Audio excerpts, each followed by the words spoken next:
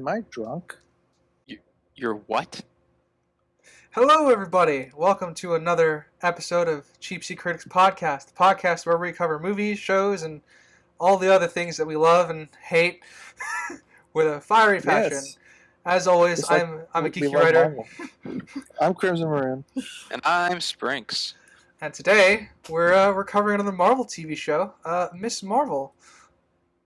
Woohoo. And yeah, I will be hosting today, and if you are here from following the Obi-Wan show, we're gonna kind of follow in that vein. From the last season. From the last season, but first, I figured it'd be good of us to get a summary in and tell us your history with Miss Marvel if you have one. I know she's a new character, so I guess we'll start with you, Springs. Okay. Well, I don't have that much. Miss Marvel is a fairly recent character. Thinking 2013 she was premiered or first appearance. I've read a couple comics here and there that have her in it, but my main knowledge of her is from the Marvel's Avengers game that came out by Square Enix, and it was fine. So that's kind of it. They go with the somewhat same approach that they did with Quicksilver and Scarlet Witch, where they can't do mutants, so her power isn't mutant power. It's not from an Infinity Stone situation, but it's different because she's supposed to have stretchy powers. That's what she has. She can like Mr. Fantastic herself, but I guess they didn't go with that because they're not Legal reasons. Marvel announced they announced a Fantastic Four movie that's in the works, so maybe they don't want two characters with the same power. I don't know, but overall, she's okay. Very, very new, very hip, I guess, modern. So, And your thoughts on the show?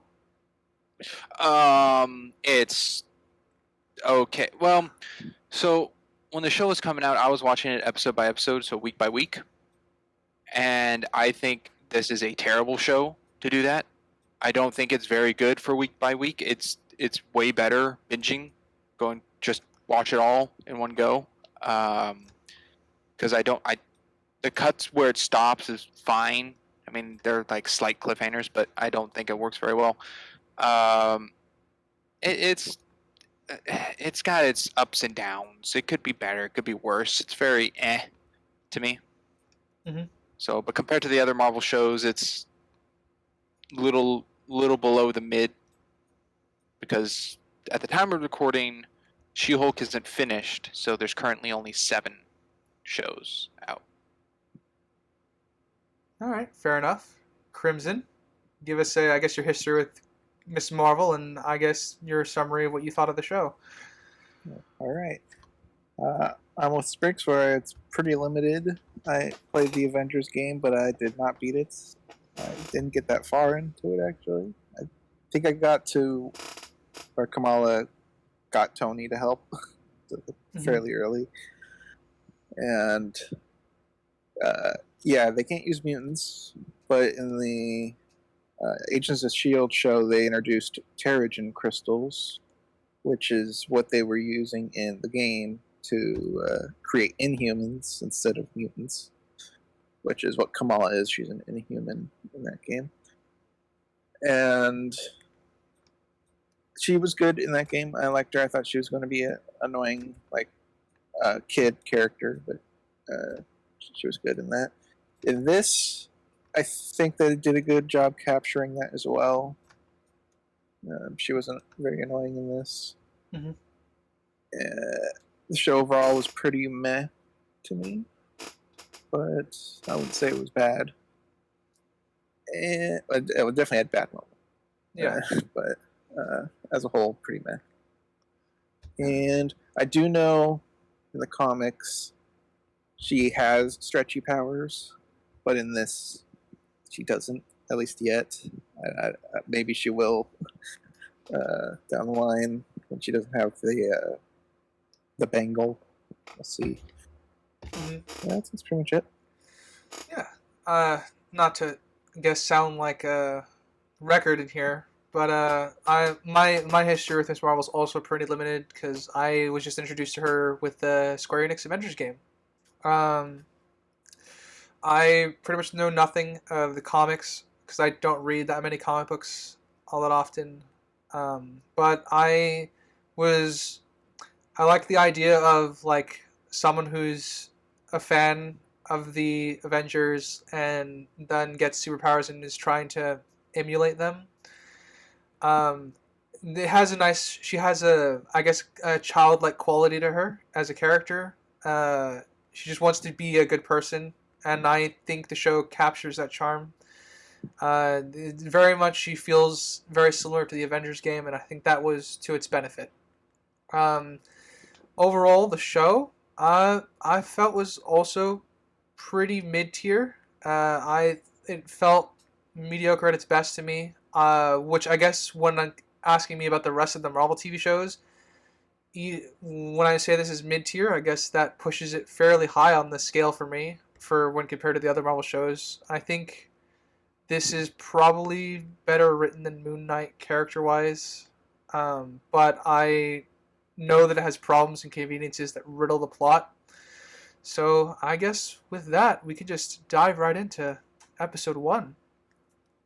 Ooh, blinding lights. Yeah, I actually really like that. It was enough to.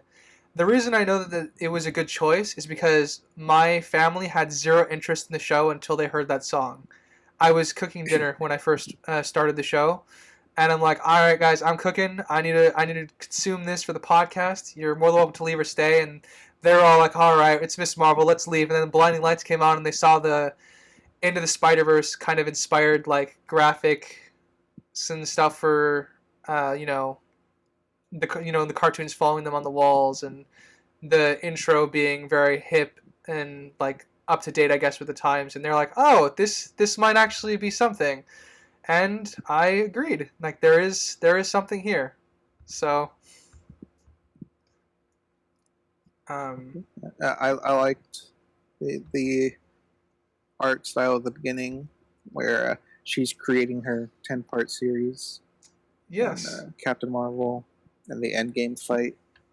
which is cool, but I don't understand how she knows. Yeah, they explained it away by saying Ant-Man talks about it on his podcast. Well, So we could only know what Scott could know in the Endgame fight, theoretically. all right. So that was their explanation for that, because I was curious about that too, but they shortly bring it up after that point. Okay, I missed that. So, Yeah, the Scott Lang. I guess I should ask before we get too in depth. How many times do you guys watch the show? Once. 1.5, kinda, a little more than 1.5. Watched it once when it was coming out weekly, and then to go back for notes, I kind of just skimmed. All right, fair enough. I watched it with the pause button, so I did watch it only once, but I did pause it and write stuff down for it while I was going through it. So Yeah, same. Pause button. Yeah, I guess let's start with the first episode. So, what stood out to you in the first episode that you liked? Ooh, I'll go. I Oh. really like the graffiti moving. It's very Edgar That was Wright, really wasn't it? cool. Yeah. It felt very Edgar Wright to me. I'm like, all right, I was in it for that. Yeah. Yeah, it was visually striking. Yeah, I thought the cinematography and like they did the visuals department for whatever, they did their job. Yeah, I liked how they used texting in this, Oh yeah. incorporating agree. it into the scenery, the background. That's one of my favorite things in this show. Because usually it's just like a text bubble Mhm. on the side, but they They got actually integrated it. They got creative with it, yeah. Yeah. So let's see. I'm going through my notes. What positives that I have in this first episode? I like Um, her friendship with Bruno. Yes, That was I Poor liked Bruno. Yeah, I really liked Bruno as well. They came across to me as like they had a really budding friendship. You know, you could tell that they've been friends for a long time. So, yeah, I like Bruno as well. Got friend zoned hard. Oh yeah, sort of. Sort Uh, of. He definitely seemed interested in her. yeah. All right, I can go through my notes now. It's bouncing between that and screenshots here. I guess in this first episode, her mom was not enjoyable, even though I know that's kind of the point. She's not supposed to. But I Yeah, find that to be a detriment later based off her growth. Seems quite quick I overall through the show to me. I mean I agree with that. I thought yeah, her mom kind of pendulum swinged a little bit here and there. Yeah. She's I like super uber strict towards Kamala specifically. She's very generous for what's his name? Her brother. Yeah. Aaron. Something. I think it's her Aaron. brother. Yeah. I think it might be Amar. Amar. Amar. That's what it was. Um, I have so many notes. I can't find a freaking name. All right. Yes. Yeah. She was very loose, generous with Amar, but with Kamala, she was very strict in this beginning, and by the end, it's a complete 180. yeah, her one of the I guess to start I'll bring this up a little bit now. I think one of the most inconsistent characters was Kamala's mom. And Yes. I think that does hurt the show a little bit. Otherwise, let's see. I like Amala's dad. Yeah. Oh yeah, he was pretty consistent for most of the show. Yeah. Yeah, I liked her dad and her brother. Was his name Abu, or is that a Muslim word? No, that's what he called dad. Yeah, that's a Muslim word. I really liked I guess the principal talk. When she gets pulled in the principal's office, it gave me the whole. It was the principal or a counselor. I assumed it was the principal, but it might be the counselor. I got a very I got the whole Great Expectations vibe talk that I got from Into the Spider-Verse, which I thought was important. So it kind of it sets the tone, I guess, for what Kamala's journey is going to be. I'm gonna lean more with Crimson by thinking that he's the counselor, just how connected he is with like students. Yeah, the principal usually doesn't do 1v1s. That's true. Unless it's like trouble. Yeah. Yeah. So I think it was a counselor. I wrote down that I didn't like that it was over the intercom, because that's not how it works. They get called out of class instead of through the halls. They usually pull. I guess it depends on school. Especially with a counselor. I do remember. In one of my high schools that I went to, before I went to the same high school with you guys, I do remember people being called in by intercom, just by the nature of how big it was. But not for counseling, though, because that can be embarrassing for a student. And that's kind of the opposite of what a counselor's for. It's usually like, your mom's gonna come here to pick you up, blah, blah, blah, stuff like that. That's a nitpick, but I found that. I don't know. I've had both experiences, so I guess that one doesn't bother me. But fair enough. Yeah. But back to the positives. Yeah. What the heck is wrong? I like the stolen Rebel Without a Cause shot when she collapses on the couch. The camera track. Yes. Back over. That was cool.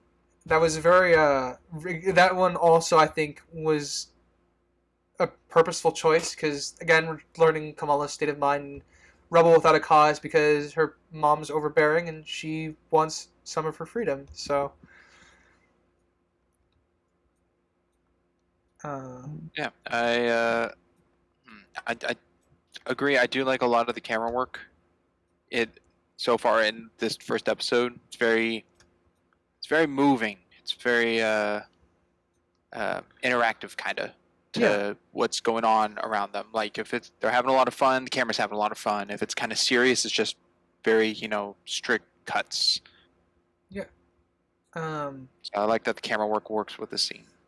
I like that Kamala is also still a fangirl going into this, because I guess that's how I was introduced to her in the Avengers game. So I like that she was doing, YouTube story projects, because she's not a fan fiction writer in this, but she's still like doing her own little drawing animations. Next, my 2-part series on whether or not Thor is a gamer. Yeah. Well, I mean, all you have to do is just find recordings of him playing Fortnite or yelling into the mic while someone's on Fortnite. So, Yeah. so I guess there's precedence for that. Man, I did not like that. I'm sure. You didn't like the callback to Endgame? Callback's fine. What they had to call back to, unfortunate. I liked Kamala's, I guess, explanation of her plan to go to AvengerCon, where her family's around the table and all happy and loving Kamala in her plan. Yeah, like in her imagination. That's Kamala, we love you. Oh, I don't know. I found that amusing, and I like how they recreate that shot in reality when the plan gets implemented, but they don't care about her at all. They're just talking about their own stuff. So I like that. Let's see. Do I have anything for more positives? I like the relationship between Kamala's dad and Bruno. Yes, I did find them quite endearing as well. His dad, or is that her dad with everybody? Pretty much. Yeah. Her dad was him and the brother, Bruno, the mom, Kamala, everybody. Well, I like how Bruno just kind of has one-on-ones with the dad. Like, he's not there to make chatter, like waiting really for Kamala, or Kamala's around. He's just kind of there, like when he's teaching about the speaker and the camera. Yeah, but Bruno's just a nice guy. Yeah, I mean, even at, I know I'm jumping ahead, but even at the wedding, he's like in it. He is into it. Dancing, mingling. Yeah. He definitely... Bruno's a fucking solid guy. I really love him. Good character. Yeah. I got... My family pointed this out because I watched the first few episodes with my family. They called him Discount Tom Holland, and I'm kind of agree. Well, I believe that the actor for Bruno did try out for Peter Parker. Okay, that makes sense. That would make sense. I think... I had something and I lost it. The father dressed as the Hulk was good. Oh, that was a bit comedic, yeah. Also, how much? Well, yeah. Get in the negatives. Go. Well, I wasn't thinking of negative, but just how much food. I'm just remembering after Bruno was talking with the dad, how much food Kamala's mom gave him. Yes. Yeah. Just like, here's the whole fridge. Here you go. Well, I think they know that he doesn't have parents. That's true. So I imagine they do. Yeah, I think they know that, so they're just giving him food for the week because Bruno's, a part of the family without actually being a part of the family. It's one of the things I really like about their dynamic with Bruno.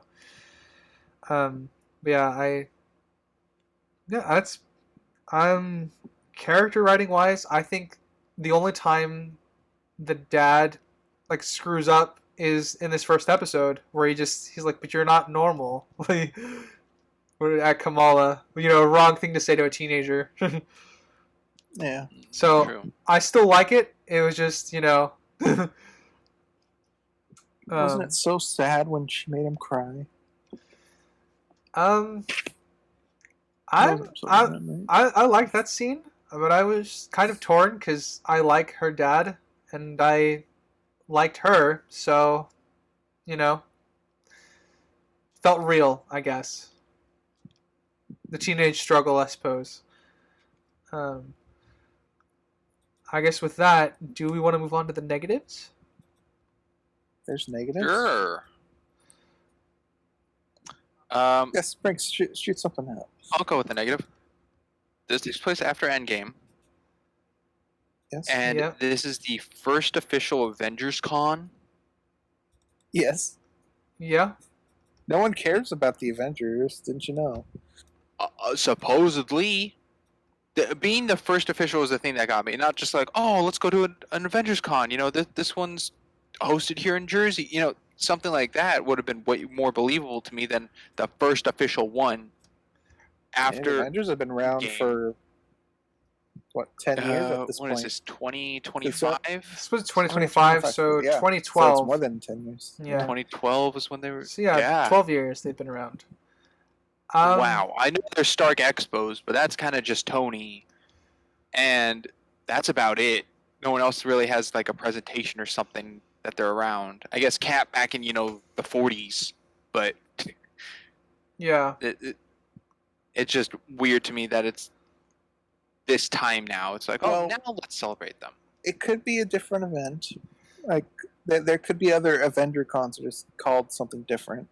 Like there's a bunch of different video game expos, right? Yeah, that all have different names. So like this might So just they be could the have first. different Avenger ones. This would just be. I can different one. believe that because this one takes place in like a warehouse. It's in a warehouse and in New Jersey. Not the most popular place to set up a convention. It's true. So, It felt more like just a big Halloween party. A little, yeah. I got convention vibes from it. Yeah, I got enough convention vibes from it. But I am inclined to agree that this is probably not the first one, in quotes. It might be the first one in Jersey. I got one. Okay. When Kamala pulls out the bracelet and goes, "What's this?" and then the mom dramatically says, "That is nothing." And I'm like, well, that's clearly the MacGuffin of this story. That is trash from your grandmother. Put it in the attic. Yeah, it was a little over the top for me there. Agreed. I know it makes sense in the story, but the fact that she gets her powers from finding it in a box just feels very lame, anticlimactic for me. Yeah, I can agree with that. I'm fine with this being the MacGuffin. I don't like how it was introduced because she just happens to pull this one specific item out of a box and hold it up and ask a question about it. So it's in our minds, because there are smoother ways to do this, but I guess it's serviceable in its approach. But yeah, just not very imaginative. Mm-hmm. Because I could just see it in the writers' room, like, all right, we need Kamala to see this bangle for her to use it later. How do we implement that? The grandma gave it to her mom as junk, and she stumbles across it. Okay, we'll go with that. Yeah. Lazy. I don't think the show did a particularly good job endearing me to the mom in the first episode. No. Same. Yeah, no. I at least with Turning Red's mom character, I could understand where I guess that character was coming from. You got a sense of it without really ever having to know her backstory. Well, Ming had two sides to her when we saw her. She was strict, but we got to see a lot of her and May together doing stuff like cleaning and so like they were still bonding and stuff together. There was wholesome moments. Yeah, not really anything in episode 1 of this. Yeah, and because of that, the Hulk scene where they burst in isn't as strong as it should be, because since being not endeared to the mom, I was more on Kamala's side when that argument came around. I don't know if that was the intention, but it still damages her character. Because, like I said, I only really cared about the dad, and that was very minor, just because we don't spend a lot of time with him in this first episode. Boy, does she make that costume fast. But that was in a day. That was fucking impressive. This is what that was. one day. And I can understand Kamala being not wanting to like talk about her fan stuff because I've had that with my parents. Where like I'm a fan of something, but it's just too complicated to explain it, so you just boil it down to the bare minimum. Kind of do the same thing with your grandparents typically, right? Yep. What are you into? Oh, there's just the show I like. That's pretty much it. It's pretty much it. And if they start asking me direct questions, that's when things like, oh, all right, I guess I'll talk about it. You asked. Your loss. I guess I have a general question that I posed to Spriggs before the podcast, but we never answered it to save it. Should they know what Captain Marvel looks like? No. Her parents? No, Captain Anyone. Marvel. Kara Danvers. Should the world know what she looks like? Oh, absolutely not. Okay. Yeah, I'm in the group. Her stuff's all over the place. Granted, she wasn't exactly just an Endgame and in the 90s in a different outfit. Yeah, I mean, she wasn't exactly birthed into the MCU with all the grace of a, septic tank through a steam fan, but I do not think that they would know what she looks like. And I know that Kamala being a fan of Captain Marvel is very integral to her character. The problem is I don't know what her presence on Earth is after Endgame. Because if she did have a big presence on after Endgame, because we do see that she's in communication with the Avengers at the headquarters at some point in the movie, I could believe it more. But the problem is we just have nothing to go with for her. We know that she was there at Stark's funeral, and we know that she showed up at the battle. That's pretty much all we as an audience know. And there's been really nothing to say otherwise in the MCU. Well, I think something to strengthen that a bit more is her answer in Endgame is, there's problems all over the galaxy, and, Earth is just one place, so there's less time of her on Earth. Yeah. Yeah. So that's I believe why there's a pager to somewhere. Even from Endgame, there's a strong possibility she has not returned. Yeah, like I said, Yeah, they would have to demonstrate her presence on Earth more for me to buy that Kamala is such a big fan. Something they could have done, since they used the Ant-Man podcast already, they could have said he took pictures through his helmet and posted it of the battle or something. Yeah, there's definitely avenues where this could work. Yeah, because Ant-Man seems like the type of guy that would take pictures while in a battle. I mean, absolutely. He would absolutely take a selfie with Iron Man, just smacking down an alien. Because why wouldn't you? Yeah, so, I think if they just said that one little line to add on to the podcast part, that'd be better. This kind of goes into like Ant-Man and what he's discussed. Do you think those homemade videos that Spider-Man did, like in Civil War, do you think those went public? It's possible. The homemade videos that he made? There's any proof of it. He made one of Tony giving him the suit and him in the limo. Oh yeah, I remember those. I love those. And at the fight at the airport.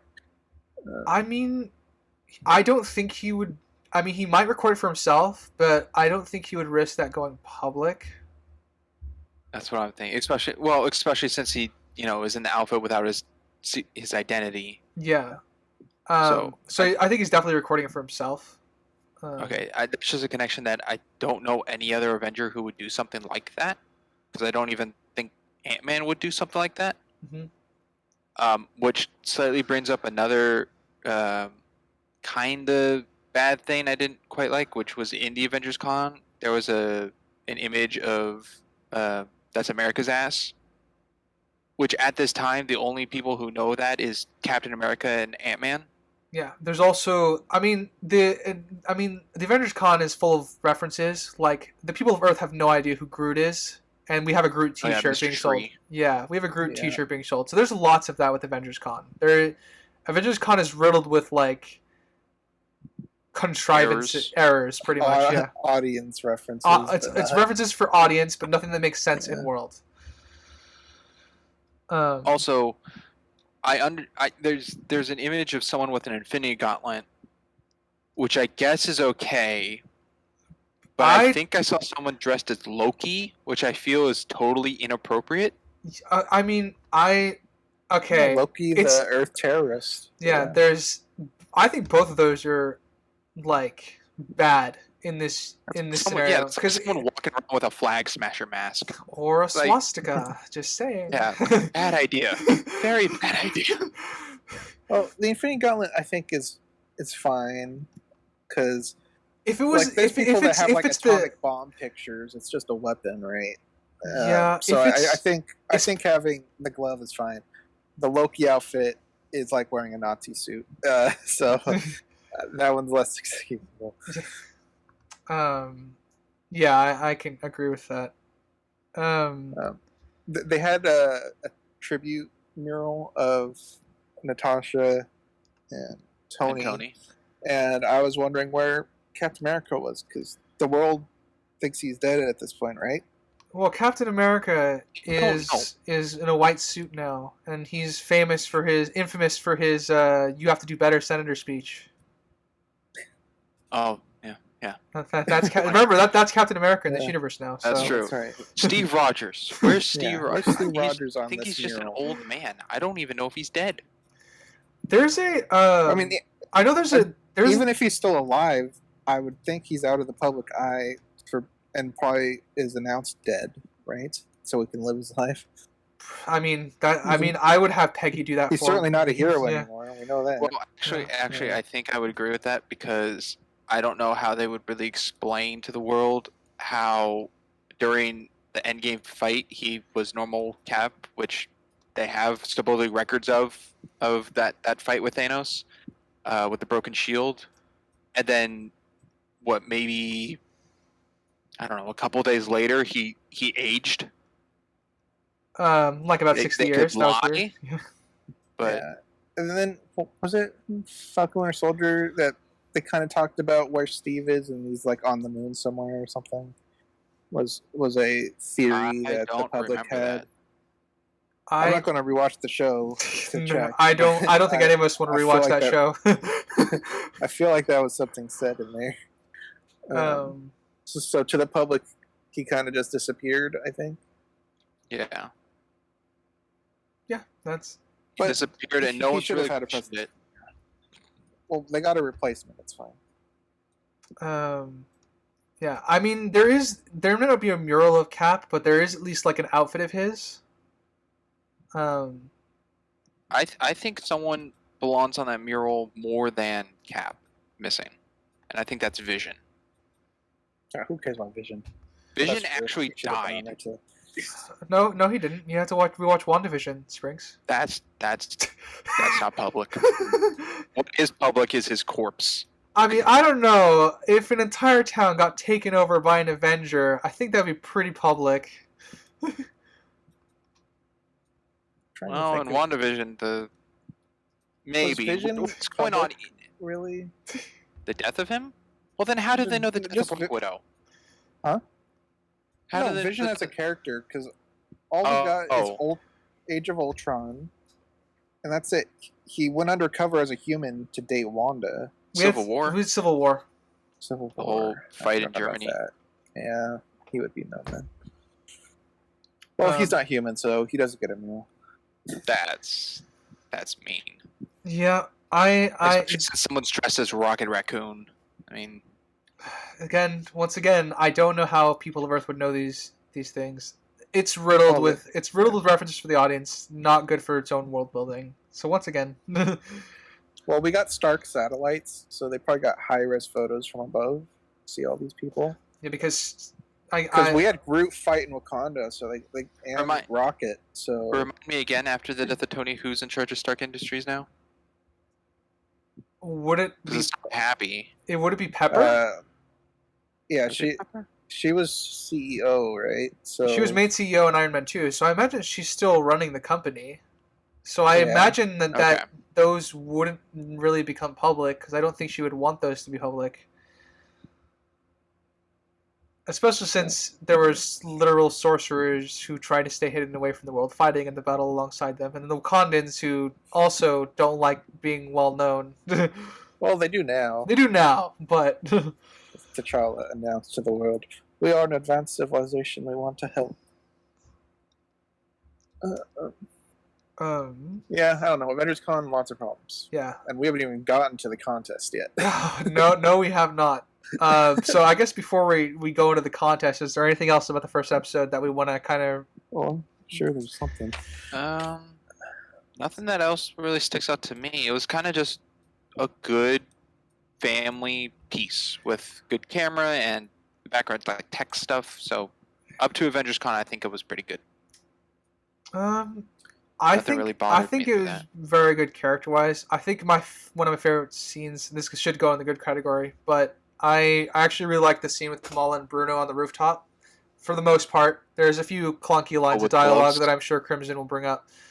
But I think emotionally, I think the dialogue does a good job of, reinforcing the friendship that the two of these characters have. They're young, and it's the two of them against the world. Because that's what it's like for most people when you're young. Is you feel, like it's just you guys against the world kind of thing. So, and Yeah. I'll pass the bad part of this scene over to Crimson here. Oh, make me the bad guy. Well, you. I mean, I'll happily it's say not it. the brown girls from Jersey City who saved the world, didn't you know? I don't know. That was a weak line, and we all know why it was thrown in. And I'll leave it at that. Yeah.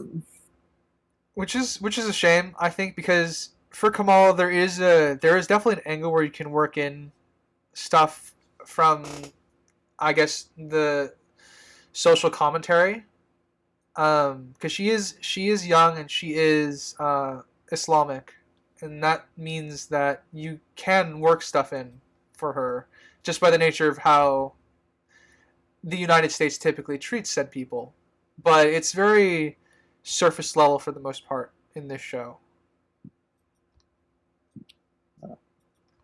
Kamala's little car accident. I couldn't. My emotions. I couldn't tell if it was funny or just so stupid. I will have you know, I wrote down really stupid. She either has 0 hours of driving experience to make this mistake, or that's the only way that could have happened. Yeah. Let me just slam on the gas. And even if it was in reverse, she slammed on the gas. So that's inexcusable already. The thing is, if it was in park to begin with, so she manually put it in reverse. It had to be, unless that there's like Prindle. Come on, Kamala, Prindle. She either did it on purpose, which would damage her character. I don't think she would intentionally do this on purpose, or she was just that inexperienced. In which case, why is she taking a driver's test? Because this is not. It's funny, but it's really like character damaging. Because I'm thrown out by the sheer stupidity of it. And this further pushes the mom being terrible by blaming the instructor for being too strict and setting her up to fail. I don't think her parents were there to see it, because if they did, I don't think they would. No. I don't think they would have sided with her. I mean, yeah, even the dad was blaming the instructor. Yeah. But at least he did it in a funny way, unlike the mom. He always has that. He does have that going for him, yes. Literally everything went wrong for Kamala trying to go to Avengers Con. Oh yeah. Yeah, she lost her bike. What a dick! The worst bus driver. Yeah, ever. What a dick bus driver. I wrote that down. I'm like, I don't know if this is absurd or not, because I have never had absurd. I've never had a bus driver like that. New Yorkers would still wait for you to pull your bike. So yeah, that was just kind of dumb. I guess to go to Avengers Con. So who wants to talk about this first? Any- Crimson. Oh, I do. Right. You're past I him. do. So I guess we'll start with a smaller issue.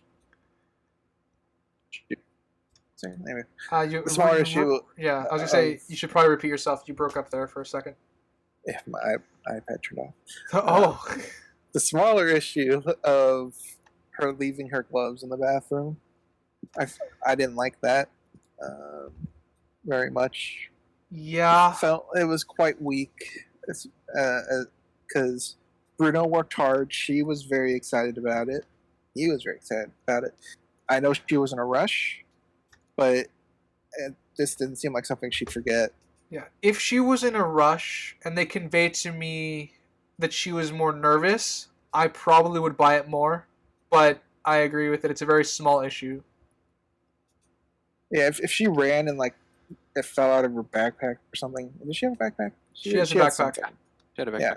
So if she was running because she was late and they fell out, I would accept that more than her forgetting them. I guess I'll talk about her costume too. It's very good for a high schooler. Very well made. Just Especially a leather that jacket, helmet. pretty much. I'm more focused on the helmet part. Oh, Made out of cardboard. As someone who played a lot with cardboard as a kid, I'm impressed. Yeah. And as someone that's who did, hard to do. and I also have sculpted helmets and hats out of newspaper. And yeah, credit to Bruno. Fucking did a good job. Or Kamala. Well, yeah, Kamala made it. He painted it, right? That was their sure. I think so. Yeah. I believe that's Yeah. right, yeah. I guess a little thing that I did like, I like that every Captain Marvel, like, up on the stage, all look different. Yeah, they all added their own flair. To some Yeah. detriment. They had their own style. That's what you got, kid. That's your Captain Marvel. But yeah, at least they were all. Because it's a Captain Marvel contest, you probably want to be the closest to Captain Marvel, right? Yeah, if they were going for accurate cosplayers, there would be people that wipe the floor with them, because I have seen what cosplayers can do at cons, and they have looked infinitely better than this. Yeah, there wouldn't be one in a football helmet and shoulder pads. So my only assumption is that it was supposed to be themed. Like, that's why they talked about, adding steampunk flair, or, like a unicorn flair to the Captain Marvel costume, because they assumed that's what it was going to be. It was a contest more about uniqueness. If that were Kamala didn't really go that route. Yeah, I know. Which is like, then why would Kamala not actually go that route? Which is why, because her pizzazz was the bangle. The bangle, yeah. So that part doesn't make sense. I also wrote in my notes. I'm not a professional here in regards to how conventions are run. Are contests usually this specific with costume contests? Would it be character specific, or would it be just best costume?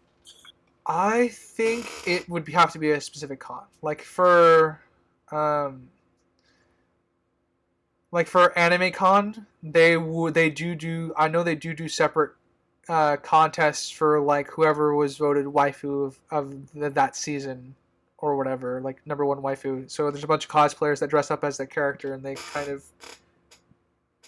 so it can be done.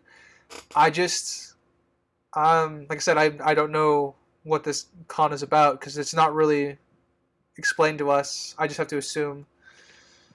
Okay. I just don't know if it was a standard thing. Mm-hmm. When it came on because this whole time I thought it was just a general superhero contest. Yeah. But then when the internet column says anyone participating in the Captain Marvel costume contest come up, and like, oh, it's specific. Yeah, I mean, So, they might be I wish doing we it would have seen specific for other each hero. cosplays. Yeah, for that. Yeah, like the only thing they would have to do is at some point in the background when they're montaging through, they would show a cosplay contest for like Thor or something, so that way we know I there's would they're love to see Captain America's cosplay.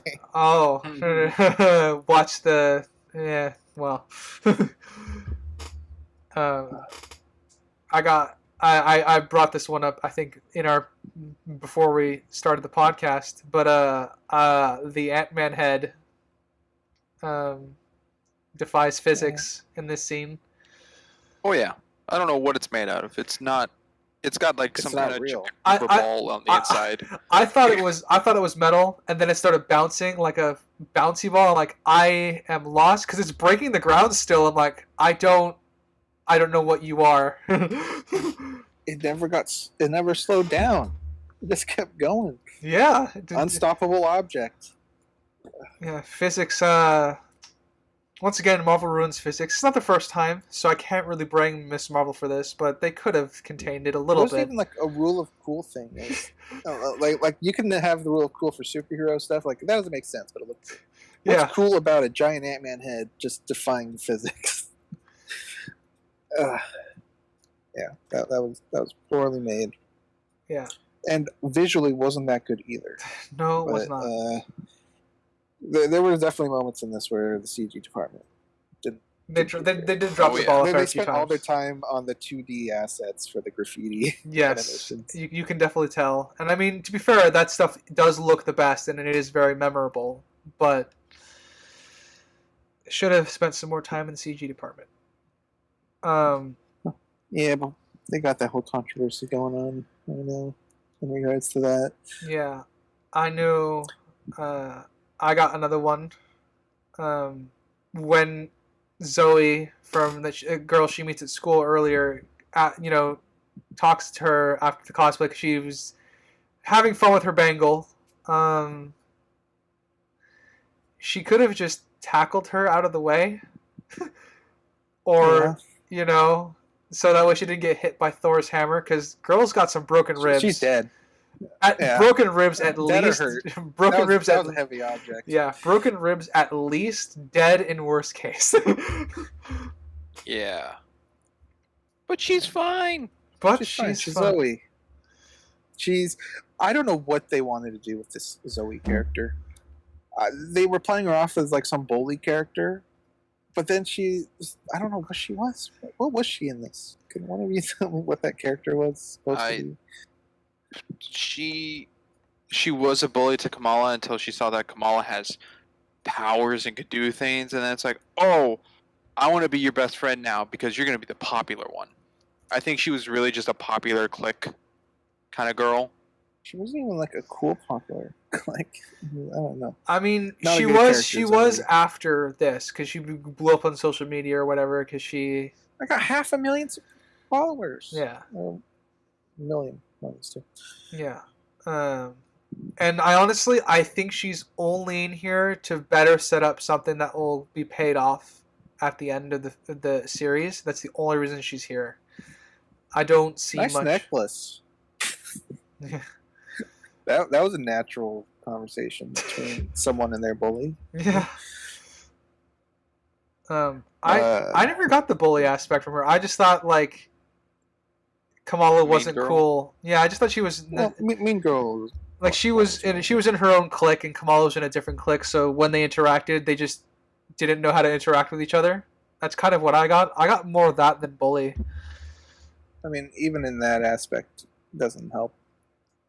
No, I know it doesn't. So- I don't. Her presence here is very very I'm minimal. fine with her being Mean Girl instead of bully. But it Doesn't change anything.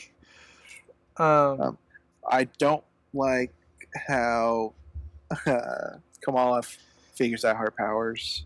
She figure. Yes, I think Because she figures it out way too fast here. she puts it on and it's like the two universe thing. Yeah. That's fine. Kind of creepy, the other universe. The was it the Noor or something? I don't remember what that or dimension. That's what Yeah. dimension.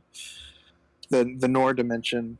Creepy looking people on that end because I assume that's what that other end was because that's the only two dimensions we got in this show. That looked cool. The whole her going on stage and getting blinded by the lights and the flashes of the cameras Yeah. was horrible. Yep. I agree. 'Cause nobody else on stage was freaking out getting their picture taken. She or also anything. took front stage for Yep, some I reason. wrote that down. Yeah. Everyone's lined up, but then she's in front of everybody. I felt she's like special. I felt like we jump cut to her being in front, because what the audience would do is like they come up one at a time, and all they had to do was just have her, getting more nervous, something's wrong, as she gets closer and closer to being the one called off to front center stage, and then that could just have been the apex of everything. But no, she's just there. Yeah. I feel like that we're missing a scene because of it, because it just feels like she is special and that she is now in center stage in front of everyone. How do you guys think her powers look in this? Okay. They're okay. Yeah, They I'm not. They look okay. There, it does enough to kind of capture what her powers felt like in the Avengers game. They look very different, but it was okay. I didn't hate it. It was just the way it is. Yeah, there were a good amount of times where it looked pretty bad to me. No, I mean the But C. I mean overall, the CG is bad. I think the aesthetic is fine. Sorry. Yeah, I meant visually. Yeah, But, no, yeah, sorry. The aesthetic of it being like polygonal is fine. The color choice is fine. It reminded me a bit of Frozen, where she just uses her power because of emotional matters, and almost harms people. I wish they would have shown her being emotional there. I mean, Yeah, we she's do. just overwhelmed. I do think they did get the surprise when she realized she has powers on stage and she freaks out. I like the look on her face when that does happen. But the problem is, I didn't get the sense that she was overwhelmed. I think if it was too much for her with like all the flash and everything, just step back. Just back up. Everyone else is waving, kind of in the shadows.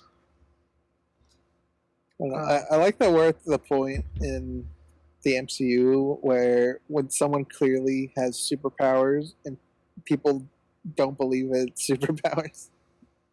Like, whoa, that was cool. Nice job. Good luck one-upping that. Like, That was just use superpowers. like, dude, you did see her hit the Ant-Man helmet, right? I know.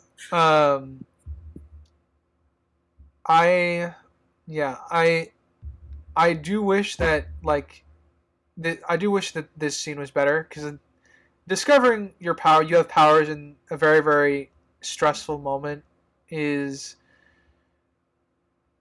like, in theory it could be really nice for your character, but it is very fast the way she's able to then save Zoe after she gets her ribs impaled by Thor's hammer.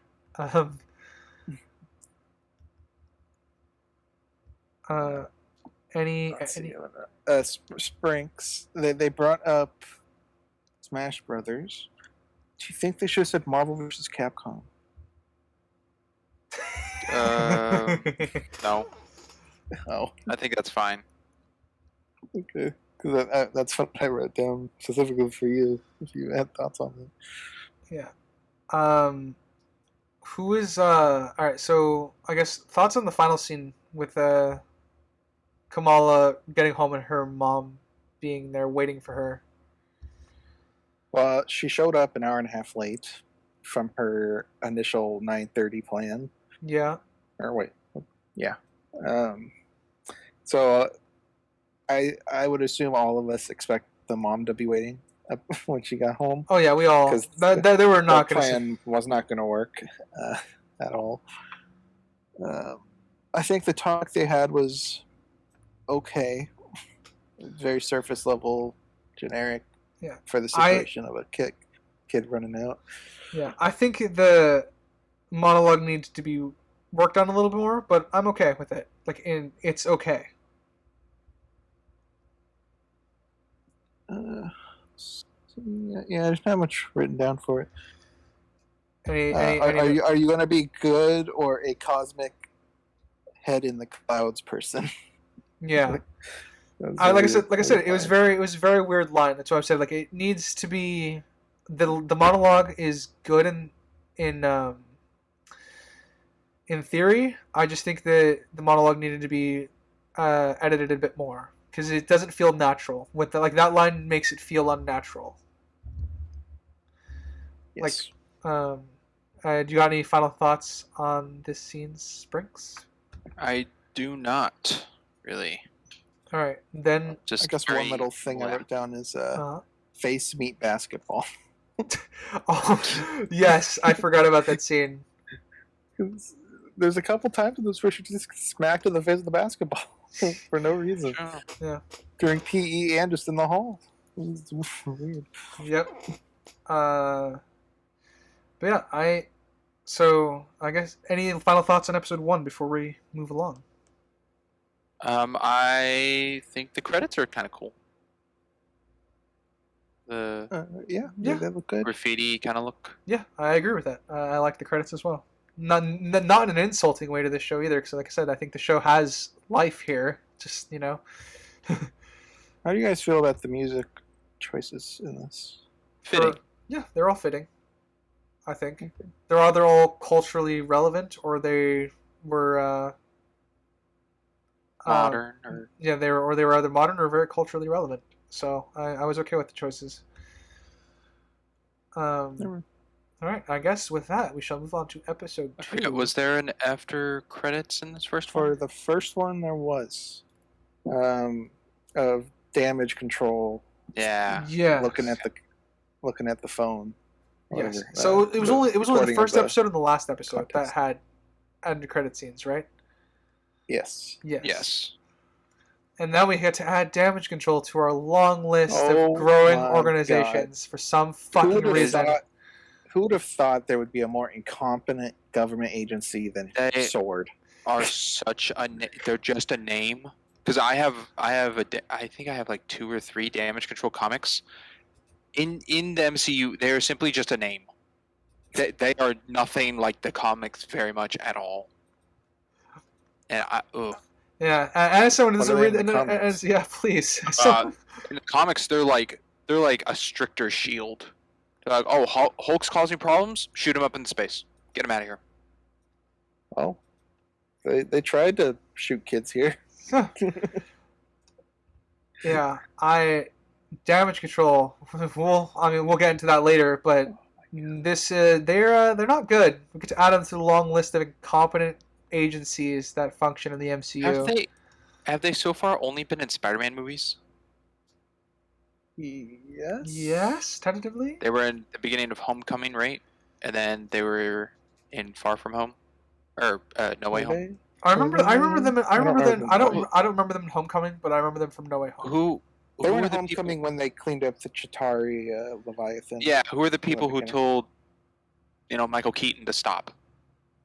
Is that damage Yeah, that was control? damage control. I thought that Yeah. was Shield. Okay. Yeah, I believe that lady said she was from damage control. Department of Damage Control. Yes, you're right. I don't remember them being in the other Spider-Man movie, but Oh, that's where I recognize this guy. That's when this guy is a They- recurring character. yeah, he was in No Way Home because he was interviewing interrogating He was Peter. one of the and then- interrogators. Yeah. That's when Aunt May Darn and it! Mary Jane See, said, I screwed up the names again of the Spider-Man movie. "Oh, The Home trilogy. It's so annoying. all Holmes. I It's can't the do Home it. trilogy." Homecoming's easy. The other two, I can't do it. Yeah, No Way Okay, Home. I Third one. got it now. Yeah. Ugh. And I think these are the 3 instances they're in. Don't remember Yeah, them in anything else. that makes sense. Yeah, That's what I but they're recall. finally getting the much needed flushing out of their agency, right? Yeah. Yeah. Disappointing. I guess one thing I liked it was very fast, but I sort of liked the juxtaposition for Kamala walking into school more confident. Oh, At the beginning of this episode. yeah. I guess I noticed it in this episode. I guess I missed it in the first one. Crimson, you keep saying she gets her powers from a Bengal, and the school's mascot is the Bengals. Not to be confused with the Cincinnati Bengals. Catch that. No, that was something I didn't catch till this episode. Yeah, it's really hard to think Bengal because I just want to say bracelet. I'm more comfortable saying Van Brace than I am saying Bengal. But I'll stick with it if I can. Yeah. So So Kamala being confident is being good. I do like the juxtaposition. Like she's got powers now, so she's like living the dream. So like, what could go wrong? I do like that, even though I think the confidence came very, very quickly. But then again, she did save someone, which is something she always wanted to do after causing the problem, mind you. But That's true. She broke her several-year streak with her teacher by correcting him. yeah, she Crazy. got.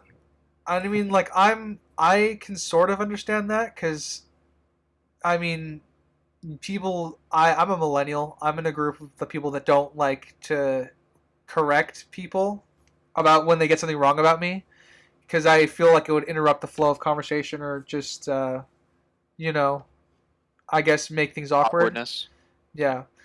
So I'm in that group that will typically accept that. So I understand like why it would take her so long to do this, and she's just riding that high right now. So that was a nice little cherry on top, I think, for that. Oh yeah, I get it. I'm not complaining about it. I had the same thing where people always misspell my last name, so I never really correct them for the most part, anyways. Unless it's an official capacity where it needs to be spelled right. Yeah. Yeah, I think I still spelled your last name wrong a few times. Probably. Let's see. My last name is Khan, by the way. Crimson Con. Crimson Maroon Con. Add to the lore. I'm gonna start with something kind of bad, All right. which is early on in this. Why is she practicing her powers at school? Oh, I'm so glad you brought that up. I have no idea. I also have no fucking idea. I mean, at least they went to like a secluded area, so that's one positive. It's still in You school. could hear It's still in the background. in school. Yeah, it's not good. So Especially since she's like an uber fan of superheroes, you should know. identity She is definitely cares about her secret identity. So Cover up. Go somewhere secluded. yeah. So they got like half a point for going somewhere secluded, and then you hear students in the background, so you have to just take the half point away. True. I mean, how would you explain like if she broke a hole in the wall? well, they tripped. Did Yeah, she? they Did she make a hole in the wall? I don't remember doing I'm just that. saying if it did happen, Oh, if that oh. was to occur. Yeah. Because we know when a character later in this gets their powers, they definitely break stuff. Yeah. Well, it didn't. We also know that Zoe is now a social media icon, so I'm assuming this is at least a knows her weekend name. later. This is at least a weekend later because she's been grounded for a weekend, I think. Well, the Avengers Con was on Saturday, right? Okay, so this is just And Monday. they're back at school, so it's probably Monday. Yeah. Yeah. So there's been some time for that to happen. She got her ribs fixed in like a day. Good for her. Yeah. Shrugged it off. Yeah. I think it just reminded me because they're slightly connected, being young superheroes, that she's practicing her power on a roof with Bruno. It reminded me of not from MCU, but Tobey Maguire's Spider-Man practicing on a roof. Yeah. I actually. Away whip. Yeah. I actually. Shazam. Yeah, I actually like that. They actually take the time to show her practicing, which I think is very, very important going forward. Because that's something that a lot of modern shows are skipping over, the importance of your character learning the powers. Did Captain Marvel get a training sequence? Sorry, all the Well, if you want to count before she was superpowered, good... I mean, she was in the her training military. sequence of falling down. I'm gonna assume... Well, I mean, we know she was in the military, so I assume she got some basic training. Well, that's but not superhero. That's training. not superhero training, though, so she's a fucking A. So already, they're doing a good job, I think, of building Kamala's character by showing her training. I also like that she decided to wear her Captain Marvel cosplay because it makes her feel, I guess, more heroic. Which, Well, and also conceals her identity. yeah, So. doing two things in case someone looks over from one of the taller buildings and sees pretty lights. That's Um, true. I also kind of like a few of the jokes here. There's a few gags while they're training. That the whole like "you have to let me go" joke. I was smirked. Oh. I smirked a little. Do you think that was an intentional reference by Kamala? Do you think that is known? No. They know I the don't endgame think that- battle. I don't think that is known. She's the super nerd. She would know it if it was out there. Again, it depends Well, on let's what see. Ant-Man says in the There's- podcast, right? Let's see. There's absolutely no way Red Skull would ever mention it. The only other person there was Hawkeye. Who would Hawkeye share that information with? The And who's still Avengers. alive? Okay, And Bruce is a blabbermouth, so it's already good. And so Yeah. Hawkeye told Bruce how Natasha died, and then Bruce told Scott, and then Scott relayed that information on a podcast. there we go. Wow. Dots Yikes. connected. Yeah, And he's still an Solved. Avenger? it's even there is a thread here, but it's a very bare thread. There's a little Easter egg kind of thing that popped up during her training, which is the sign. I don't think it's part of like the text like background look, but the neon sign on the roof has the lightning bolt logo. Oh, I that didn't she notice uses? that. Yeah, Me neither. yeah, I didn't notice that. I have a general question I forgot to ask during episode 1. When we Alright. found out she was a junior, I was like, what? I thought she was 12. I thought it was middle school. She's 12. Okay. well, Junior might be a It blew my mind she's when 12. we found out she was 16. I was like, that's a 16-year-old? Yeah, I can believe Then I that. had to look up the actress. And I'm like, how old is she? She's 20. I'm like, she's 20? Did you have to, out of curiosity, did you have to look up for Tom Holland's age as well? No. I knew he was in his That's- 20s. That's actually something I found out the other day. What? That Kate Bishop, Yelena, and Tom Holland are all, or the actors are all 25, but they portray oh god, what is it, 17-year-old, 22-year-old, and a 30-year-old? Or Yep. something? Yep. Yeah, so Kamala, how old did you think she was in this before we found out? I thought I got high school. 15, 16. Yeah, I got 15, 16. Yeah, I got high I school. guess I'm just off base. Yeah, Okay. I did think freshman or sophomore. I didn't think junior. You thought she was 12? That's Yeah. crazy. Yeah, I didn't get that. Look at her. That's a 12-year-old. um, Let's see. So 2 positives. Phew. I like the just the culture of their. It's not a church. it's a mosque. The- It's a mosque. it is a Thank you. church. It is a church. Just mosque Okay. is we just call it a mosque because I think mosque is temple. I have to Okay, don't I'm quote like, me there's on a name that. for it that I was looking for. Yeah, it's a mosque.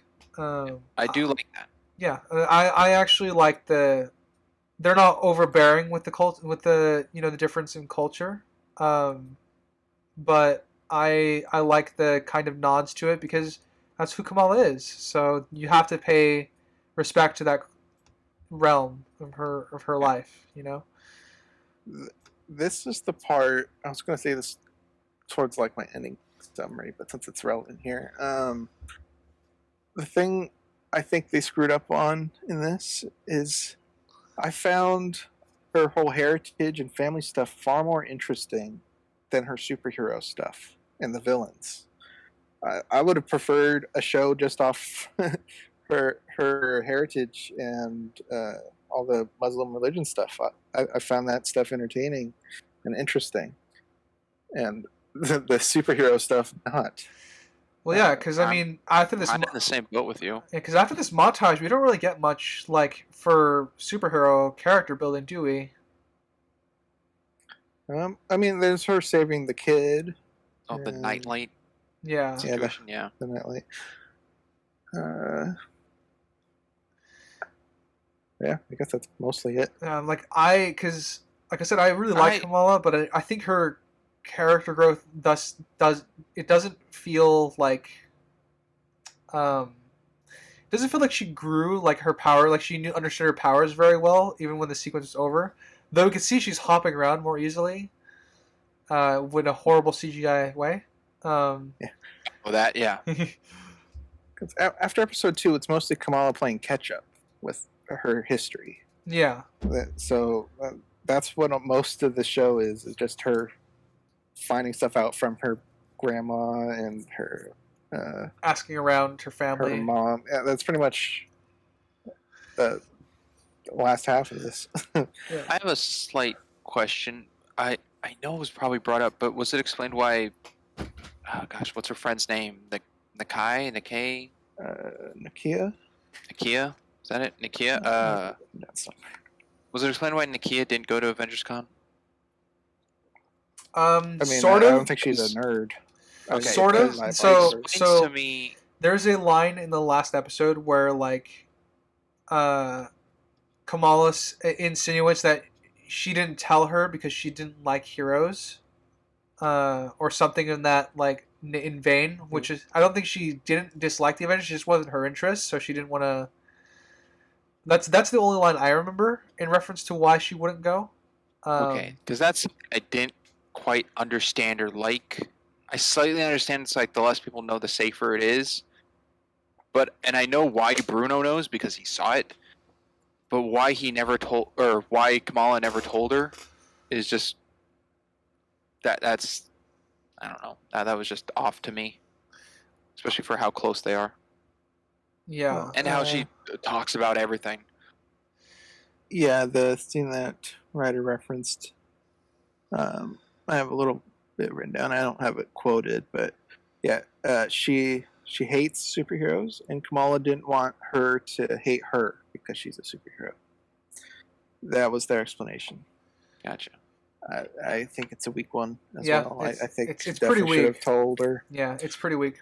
I will say though, I like they brush aside the drama, so they don't have a they don't stay on that very long, because they would have, I think, bogged it down. But I do agree that the justification for that is pretty weak because that's something that should have been shown earlier. Like, even if she didn't like, I guess the nerd aspect of it all, that might have been enough to convince me why she wouldn't want to tell her. But they never really explored that. So back to episode 2. Back to the positives. If still got any, I like after she gets Cameron's number after the party, she goes home and she's dancing and there's a song playing, and then this music goes silent and her parents ask how it went. Yeah. I'm like, I like that it's all in her head. Yeah, me too. I do like that as well. No, like that part. I agree. I really enjoy the imagination shown. Yes. Yes. They do a very good job of that. I like Bruno's reaction to like, we're definitely going to this party. I love Bruno's reaction. It's like, no, we're not. I love the look on his face. He looks horrified at the prospect of it. I also wrote Kamala draws Cameron, and then like in parentheses turning red. Yeah, like I said, there's a few turning red parallels. We have the whole like kid that wants to go to Avengers Con, the parents say no, discussion, and then we have the kid fantasizing about a boy. The kid wanted to keep the powers. Nakia brings up pads and tampons. There's so many connections here. Yeah, Okay, I mean, She did. that's fine. yeah, this one was, I think, handled way better, just because it's in the privacy of the bathroom, and the mom isn't just fucking waving it out in the fucking public quad. You forgot your My pads. porridge is burning. Yeah. Oh, that part. That's true. And you know what? She runs to the restroom because her nose is glowing. So you know, I'm okay with this introduction of Oh, yeah, trying I to was fine with normalize. It it. was fairly normal, fairly normal. I was Uh, just drawing Turning Red parallels since we've seen that. yeah, it's like there are some parallels because they're both coming of age stories for girls. So, um, What else? I don't know. What do you guys think about the party? Were there any positives to that party? I liked the "Am I drunk?" line, which is what we used at the beginning of this. I do like that. Uh, I like the imagination when Senior dives into the pool and just comes out. You could see like the hearts and the stuff like popping up around him in Kamala's imagination. Objectification. it just looked like a high school party. Yeah, just looked like a high school party. It's just a gathering, really. There's no decorations or lights or anything. It's just you got drinks and you got people. Yeah, that's pretty much all the effort that we'd be willing to put in, I guess. I like that they still feel like our group was separated because they still feel out of place because this is not something they normally do. So I like Especially that. Bruno. Yeah. His Yes. acting throughout this whole thing was so uncomfortable. Yes, and I think that's the point. I think it was great. Um, I really like the apartheid story that the family gives at dinner. Once I like the day after the party or whatever. I think. Um, I think it does a wonderful job to character build everyone. Like he doesn't tell the story because like Kamala's mom doesn't want to hear it. The father, and then he, you know, once her mom walks away, he tells the story to them, and then it was a nice. Good, It was a good good learning scene. experience. Yeah, Well, As a viewer. yeah. something else I liked about this episode. Oh, sorry. No, go ahead. I don't. Okay. Something else I liked about this episode is the mystery of the grandma, because they kind of hinted at it in the first episode with the bangle, and then it was just a little FaceTime in this episode. Yeah, where you only see like the eye or whatever. Yeah, I just like the little mystery leading into it because it's not like three little small scenes throughout the whole episode or just ignored. It's still present, Mm-hmm. so I like that. Just keeping it like in the back of your mind while watching. Yeah, I did look up a lot of. Funny enough, I did look up a lot of the history of the apartheid because I was curious as to why it happened, and I also wanted to keep tabs and see if the show would deviate, like in very historically accurate. Yeah, I wanted to see if it was historically like if it was gonna or if it was gonna deviate with the or like you know push off blame, I guess, to the British Empire, which there is a fair bit. But they didn't really bash the British, and I like that because they were doing what they thought was best at the time, and you know we can all take our own. I guess we all have our own takeaways with that part of history. So I guess I think they handled it very respectfully, even if it's in a minor capacity. So yeah, I was kind of in line there where I was worried how they were going to portray the British, but all they really said was that they kind of left things in ruins, which is true. Yeah, which is true. I think they handled it well. Mm-hmm. Even later with the flashback, I think that was probably my favorite episode. Was episode 5, the flashback one. Fair enough. Well, we're not there yet. So I guess we've referenced the past. Anything good left in episode 2, or on to the bad?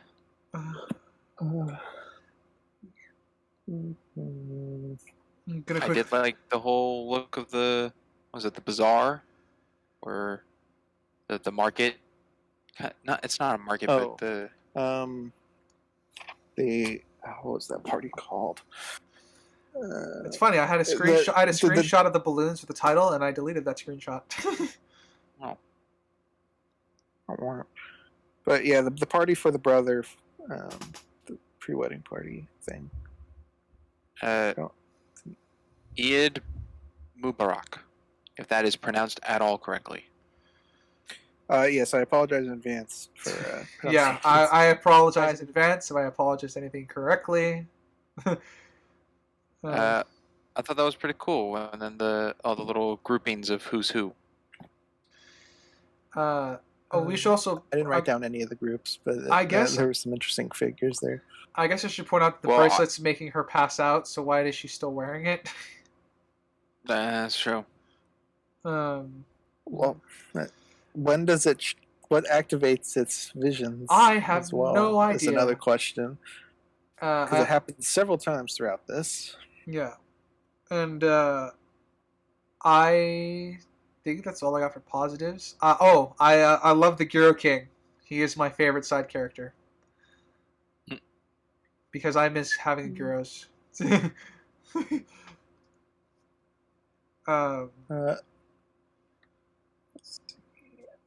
She did the superhero pose after saving the kid. Is that a flaw, or is that just something that amused you? That's an observation. I don't know if I like it or not, but an observation.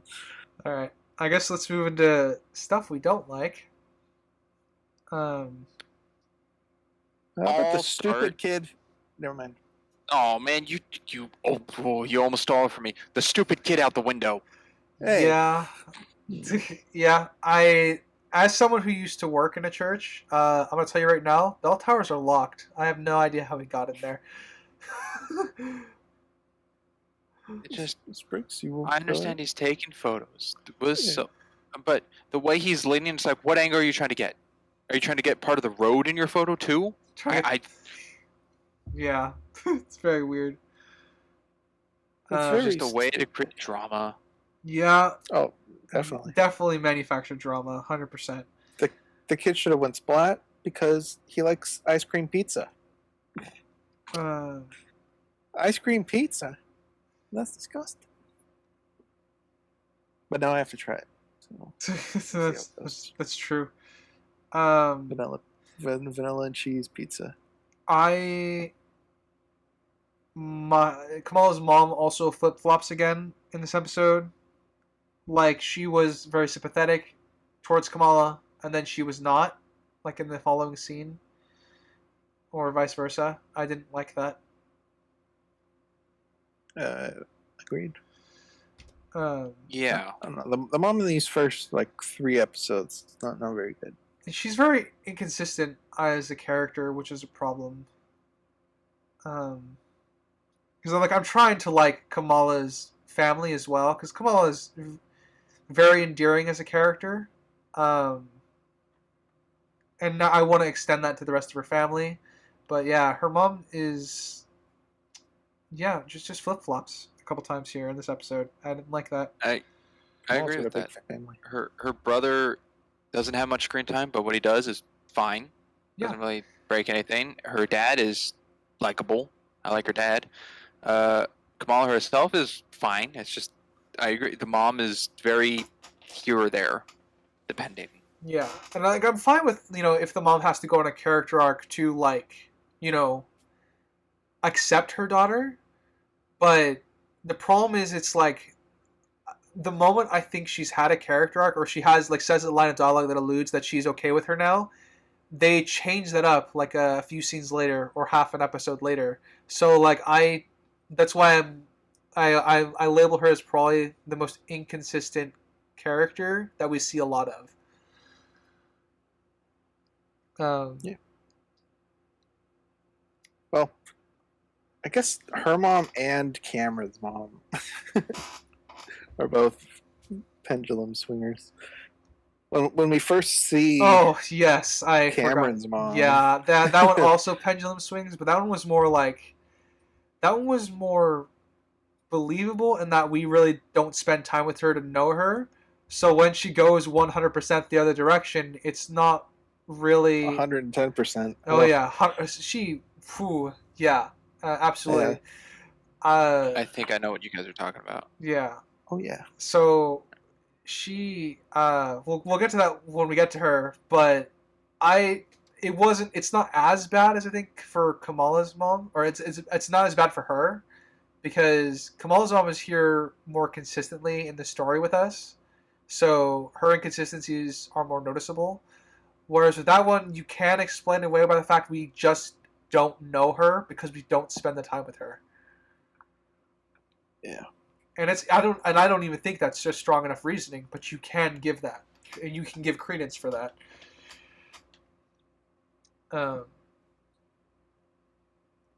And then we have I like well this goes into something I like her breakdown of like her plan of trying to get her friend elected. I like that we get to kind of move through the crowd and we kind of get introduced to the cliques in their little community. Yeah, there were some interesting looking clicks. The way they like put their titles up, I'm like, oh, are these gonna be like relevant groups? they never really came back. Yeah, I mean, Symmetra Rampart, best character. I don't know her actual name. Me neither. She was one of the memorable ants, though. Yeah, it's because she was there more than once after we see her. Like she was a repeat side character, which I think was a good choice. I guess I'll bring up Zoe's interrogation scene. God, I hate damage control. I'm gonna say I thought I actually wrote down. I'm like, all right, maybe they're competent, and then 2 seconds later, I'm like, okay, I was wrong. You started out good. I'm such a huge fan of your popcorn Instagram videos or whatever. Yeah, like, oh my God, you're supposed to be threatening, aren't you? I was okay with that because they were trying to get like her to answer questions. So I was fine initially. Yes. Where it's like building rapport, but the moment he flips the switch where the hero tried to kill you, and she's like, what? The enhanced individual tried what to are you kill fishing right? for? Yeah. Like, okay, I don't like you at all now. Yeah, I literally wrote down like, dude, I take back what I said. You should have played into your sympathy far more. Yeah, it was a terrible interrogation tactic for sure. Yeah, like I mean, like I said, it was a scene that I thought started out great and it ended horribly. I'm like, well, if this is damage control, I got nothing to look forward to with them. You're correct. Yep. Did you? I never even get their names either. The 2 damage control agents. Yeah, no, I don't remember them. I got Agent Bro and Agent Ho. Oh. God. Yeah. He talks about doing a tri-state sweep looking for Kamala, I guess, or Nightlight in this situation, including temples, community centers, and mosques. Like, why'd you have to sigh at the mosque? They're all religious areas. Why'd you have to sigh on that one? Because, I mean, if you are in a government agency, you would know the taboo that would cause. So I think that's more than enough reason for him to sigh. They even used that in Quantico, if you recall. Yeah. Yeah. So, I mean, like I would sigh because you have to do your job, but it's a taboo, and you know it's a taboo. We did skip. And they bring up be careful of the FBI there, which kind of implies they go around the main government. Yeah. Kind of like their own deal. Yeah.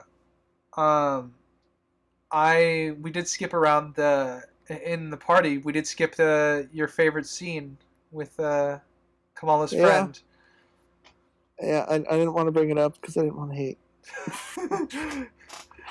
I don't like Kamala's friend, and this is a big reason why her guilt trip towards Kamala's dad.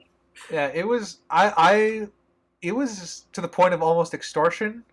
You wouldn't deprive two young girls of succeeding in their dreams now, would you? Is this extortion or is this blackmail? Because she doesn't have anything on him, so it's not blackmail. I always forget the definitions of those two. It's probably extortion. It's probably a verbal blackmail.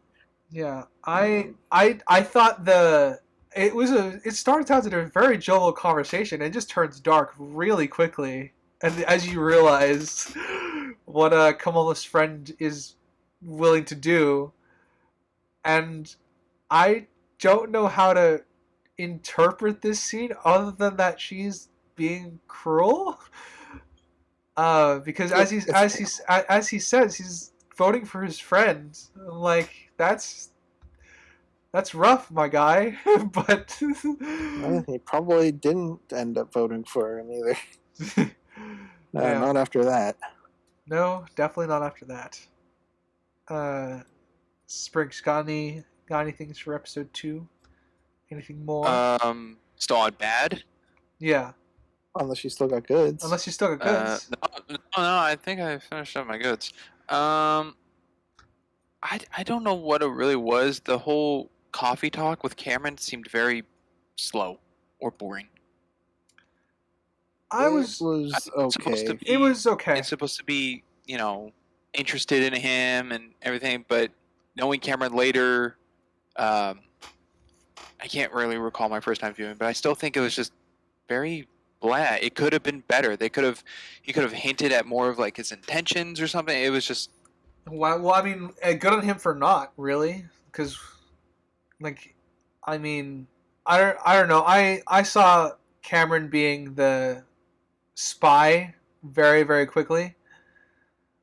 Yeah. But mostly because I thought he was damage control first. I thought he was their in.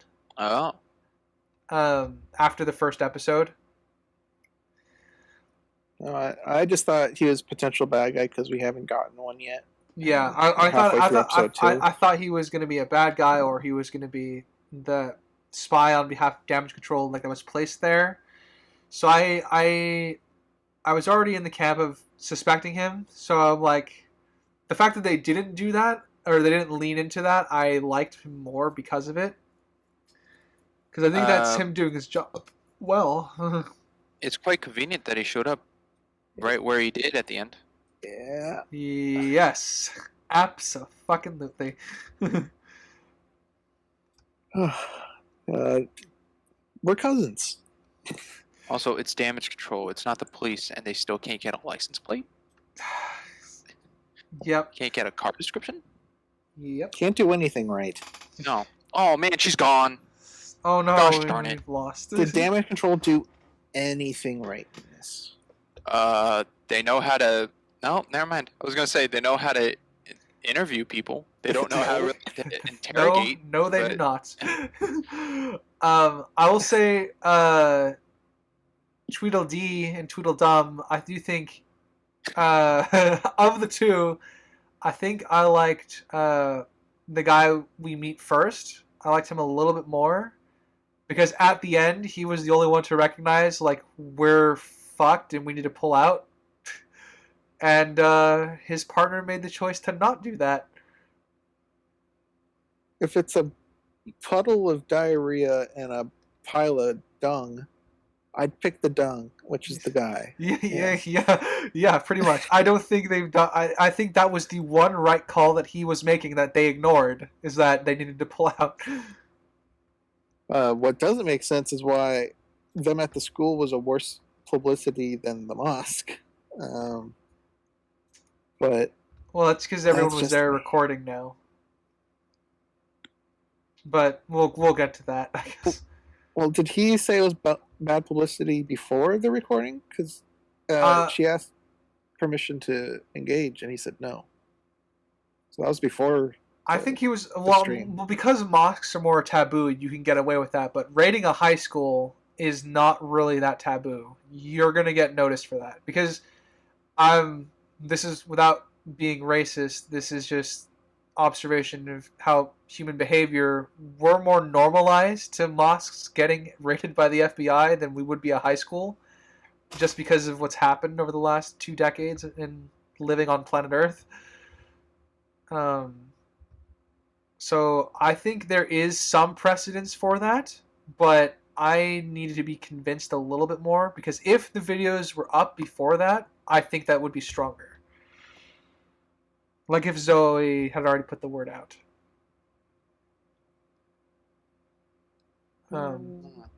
Sure. Yeah. I don't know. Anything else was episode 2? Oh, I'm sure.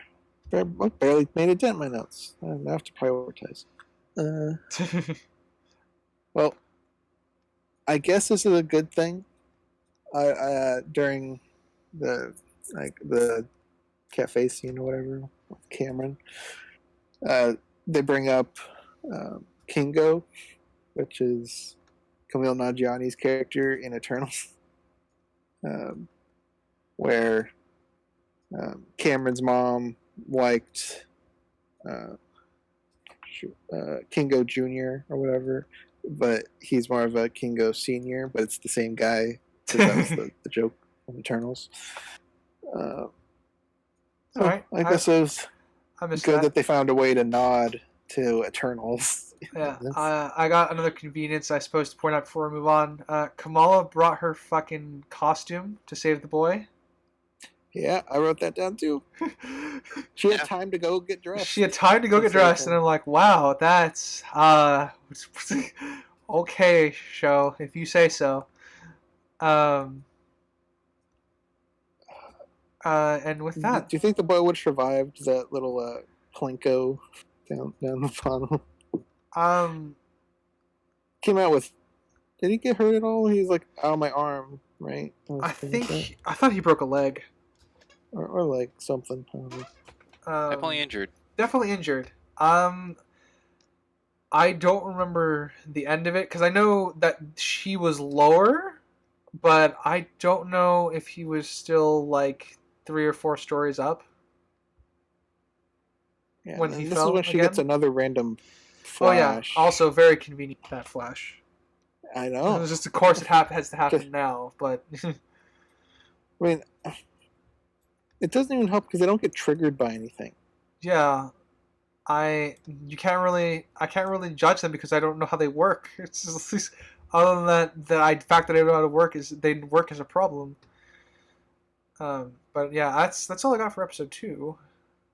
How about you? If that's all, we shall move on to episode. That's it for me. I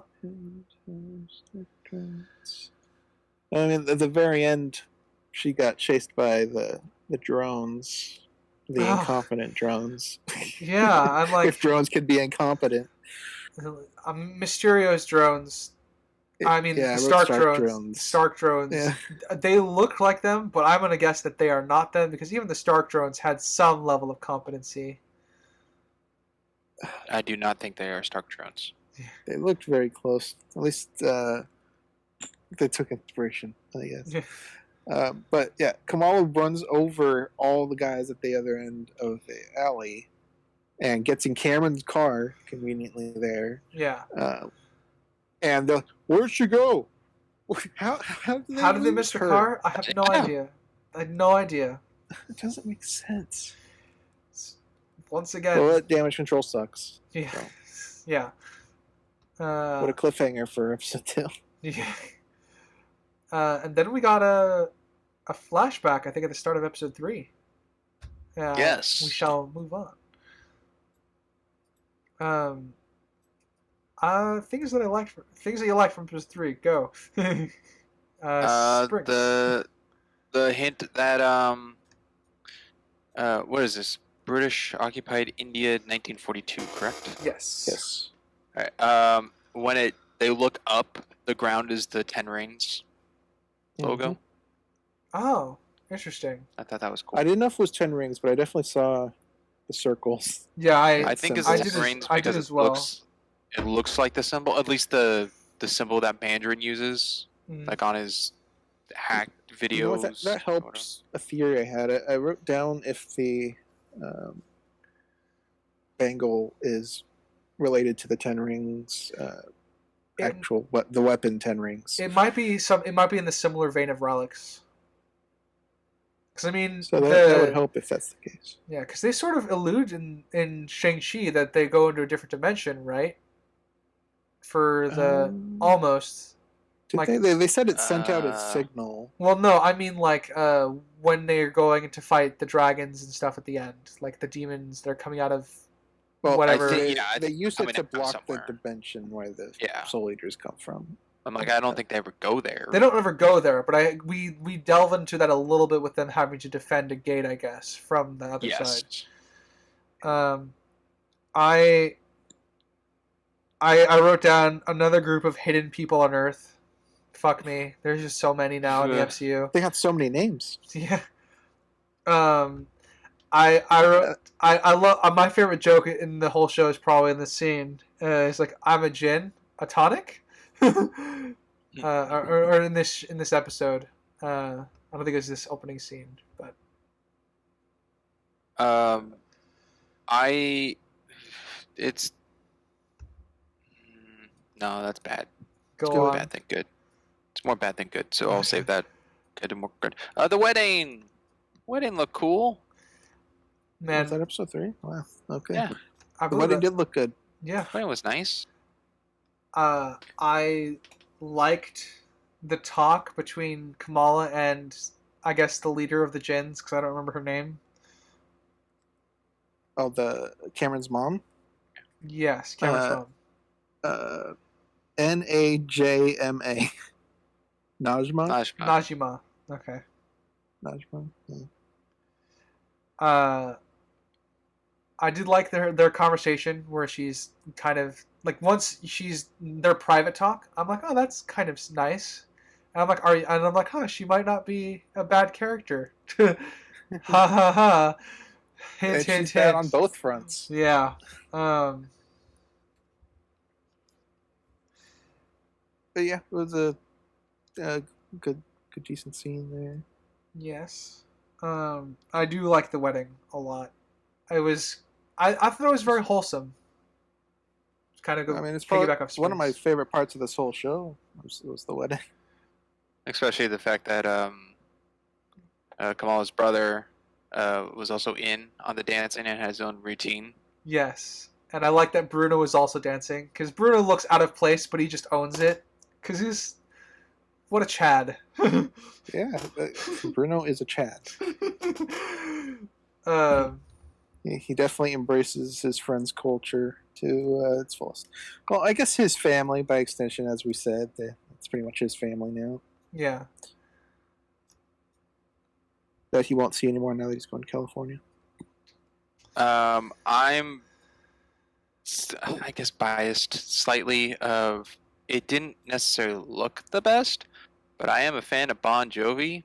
So the whole fight scene to me with halfway there was pretty cool. Fair enough. Yeah, I liked the camera work during the fight scene in the kitchen specifically. Yeah.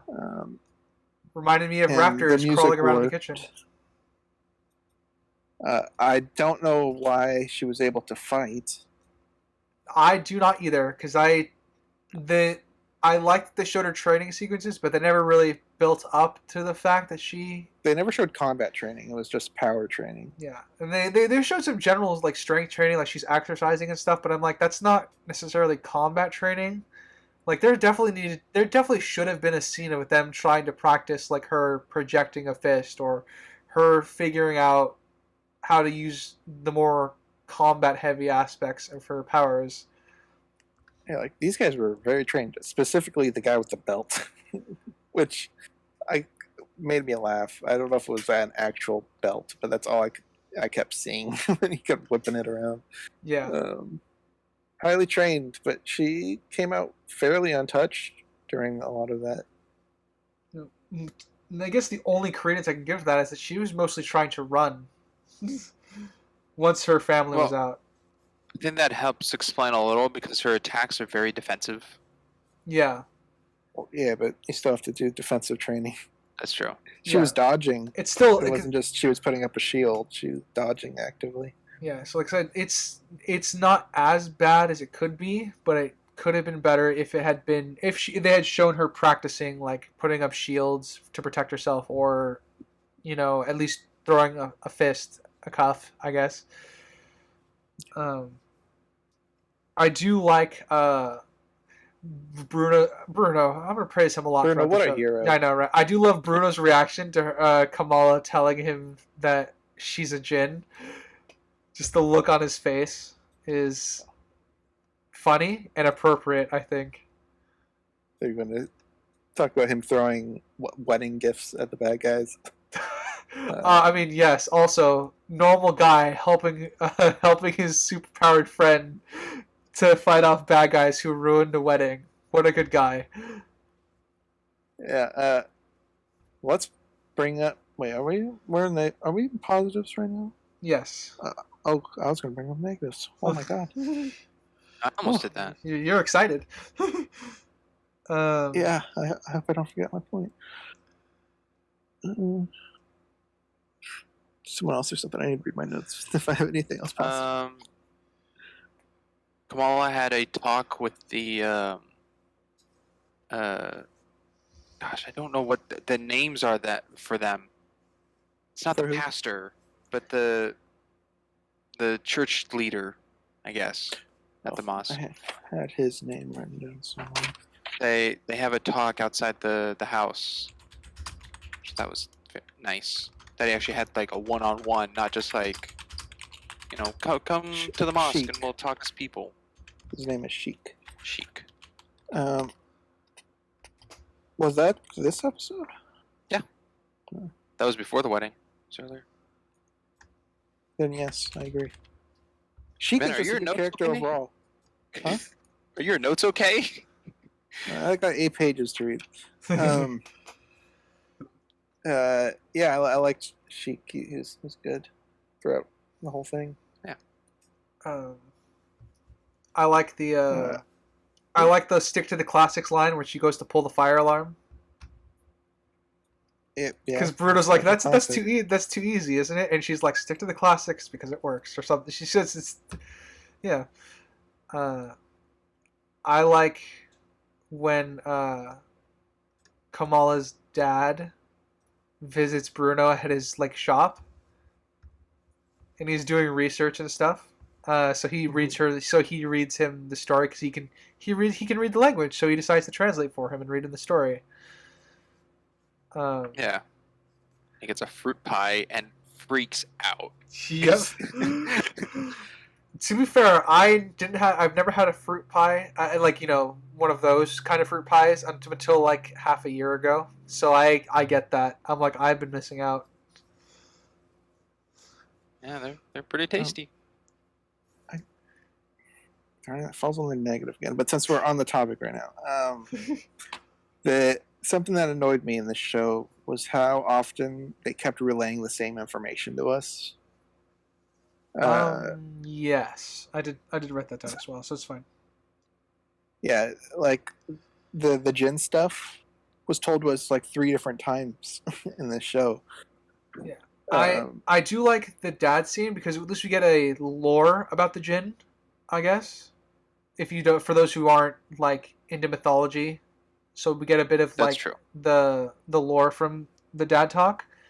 But I do agree that otherwise we're mostly repeating. But that's the only thing I like about why I like the dad scene's explanation, because he at least goes into lore a little bit. I mean, he didn't really give much that we didn't already know. It was just more specific. Like they're also referred to as genies and devils, or not devils, demons. It's like, I don't know. It's just, it was an unnecessary scene, and they did it with Kareem in Pakistan in a later episode. They just keep reciting the same information just to pad the runtime. Yeah, but that's the negative category. Yeah. Positive, I liked her dad talking with her brother before the wedding. Oh, yeah, that was nice. That was very good.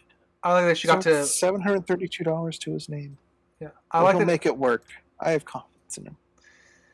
Yeah, there's like I said, this show's got life in it with its characters. Because you brought up the pastor talking to Kamala on the outside the house for another pre-wedding party, and I thought it was a very, very strong scene because he's giving her general advice that a kid her age would kind of need and want. Mm-hmm. Yeah.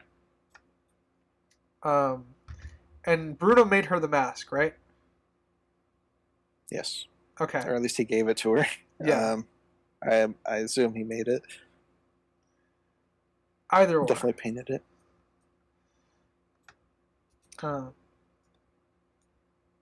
I guess with I'm out of positives. Yeah. If we're out of positives, Spring's got any more? Positives? No, not really. All right, then we shall move on to the negatives. All right, negative. The damage control is so disrespectful in They're the mosque. stupid. Wow. I was Oh my gonna say, gosh. I was gonna also point out that they were really incompetent because they didn't preemptively Didn't showing even up try with a warrant. warrant. I know. I wrote that No. down. It blew my mind Like, how stupid they are. Especially with the whole FBI conversation, the FBI already monitors them. They would have shown up with a warrant ready. That one bothered me a little. That one was just. They did that just so her friend could backtalk her and look smarter, I think. Because there wasn't much else to that scene. Yeah, like I said, I'm fine with her friend backtalking and being disrespectful because they are kind of persecuted, at least lightly in that manner. I just it could have been stronger, man. Really. Oh yeah. Uh, I just think if they actually came in like nicely, they probably would have gotten more answers that they needed. But the fact that they came in just so blunt. yeah. And, So I have to um, ask: is it just the female agent that's part of damage control, and the rest behind her are like police officers, or is that? I No, think- they're all damaged because we Oh. see in the final Yeah. episode that there's actual cops, and then there's the Yeah, I don't damage think control. I don't think the local I don't I was only asking if this is when they were introduced because I'm pretty sure the local cops don't get involved until Bruno's shop explodes. Yes. Yeah. The only reason the reason I'm bringing that up is because you can see local cops in that scene. Well, they say that, or at least Bruno said that the police were looking for Nightlight after the kid fell, Mm-hmm. but we didn't see the police. We were just told that they were at least looking for her. Okay. So I guess they covered it with that line. Let's see.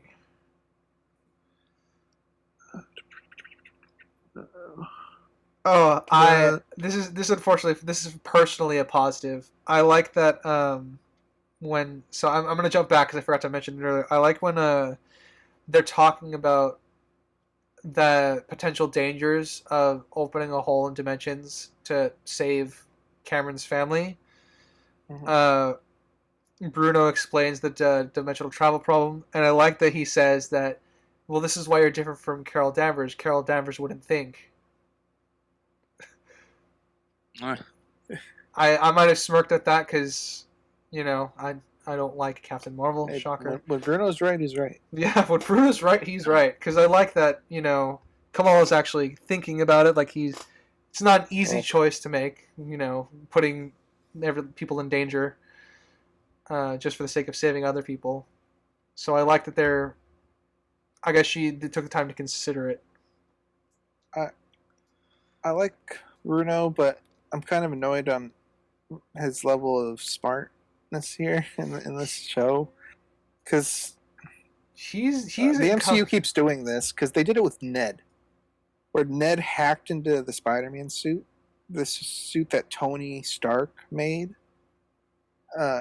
So they're just making these high schoolers as smart as the smartest people in the MCU just to solve problems Mhm. that a high schooler should be able to solve.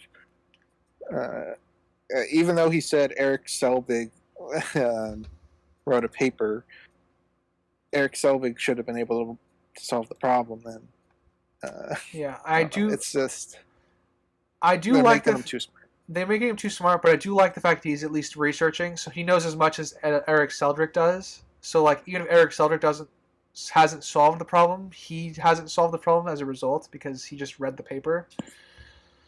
So I do like that he's doing research, but I tend to agree that there is a level of like overblown intelligence. And since we officially have bad guys that aren't damage control, Prush, let's talk about the motivations and what caused the conflict to spark. And it's the mom's impatience. Yes. There's really nothing more to say than that because it's like Kamala wants to wait because there's a danger, meaning that she wants to explore other options, wants to take her time, and she's like, "No, we're not taking our time. We're gonna go home, and we're gonna I've waited 80 kill- years. I'm not going to wait one more night. yeah, and we're gonna kill anyone that gets in our way because that's what villains do." Time to kill this wedding. Hell yeah. Yeah, so just the bad guys I in don't the show like. are not good. Yeah, I'll read my notes verbatim. I said, "Come the fuck on! God damn it! The seniors' family are suddenly villains now. Fucking A. Why is there a time limit? You can live forever. By the way, thanks for all the help over the years. When New York almost got nuked and AI almost destroyed Earth, the Purple Chin Man destroyed half the universe. You, Jin, are wonderfully helpful. Thank you. Now please sit down with the Eternals." You wrote all that down? while it Yes. happened? Yes, I did. Okay. That- Well, they're not superheroes, so I don't expect them to help. Oh, neither is Black Widow. So, just saying. Oh, jeez. Ooh. Well, they don't care about this dimension. They only care about their own. I'm not too worried about them fighting Purple Chin. I don't. This might just be me. Why does it feel? It feels so just like alienated. The difference between Phase 3 and before it to Phase 4. Well, it's intentional, but I won't get into it. Yeah. It's very intentional. I also will not get into it.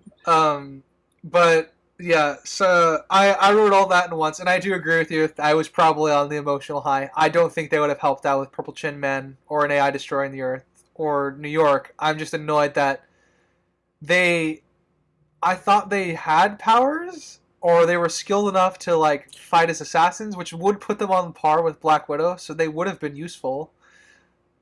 Do they have powers? I don't know. Well, even later, I don't know. Yeah, I'm not. I'm not ever sure, but I'm so I mean, confused. they certainly can teleport. Because the mom,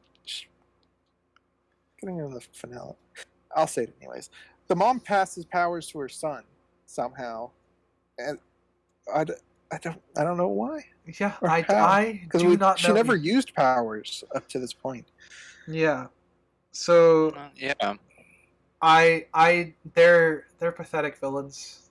And what aspect of them makes them immortal? Is it because they're djinns, even though they say they aren't djinns? At least Kareem said they're not. There's something else. But Kamala has their DNA, right? Because of the great grandma.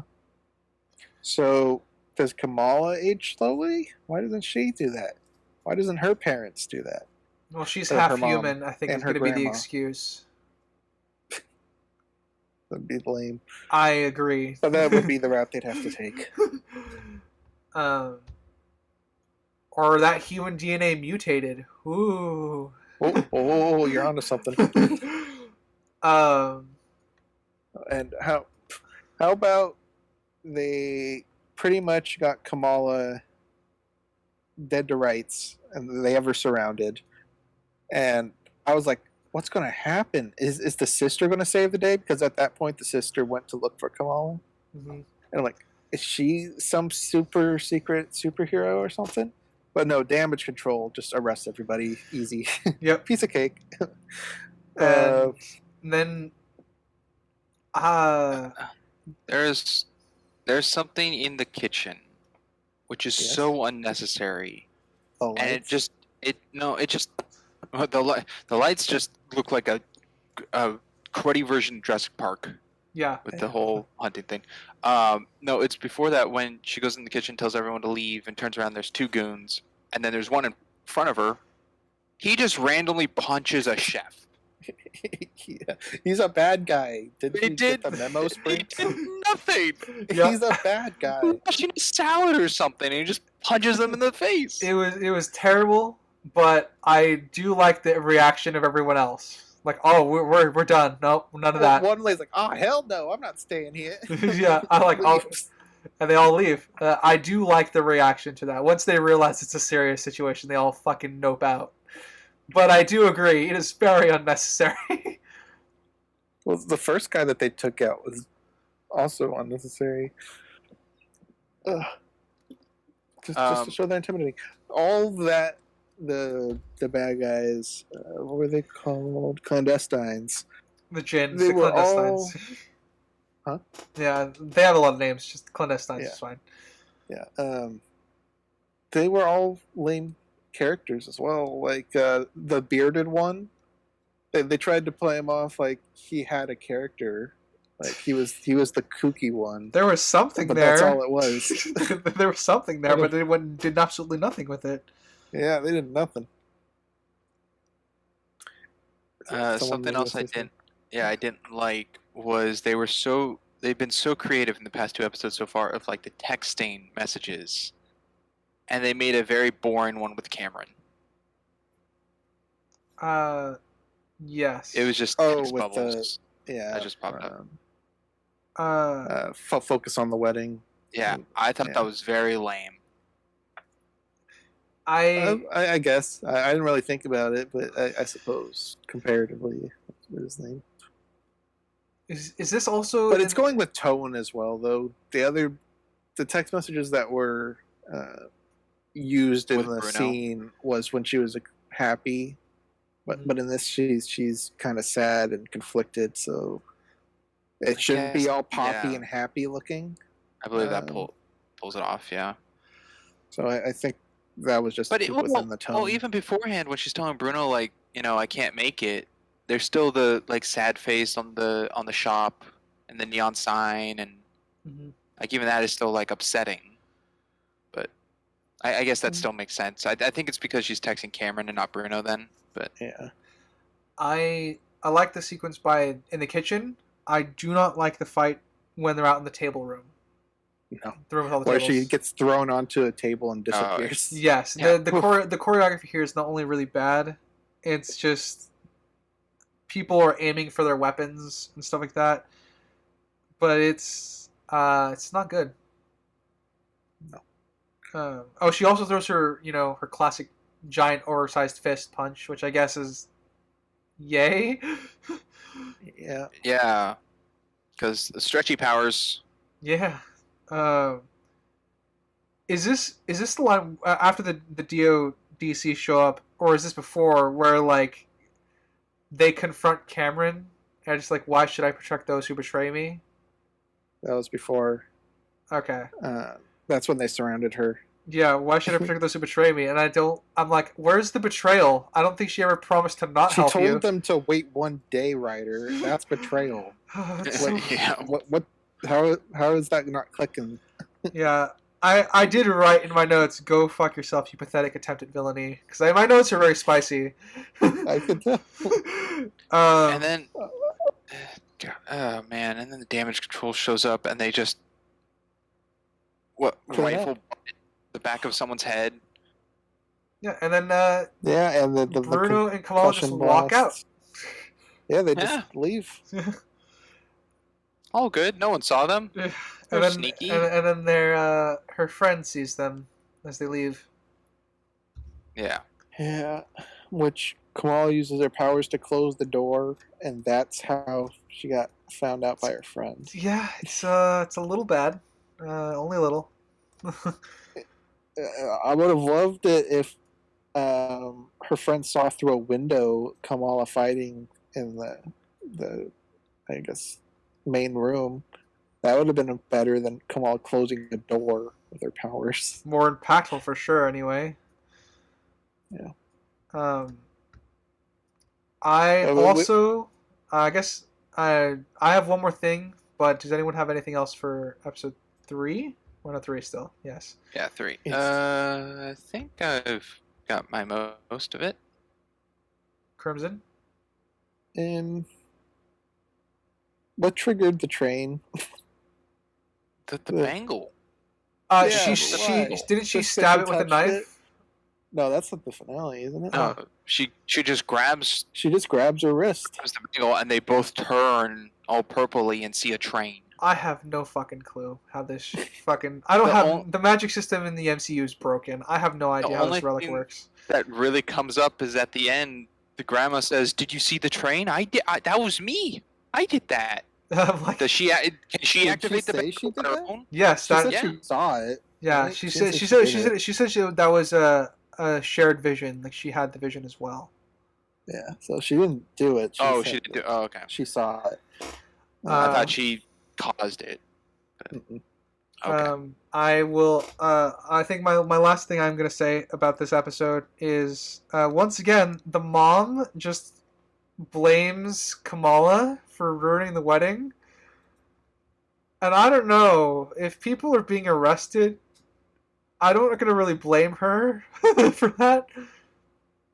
Um, it was Well, they jumped a little too far. I think with that, with I her. think we needed to see more. I think the pulling the alarm thing is definitely Kamal's fault, even if there were other people present. Yes, We but needed especially her to explain that she did that to protect everyone from those people, which yes, she didn't say. which she didn't say. One and two, it would have been obvious when they saw the DoD go in through the front door of the fucking building. Yeah, they were obviously after Kamala for pulling the fire alarm. Yes. Alarm and the She damage got control She arrives. got like a $50 fine. That's a big problem. You know, I mean, you can't just pull fire alarms. yeah, it's not a strong scene for the mom. No, it's not. And the dad. Yeah, He was he visually bought- upset with her as well. yeah, he dogpiled too, didn't he? He did. I guess with that, we shall move on to episode 4, where we go to Istanbul? No, Pakistan. Pakistan. Uh, At Kamala? Yeah. Yes, that's her Uh, name. Episode 4. I'm glad you know. we got a Kamala at the beginning. No, I had Karak is the place. Karak. Continue on. all right. Oh, okay, cool. I thought the opening sequence on the plane was funny, but very very awkward.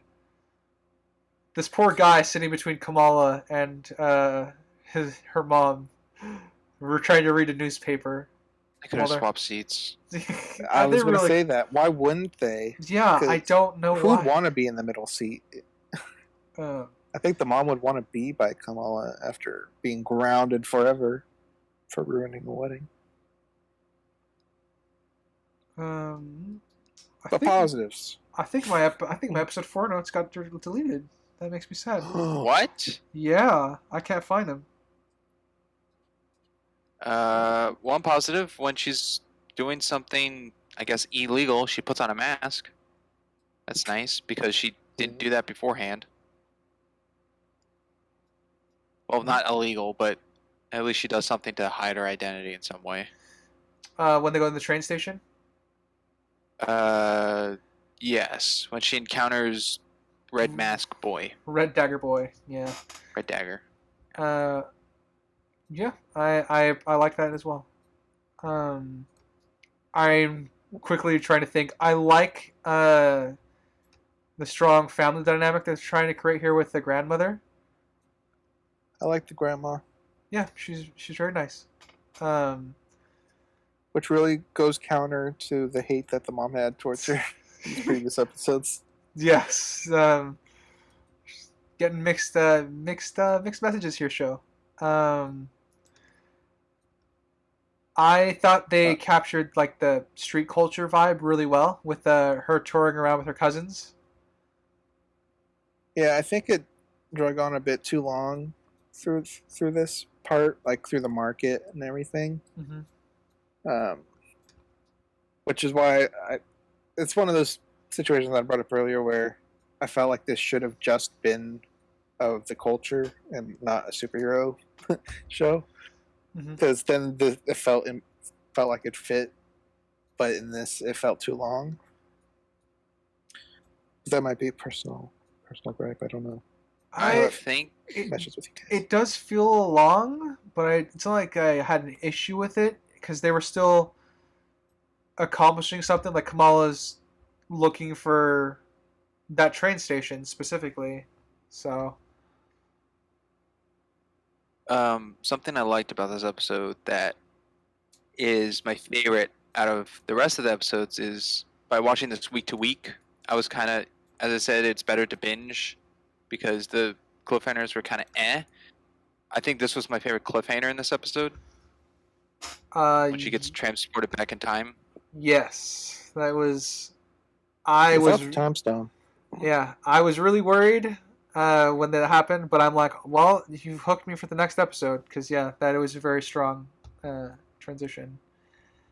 I I like Red Dagger's aesthetic, and I like their fight sequence. I thought their fight sequence was kind of funny because they're kind of fun because they're not really trying to kill each other. They're trying to get information from each other, and I think that adds to the fight sequence.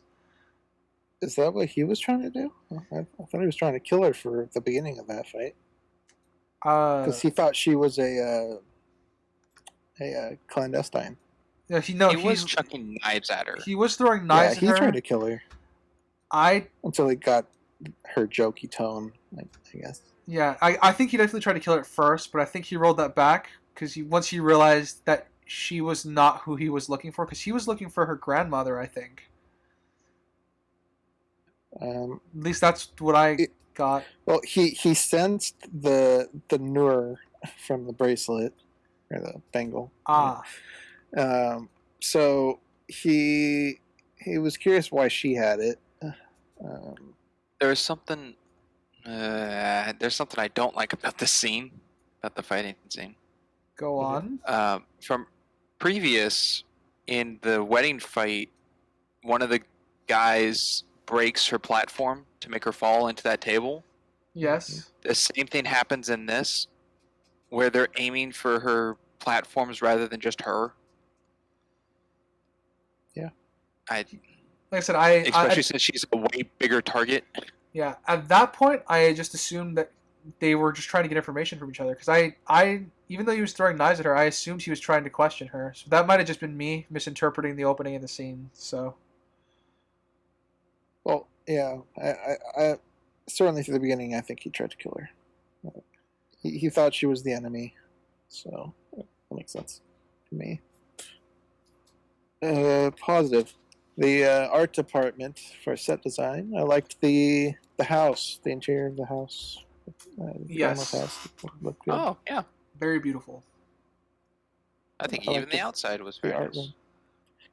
Yeah, and I liked the dog. Magnum, whatever. Yeah. You and dogs. Yep. Yeah, the doggo was cute. I missed having a golden retriever. Definitely needs a haircut. Yeah, especially for Pakistan. Yes. I like the beach campfire scene where we're kind of seeing through Kamala's eyes what the culture's like over there. Like they're eating out of bags because that's what they do. They eat out of bags. I kind of liked that window into that culture, and it was a nice like calm before the storm scene. Yeah. I looked it up to see if this was in Pakistan when they filmed. It was mostly Thailand.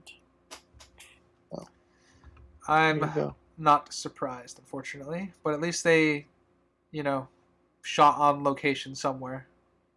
Yeah, somewhere. A small percentage apparently, but I couldn't find specifics. I guess her wearing jeans was kind of amusing at the breakfast. Yeah. Sweating from all the spicy food and the heat. all things attacking her.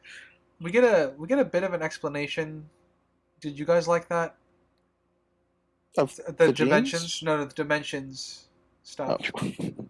No, of the genes. Well, that's what we were talking about. Sorry. Sorry. The dimensions. Yeah, it wasn't over the top. I wrote down, why did he have a PowerPoint ready for I have no idea. Because they said they don't take tourists in here. Yeah. I also do like the mentor-ish character. Even he's always very brief. You get a lot of. Oh, he was great. Yeah, for as long as we have him, he's a cool character. I like him. Yeah. Kareem was good. I wrote down. I like him. He's been Taurus. She's dead. It's dead. And Yeah. it happened. Yep. Spoilers. Something it's just costume department, of course. But it's kind of nice that Kamala's clothes are the color scheme of still her outfit of Miss Marvel, which is a connection between the last bit where she actually has her outfit, and from the beginning of the Captain Marvel, I guess, cosplay outfit. It's a very good in between of like leading into what Yeah, she'll become. Yeah, she's I think becoming. that was She's nice. slowly becoming Her own. Yeah. I do like that as well. As I said, I don't really have much notes. I think it might be this scene, this episode where the mom and the grandmother have a talk, like a real talk, where they Yes. Yes. where Have a they sit down. where they kind of have a sit down, and we kind of get a little bit of history between them. Why do you have all these toffee boxes? I kept them for you, even though I ate most of them. Yeah, I mean, it was a good scene. The mom is definitely better in this episode than the Yes. previous. Yes. This was, I think, I agree. She was definitely better in this episode. Because I don't think she was really uptight at all in this, except in the very beginning when Kamala didn't want to go to breakfast. Mhm. She's like, "Well, we came here to hang out with family, so that's what we're gonna do. Come on." And even then, that's just normal parenting. Yeah, and I mean, like, I know she's jet lagged, but I like that scene a lot because the same thing happened to me when my grandmother took me to London. She dragged me out of bed early in the morning the day after we arrived, and I was super jet lagged, and I was not jazzed about going around. So, I got a question about the dimensions.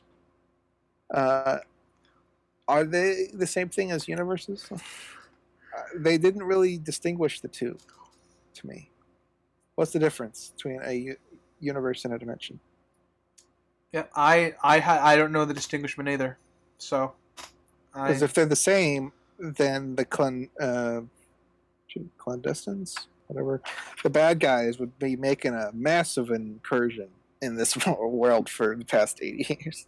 Yeah, and also they would also be chasing after America Chavez because they want to go home. Well, they probably don't know who that is. But yeah, so incursion question mark? I don't know. Yeah, that's a problem. If they're indistinguishable. Sprinks, do you have anything? Because I don't know. Oh shoot, that You- was be positive, so Crimson, No, you we're- honestly said we're that, so I going right looked in. it up. I looked it up. It seems like a dimension has set size and can be quite smaller than a universe, and a universe encompasses a whole of all existing matter in space. As for a dimension, can just be depending on. Maybe I'm looking at the terrible bad definition of it, but it seems a dimension universe can be quite close but slightly altered. As for a dimension, can be vastly different.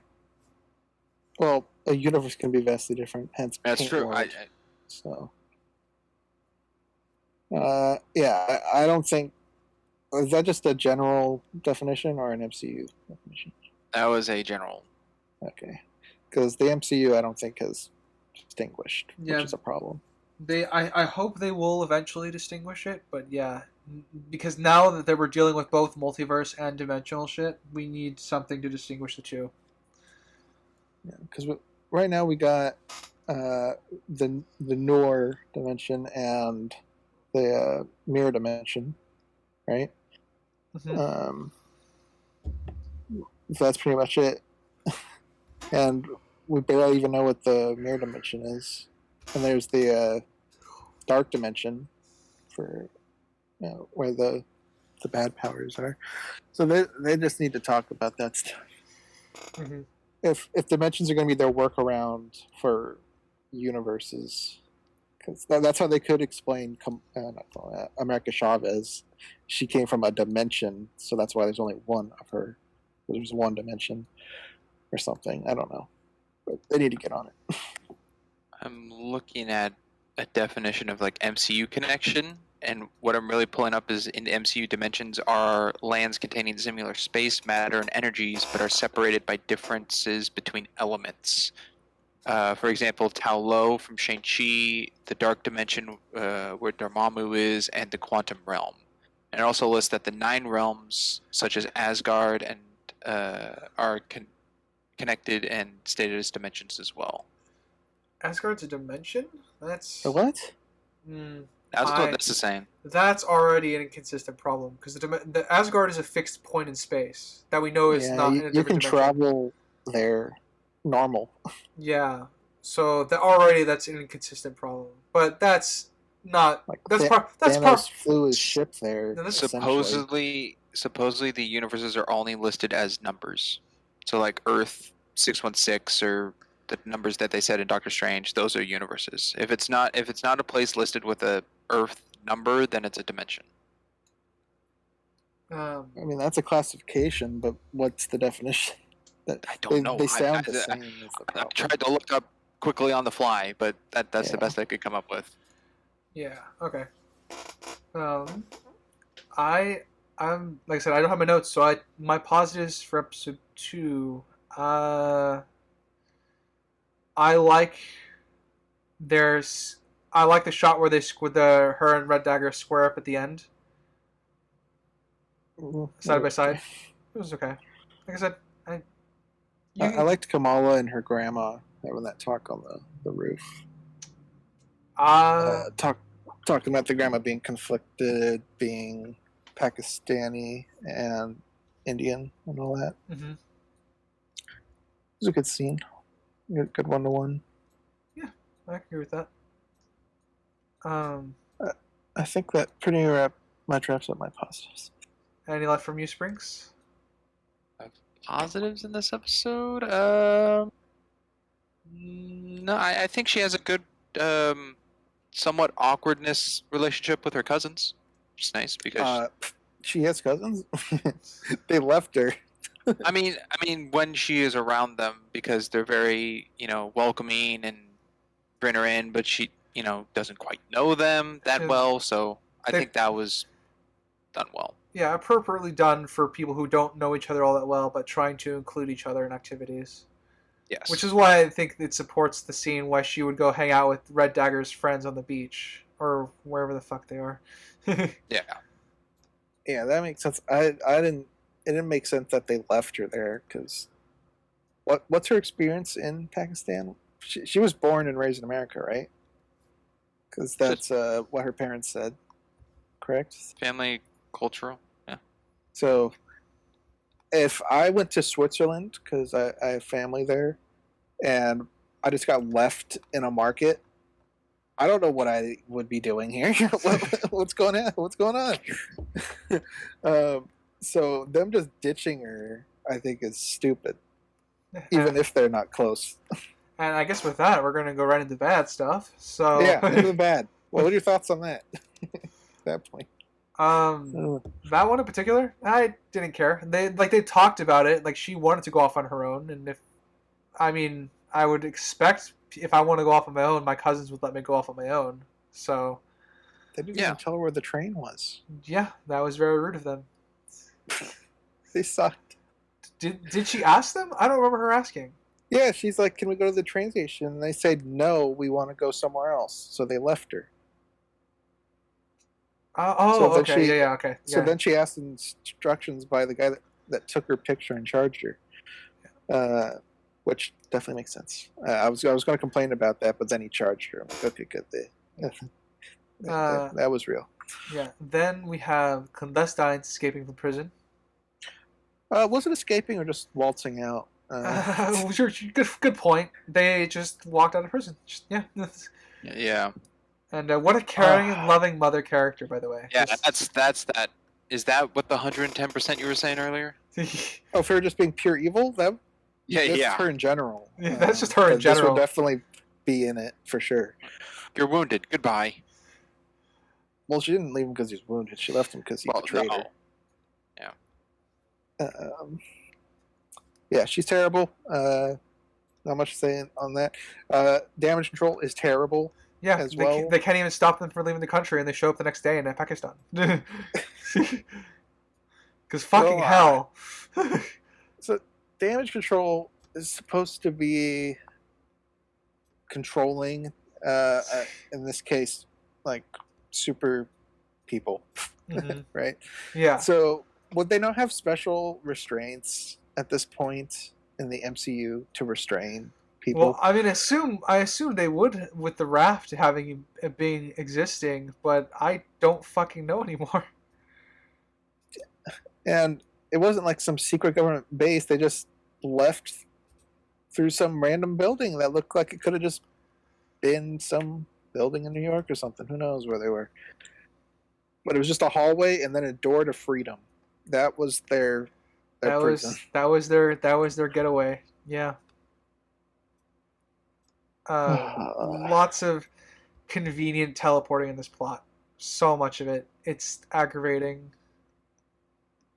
At the best of times.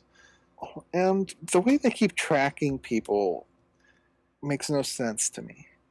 Because they're like, we sensed the Nor in the bracelet. So why couldn't they find the bracelet at the grandma's this whole time? Yeah, I have no idea. Before she sent it to Kamala. I don't I don't know if that also has a range on it because of how. That's how they found him in Pakistan. Yeah, I know. So there's no range unless Damage Control's headquarters or prison is in Pakistan.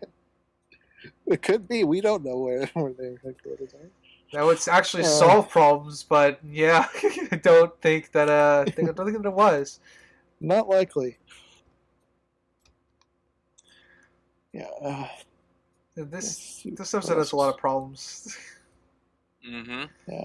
Whatever. I guess one thing I forgot as a positive quick was I liked how the Red Dagger's, I guess, temple or whatever their hideout looks. Yeah, I was gonna say like Red Dagger that she fought on the street. He was really quick to let her into their headquarters. I'm like, no, Yes, like That's true. no preliminary meeting at the shop outside. Like you're not gonna test the waters a little more. You're just gonna take her right in. Oh, yeah, he thought she was a bad guy, and then like, oh, you're not? Okay. Something else I think dumb in this, it doesn't make a difference in the car of where you are, really. She still goes in reverse. Yeah. Yeah, And She gets in a car to break it. And, yeah. I think the whole getaway chase scene was just very... chaotic. Yeah. Chaotic at best, at worst. The whole wheelie part was absolutely not. No way. I laughed, Unless but he's it's practiced. bad. I mean, like I could believe Red Dagger could do that, but I still laughed because it's not good. At that point, I had circled right back around just because it was bad. It was amusing. It doesn't give it any objective points, but Yeah, it was ugly. During the chase, when they're on the little, I guess, tourist cart. I don't know what that is. one of the things I do like is when they're on the tourist cart, she puts on her mask, he puts up his red bandana. It's like a little detail in a swamp of things I don't like. Yeah, I in my head I'm like, come on, use your powers. Use your powers. It took her like 5 minutes to make that ramp to flip the truck. Yep. No, Like, yeah. come on. Even the dagger guy's like, can you do anything? Like, no. So What? because She told to go faster like 3 times. yeah, so because she's not like a mutant. Springs, hold on, I'm gonna sneeze. Because she's not a mutant, Springs. I have a question. Yeah, she's not a mutant. Is her since her powers are like she's doing all the stretchy stuff because that's what she did in the comic books. But because she could make a ramp, is her She's These powers are completely different. yeah. from her. Her Yes, no, powers in the I- comics are very I'm gonna Plastic Man, Mr. Fantastic. yeah, She can shape who she is. So I'm gonna run this by you guys and see what you think. Does her Bengal function more like a Green Lantern ring? Do you think? In Yes. this Yeah, version, that's in pretty this much version what they in the said. MCU, yeah. yeah. Because if that's true, we're gonna see a lot more cool shit from her in theory. Because otherwise, No, that's we're just just making platforms. It's fine. yeah, it's just fucking hell. Especially with how creative she is, we're going to see some cool platforms. Yeah. Yeah, Ooh. that whole chase scene was not good. I think. Well, Go ahead. I was just gonna say. I think it's another thing I thought was fine was the fight scene they had towards the end. I think the choreography on that didn't feel that bad. Oh, when they squared up in the final room. Yeah. Yeah, I was okay Before with she that. got Then teleported to the past. I Yeah. agree. I thought it was okay. I liked it. My favorite fight scene in this was Kareem, the mentor guy, fighting off all the clandestines. Oh yeah, when they broke in. Oh yeah, he That was was a pretty badass. He was a badass. Too bad he was stupid and died in a stupid way. I but- don't. Yeah, I don't know because like he made the choice to throw the two knives to kill the person chasing them. Yeah. Because I don't know, maybe she would have protected herself from the evil, lady. I guess I was okay with that. Like he knew he was gonna get stabbed in the back when he did that. But that's my problem. Is why does it have to be one way or the other? yeah, Why does it have to be to fight her or throw daggers and die? Why I mean, can't like he could've run and throw daggers? Yeah, he could have. Yeah, I agree. It's something that was very poorly done. Though I do like in concept that they would eventually kill him. Because We all knew that was going to happen. Yeah, it was very obvious when he was a kind and caring mentor. I just went, red flag. But yeah, he dies, and he does die in a very contrived way, and I don't like that. What are the odds he landed in front of Kamala too? That's Well, true. After all that chase scene where they had two different chase scenes going on and they just happened to be right there next to each other. Yep, it's a little bit convenient. Well, he was also trying to split them up too. Yeah. So he kind of brought them back to the kids. But oh well. Well, I mean, I'm going to blame the kids for that one because he went a completely different direction they did, and they're the ones that were kind of ended up circling back. So it's not really his fault. I think yeah, he was on foot, and they were driving for quite a while. They were, yeah, that doesn't work. Yeah. Once again, the MCU's not best at location and world building, so I'm just gonna accept that one as another flaw, as per usual, I suppose, with the MCU stuff. Those are all the major ones. Do we got any more for flaws in this one? That kind of captures all of mine Yeah, with good and bad. pretty well covered. Just, I guess the last scene being the time travel bit. How do you feel about that? How do I feel about it? Yeah, because it kind of diminishes the time stone even more to me. You mean more so than it being a paperweight? You mean? Well, you harp on that more than I do. I mean, like a lot of the Infinity Stones are kind of bad by themselves in comparison to other existing things. Yeah, I can agree with that. We got the Space Zone, which is for teleporting, which we have like the TVA teleporting. It's not something special. And God, see the reason I can explain this away is me doing a lot of writing for the writers, and I'm not going to do that. I am okay with this if it is explained as a one-off event because of the Bengal. Because if it's related to the relic specifically, I think they can get away with it just this once. But if it's a repeat thing, this is going to be problematic. Like they already did huge damage to the time stone, specifically once a time machine got built.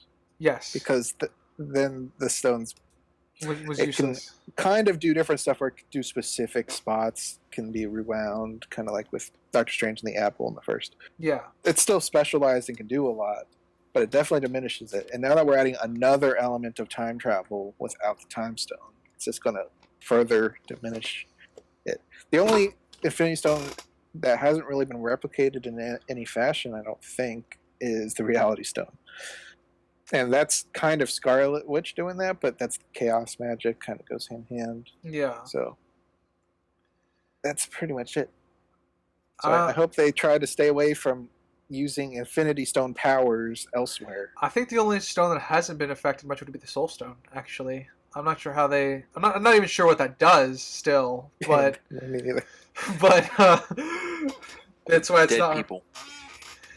Oh, It has something to do with dead people. oh, you want to have in a Bruce Willis movie? Okay. Not every Bruce Willis movie is Sixth Sense, writer. Well, a lot of Bruce Willis movies do have dead people, Springs. Sorry, Bruce Willis. The Kid. I don't think there's any real dead people in that movie. The Kid?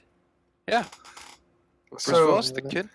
I guess with the whole time travel thing, I agree with Springs that it was very good hook.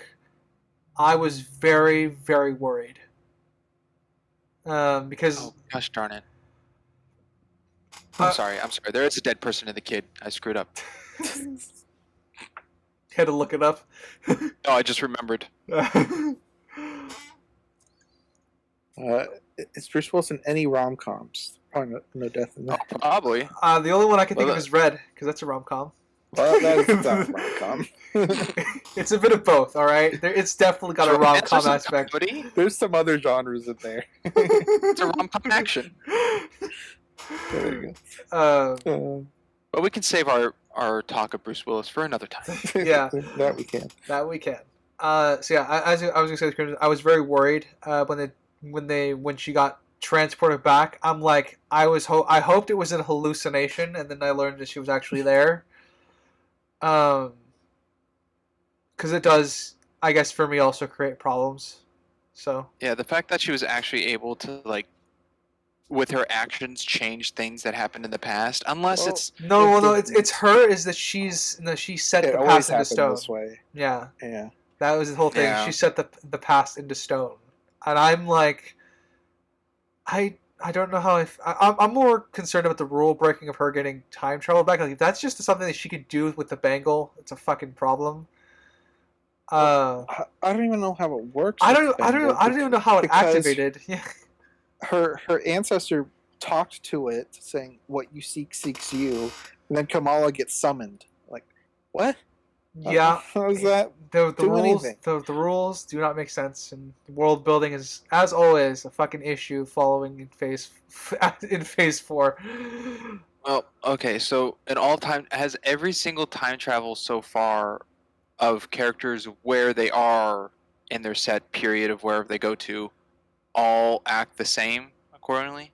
Has that all I been? don't even know. No, absolutely not. Time travel in the MCU is Endgame breaks its own multiverse established hopping.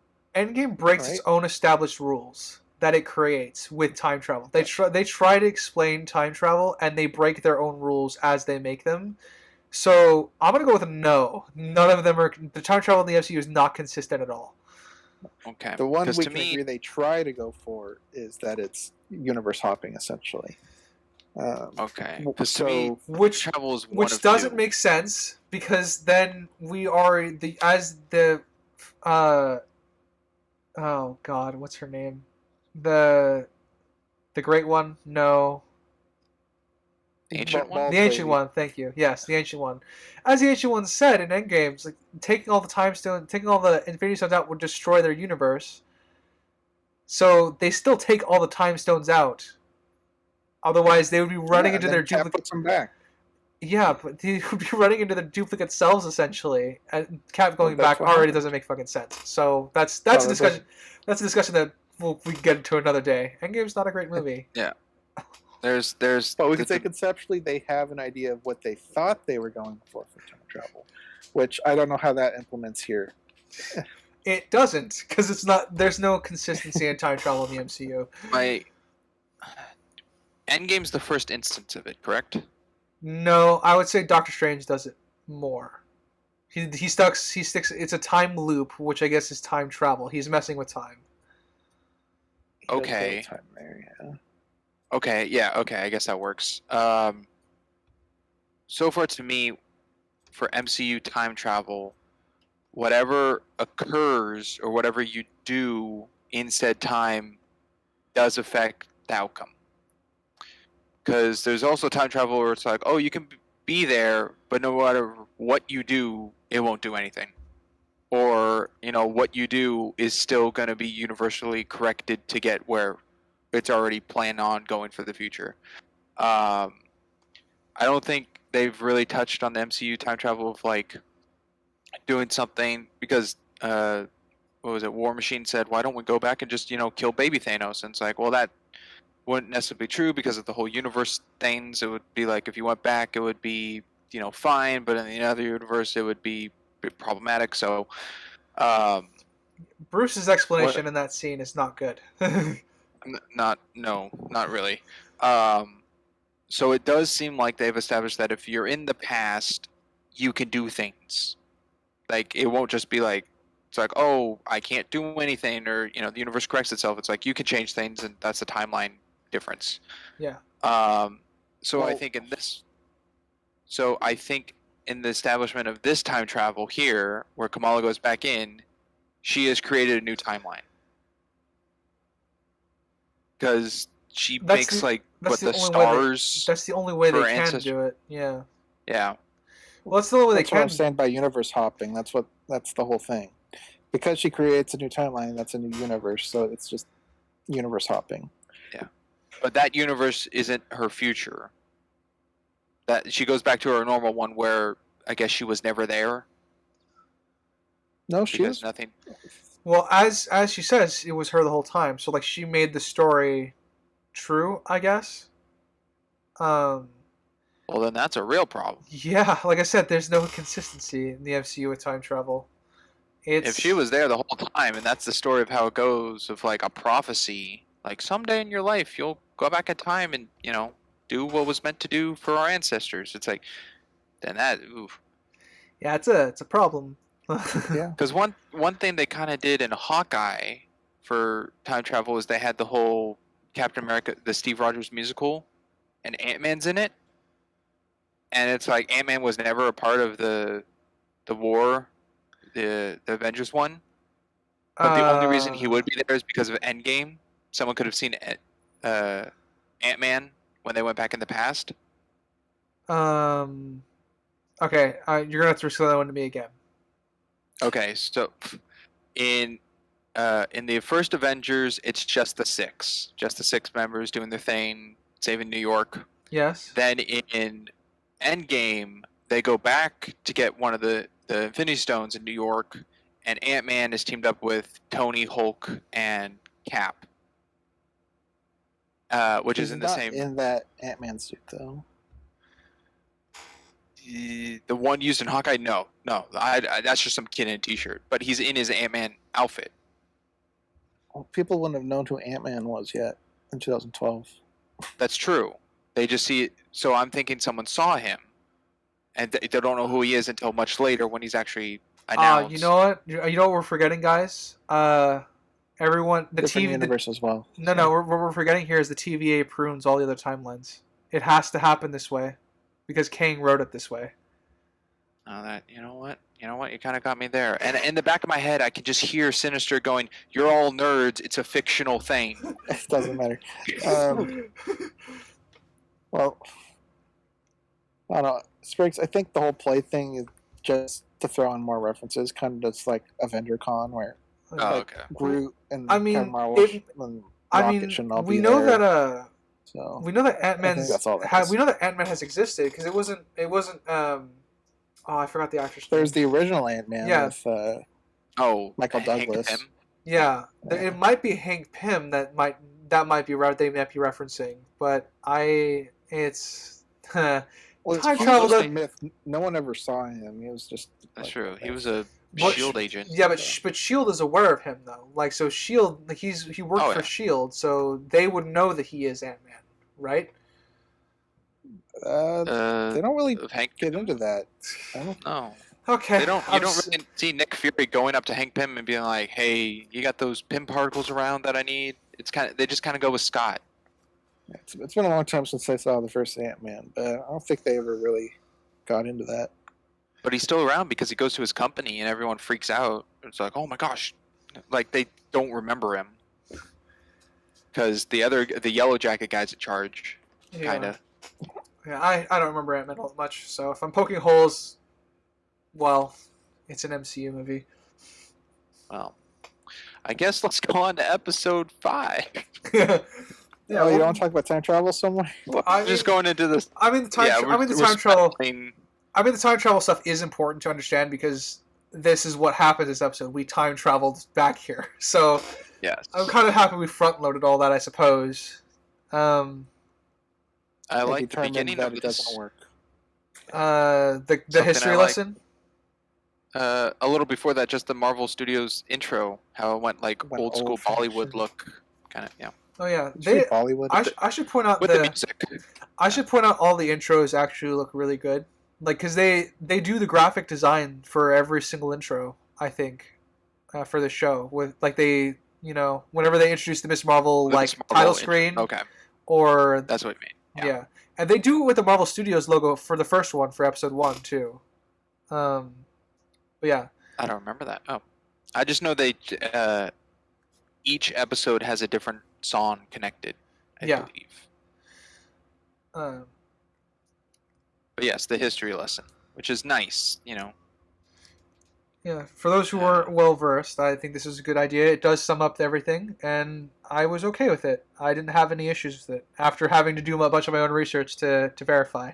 I think the first good chunk up until Kamala, goes back to the present, I think might be my favorite thing in this whole show. Agreed. um, I liked Aisha, her great grandma. yeah, she was a good character, and I liked her husband too. He's just a genuinely good guy. Yeah, Hassan. Yeah, this whole flashback bit was great. Or was it a flashback? I think it's just actual history. What, Yeah, this is it's- the- I- the history. This is a history. It can't be a flashback because, well, I mean, it is. I It's guess not it's someone's thought. It's a yeah. flashback in time. But Yeah. Either way, doesn't change Turn anything. back time to the good old days. For the turn back time. Nope, 2 different time songs. yeah. Two different songs. Yep. Let's do the time warp again.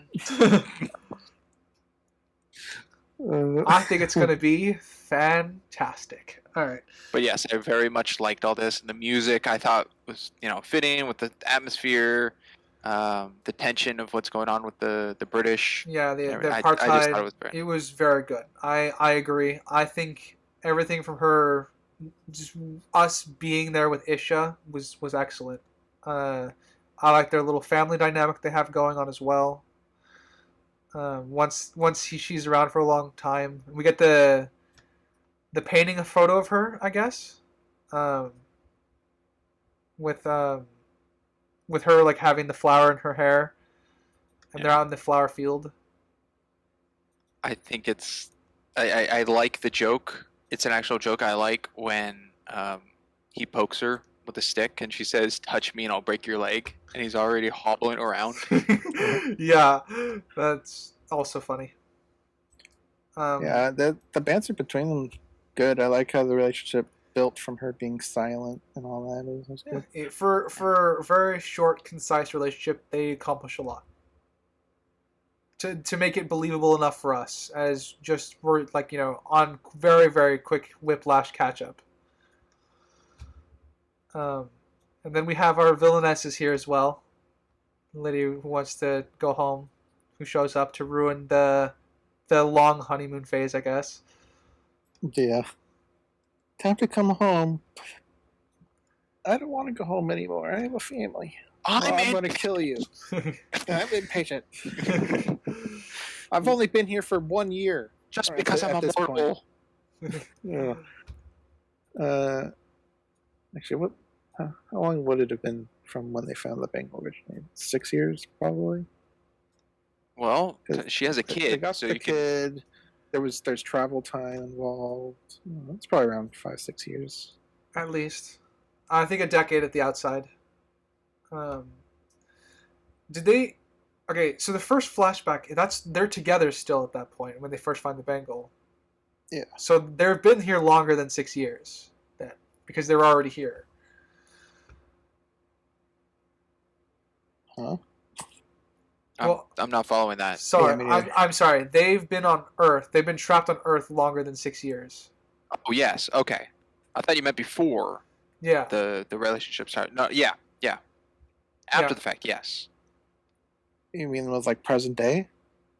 No, I mean From when flashback of when we see the when original- they get the bangle. when they originally Yeah. find the bangle, that means they were already here on Earth. Yes. So that means they've been trapped here longer than 6 years? Question mark. They said at one point 100 years. I don't know if that was them rounding or if it was literally 100 years. But that's the furthest back that was ever stated in this was 100 years. Okay. So they could have gotten here in the 20s, I guess, and Yeah. spent 20 years finding the bangle. It's really weird if they can track it with their senses, but Yeah. that's something else. Also, how did the British find it? Because they said themselves the British scoured and looked through this temple twice over. Seemed pretty easy to find. Seems pretty fucking lucky is what that is. Yeah, because they found one of the two. We never even saw the second bangle. Oh. So I'm sure that'll be relevant at some point. I do like, outside of all the family stuff, I do like the cinematography of like the road where like they're scorching the earth as they're running away, kind of like you could see the train of people. I did like that shot. Uh-huh. Yeah, it was well lit. Went with the tone. Same with the train station. Mm-hmm. The look of everything felt good. Yeah. Didn't feel like a Marvel movie. Actually, this whole flashback didn't. I keep saying flashback. It didn't seem like a Marvel movie. And I This time think period thing. I think it does that to its benefit, honestly. Well, that's yeah. probably why I like it. Well, Crimson, you said you liked all the heritage and Yeah. culture stuff, and not the superhero. And this whole thing has like no superhero stuff. I know. Yeah. Yeah, definitely to its benefit, I'd say. I'm gonna quickly Any other scan my notes. positives and the not back in time part? Yeah, is there any positives after the back in time? Yeah. They turn to stone. They get their comeuppance. Yes? Question mark? Yeah. Turn a Oh, stone. it's not stone. Oh, It's not- turn to stone. Oh, they Yeah. turn a stone. I'm like, what did they turn? That looked hideous, especially for the mom dying. This the second death to it. Yeah. Holy cow! That was not good.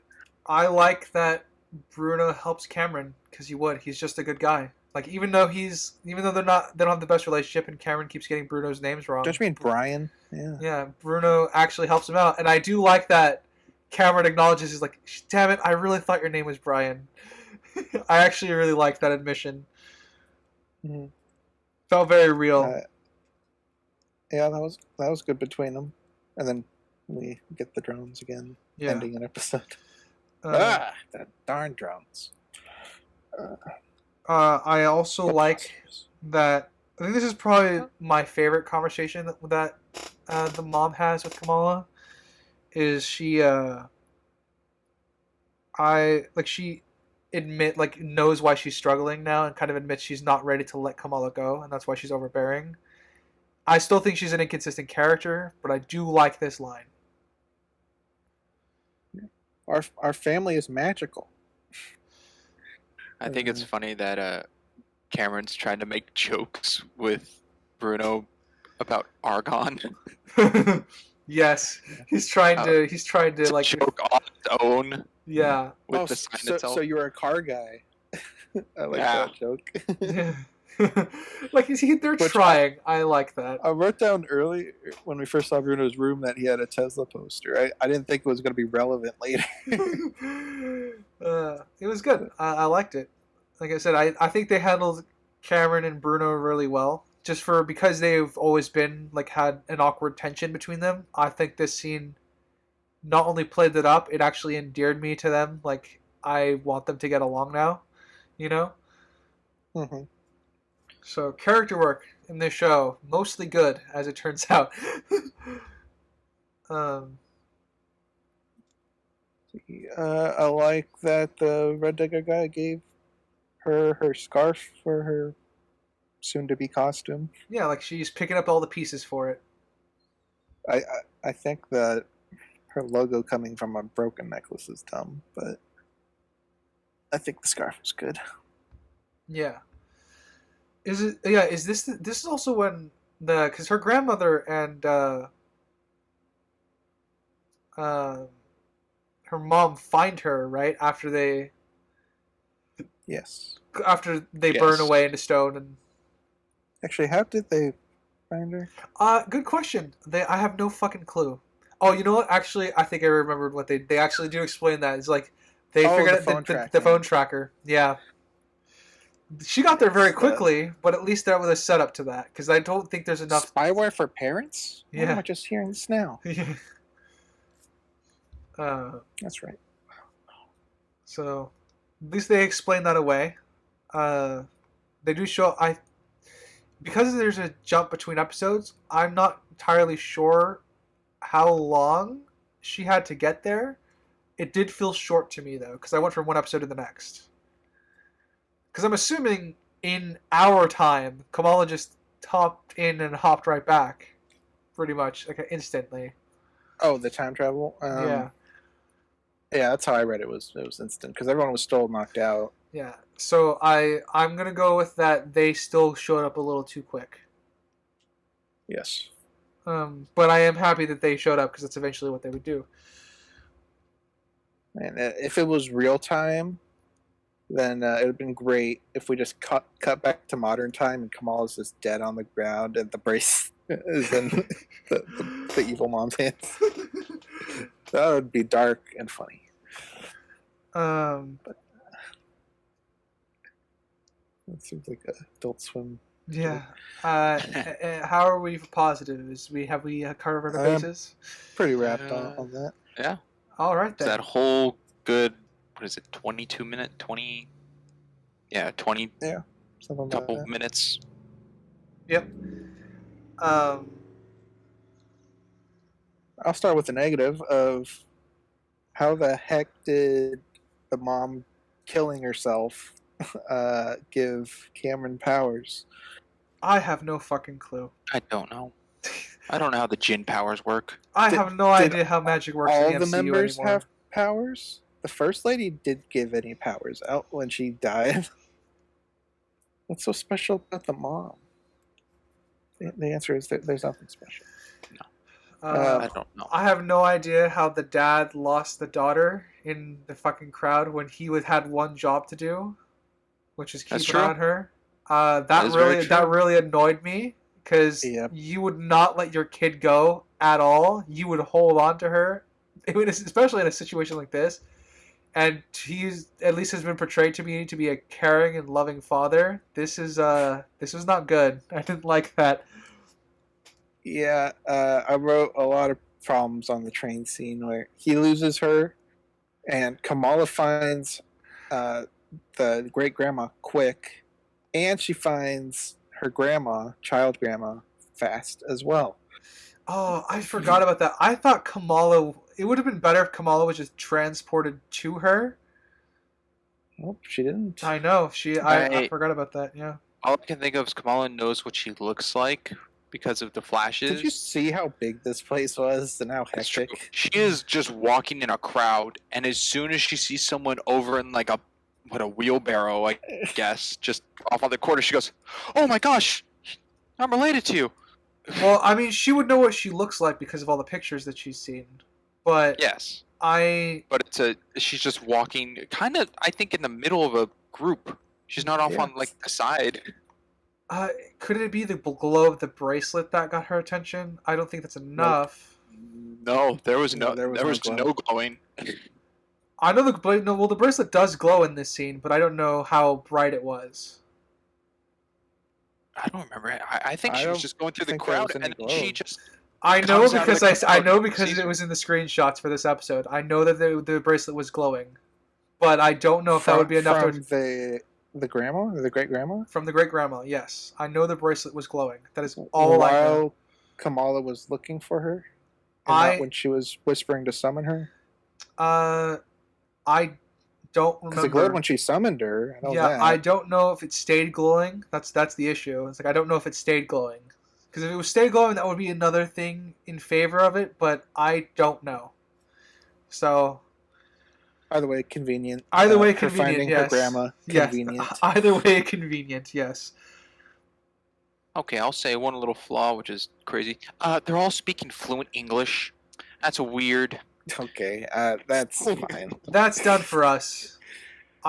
That's true. That's done for the audience. I'm not too worried about That's that. a joke.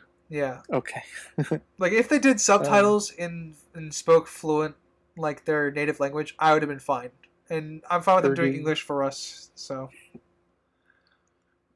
Um, I was annoyed with the whole "it was me" the whole time line. Like she realized it was her and she had to say it out loud. It's a very Oh. this is a nitpick line. I'm like, I don't think you need to say that. Like have a little more faith in your audience, show writers, please. no faith. Yeah. I So don't know why that everyone's- sparked. I was just gonna say, I know everyone's trying to get on a train and get out of here and everything, but even from before when Kamala was like using her powers and everyone's like, "Oh, powers, woo!" Everyone here is like, "Who cares?" They just walk over it and Yeah. bump her. they just see purple lights and like, oh, that's pretty. Okay, let's keep going. We need to get the fuck out of here. They didn't even look to say it was pretty. They just were just minding their own business. Yeah, I no wrote one that saw down as anything. Pretty Because this dumb. was 1942, right? Yes. Yeah, and Okay, so you have nothing. There's what superheroes do we have? lose. Nothing. Good day, sir. We have Nothing? Captain America, who I don't even think is made yet. Maybe. I should know he this might be doing He- tours. That would be during World War II. So Yeah, he might be doing tours like for the he still might be the performer monkey yeah. at this point. I'm trying to. I don't know the Captain America First Avenger timeline. Have we invaded Europe at that point? Because I know we have forces in Europe near the end, but I don't know if D-Day had happened yet. Well, that's also assuming Captain America was worldwide known, Well, not just like he is Germany well known in and America. It In said India, I don't know how big of a sensation that Captain America would have been in the 40s. And they were too busy getting attacked by the Japanese, so I'm not too worried about them not knowing Captain America. But they definitely should have been like, oh my god, what is that magic? yes, absolutely. Without a doubt. But you bringing up This Was Me All Along sparked a memory of when, this was in the previous episode, when Evil Mom enters through the Red Dagger Roof. HQ and she says, surprise. What is this? Yeah, that was unnecessary. Thank you That for was that. so stupid. I didn't even notice that because I was too angry that they showed up out of nowhere. Like there was Yeah. like how the fuck did you get here? I have no idea. Any lasting dumb things about the train scene before we move on to modern era? I was just looking up the Captain America thing. 1940 is when Schmidt or Red Skull injected it into himself. That was 1940, and between 1940 and 1943 was when Captain America got it, or Steve Rogers. So there is some wiggle room then. There's the strong possibility, because 1943 was when it says Bucky was injected with the serum. So that's when Bucky fell and was injected. Man, I could have seen a whole movie of the Howling Commandos, and that would have been great. All right, sorry. Disney Plus show. Yeah, I don't trust No, Disney. actually, I'm gonna bite my tongue. I'm not gonna- Please, I'm I just want to lock them Um, away and just lock them away in a coffin and say, "Good night, sweet prince. You're safe now." That's all I want to do. Oh, I said fell. That was beforehand. Oh, that's okay. I'm reading facts that are interesting me. That's weird. Okay. You forgot about the other super soldier, Isaiah, from. We can Was- talk about Isaiah Falcon and when we Soldier. talk about the show. How's that? Okay. That is what we think of Falcon and Winter Soldier, folks. It's not a good show. I don't remember, so I'm gonna ask you, Springs. Is Isaiah from was he a World War II soldier? I got the impression that he wasn't. I got the impression that he was more like not a Vietnam vet, but maybe Korean War. No, he was World War II. He was our early test subjects. Oh, okay, all right. Yes. Then, all right. Isaiah Bradley. Anything else for the train scene? Well, one more. Every time one of her platforms broke in this, they just broke. But here, it turns into like little starry things that stay and float. I assume she did long that. enough for the dad to see. Like, I assume she had to do that. Like, I don't think that was. No, that wasn't it. She looked at it in amazement, like, "Oh, that was my grandma's story about seeing stars." So that was definitely not intentional. Okay, then I won't defend that then. Yeah. I think the music was. I said it earlier, but I think the music's very cool. Yeah, good We're music talking choice. negatives here, but yes, It just fitted good very music. well. And don't you dare make me say Do it. you wanna talk about who did the music for this? Springs? Talk about what? You Nothing. slightly cut out on my end. It was fine. I was making a joke. Oh, Don't worry. I'm sure I'll show up in the actual recording. Okay. Negatives post train. Yeah. Yeah. The if you want to even call it CGI of the mom dying, Yeah. Oh, that certainly was. That wasn't real looking. it looks sped up. Yeah, it was pretty bad. Yeah, it looks like something you'd get from a old Disney Channel adventure movie. Looks like you get from a CW channel. That's what that CGI looks like. Wizards of the way we place the movie. Well, I didn't say that, but that would fit under that umbrella. That's just one of them I've seen. Yeah. Or the Pair of Kings have a movie? They had a movie, right? Power King. Yes. Yeah, Maybe. I don't know. But those graphics from the show can fit from me. Either way, look terrible. I don't even know what really happened to them. Yeah, I joke about this because this is the veil. Yeah, I joke about this because I have no idea what that is. So I'm calling it Tiberium crystals, which is a reference that I understand. So I have no idea what the fuck is happening to them or why they're dying. Yeah, because that's a hole through the veil, which is the fabric between the two dimensions. Mm-hmm. So I don't know why touching the veil would crystallize you and destroy you, leaving a bag of bones and crystals. I don't know.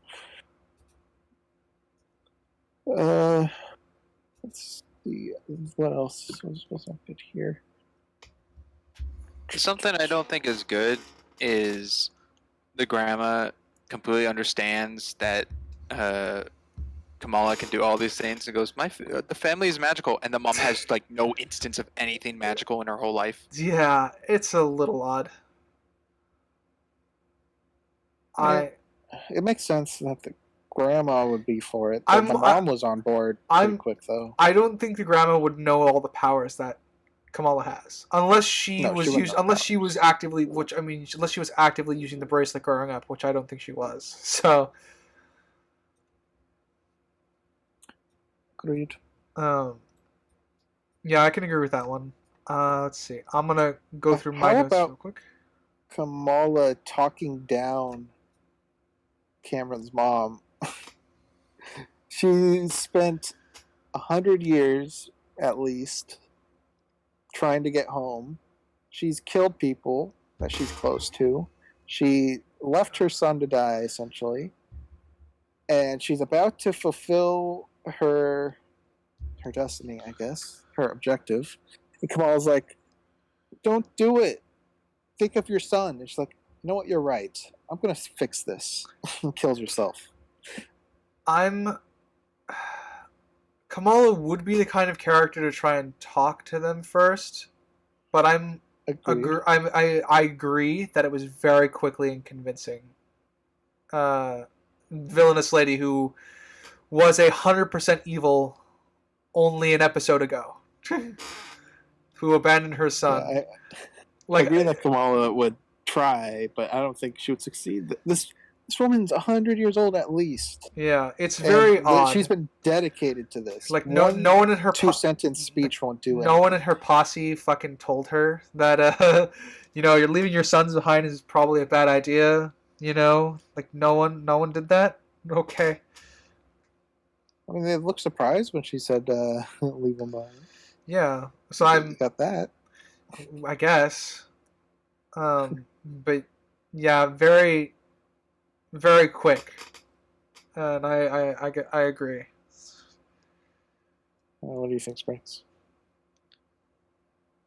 Over the topic of Kamala convincing Bad Mom to be a good guy at the end.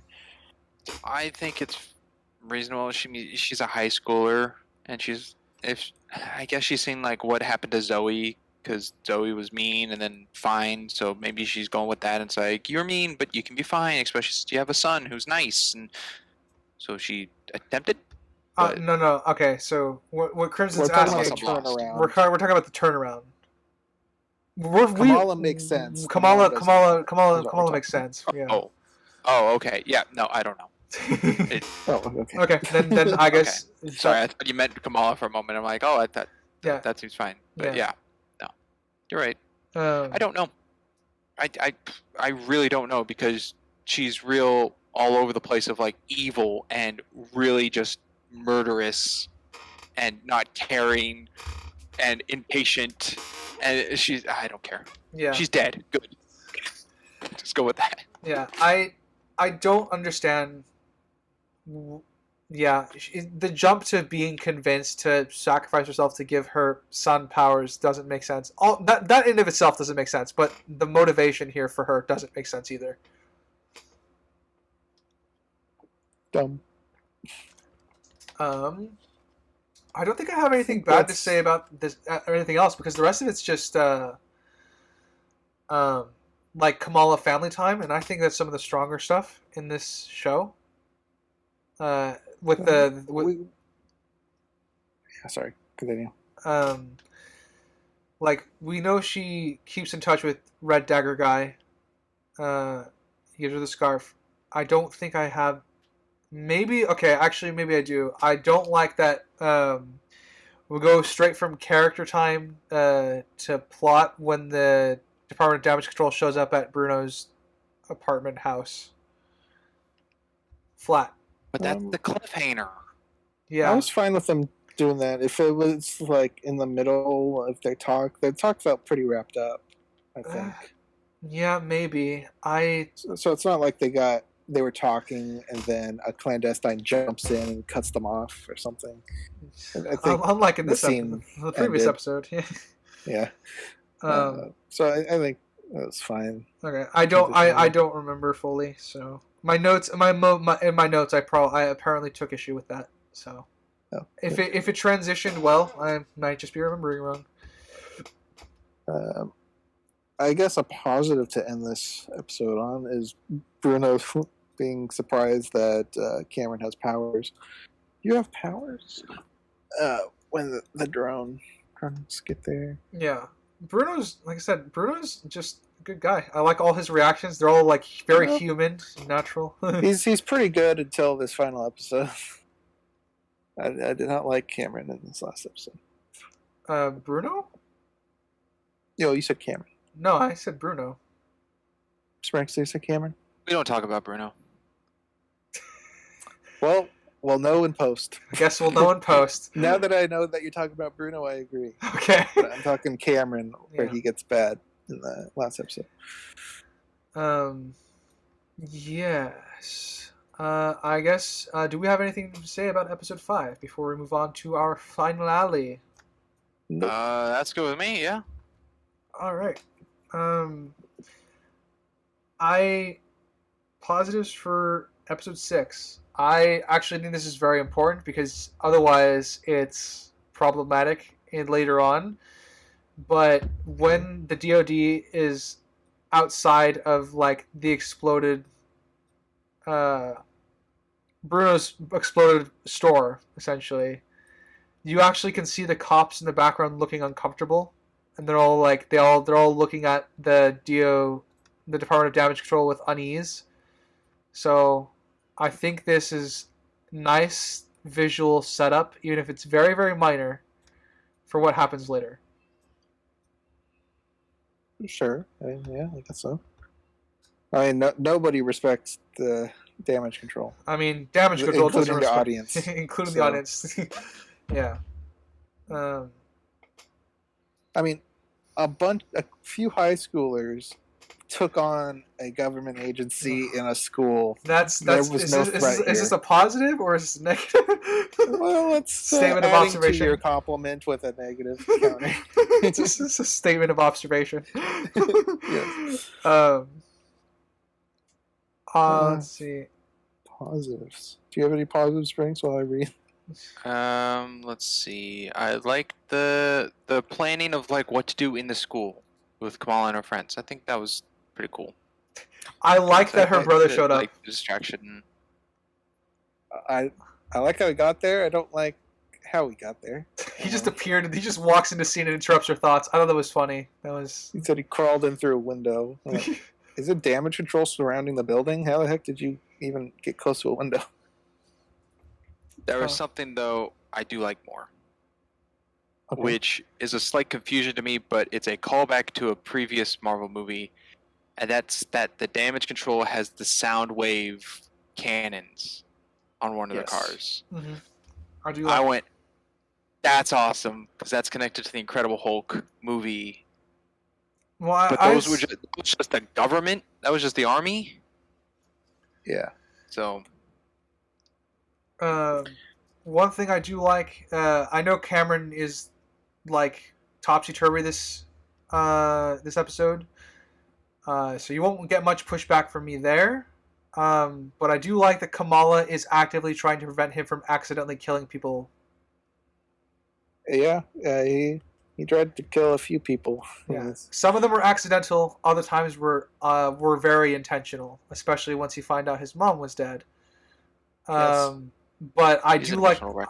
I do like that. Yeah, emotional wreck does help a little bit for Cameron in Cameron's favor, but I do like that Kamala is actively saving everyone. I love that when she throws the car with DoD officers, Department of Damage Control officers in it. She asks if she's there okay. You know. Hey, you guys still breathing? Yeah. Oh, good. All right. So like I said, one of the things I'm obviously going to be praising the show for is Kamala's characterization, and I do think it's very well fleshed out in this episode. I really like the talk of Kamala and her dad on the roof. Yeah, Just jumping right at the end. Yeah, it was a good talk. very sweet. She said talk. good stuff. I'm pointing out good stuff.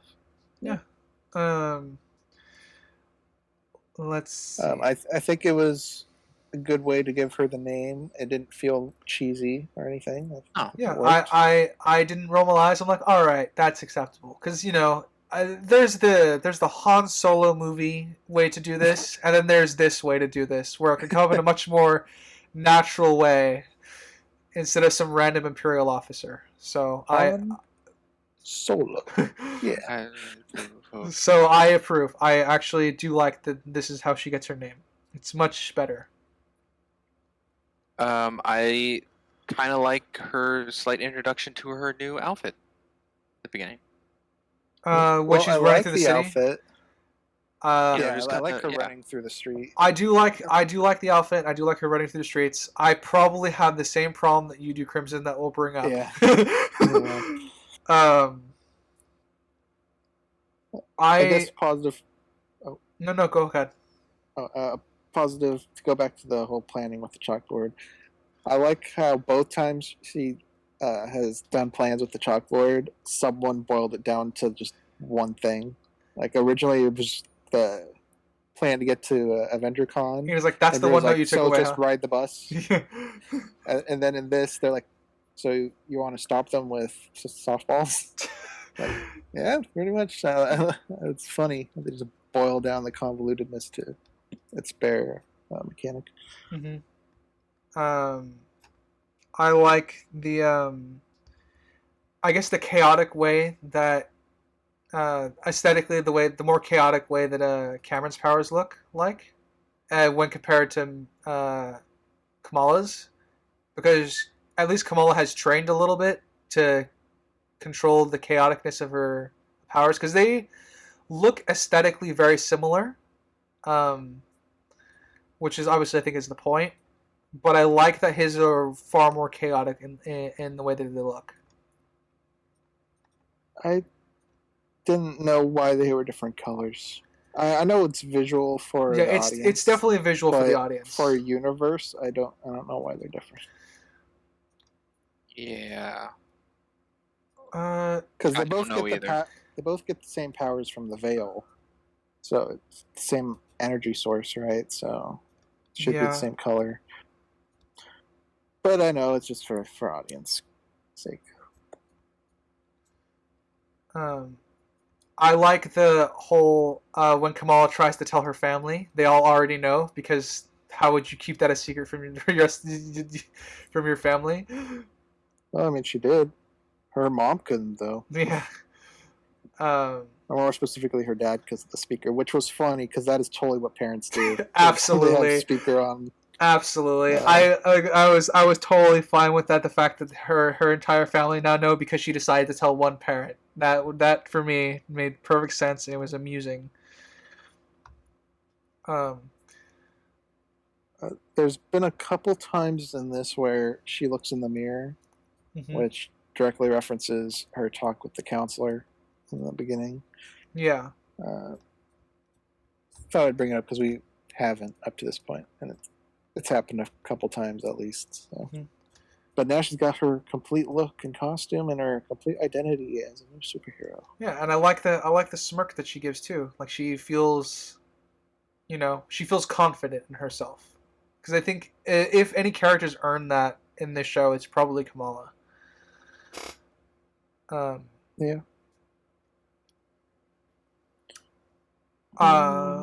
Anything else, gentlemen? I guess one more positive is at the mosque. I like how what's his name again? Sheik. I like how he handled the damage control again. Yeah. You want a cookie? This is a mosque The in disguises America. weren't very good. At least they tried. I want to say when oh, he had a great line. Go ahead. Yeah, I'm also in a mosque, but for a later scene when Bruno and Cameron arrive to hide. I like that her friend is like, this is a mosque in America, damage control. I heard GCPD, so I wrote that down. Hell Department of Sanitation probably has under surveillance. I know because the subtitles say JCPD, like because Jersey. New Jersey Police Department. But she says GCPD. I re-listened to that audio a couple times, so I didn't hear that. I thought it was funny. I'm like, all right, I thought that was a very very meta joke that they could get away with in Marvel, because it's just enough that they could construe it to be JCPD, but I heard GCPD, so. I like the line that she told them when they were getting ready to bounce out of the mosque. shoot! I thought I had the line right there. That was a different line. And I like when I like that they all just showed up. They showed up, asked for IDs, and they all had their IDs ready to go. They're like, this isn't our first time, you know. That's true. Yeah. I like that as well. Oh, there it is. Just because someone treats you as their enemy doesn't give you the right to treat them as yours. Oh, that's some good, wise words. Yeah, and like I said, that's what a hero does, and I like that. These are the kind of people that it explains Kamala's character. These are the kind of people that she hangs around. Her friend, was that her actual boyfriend or just some guy that they were using as a decoy in the closet? I am pretty sure that was a decoy. Okay. Yeah. Because we get back to the TikTok towards the end, and he's like, she called me her boyfriend. I'm like, are they? I don't know. Maybe. I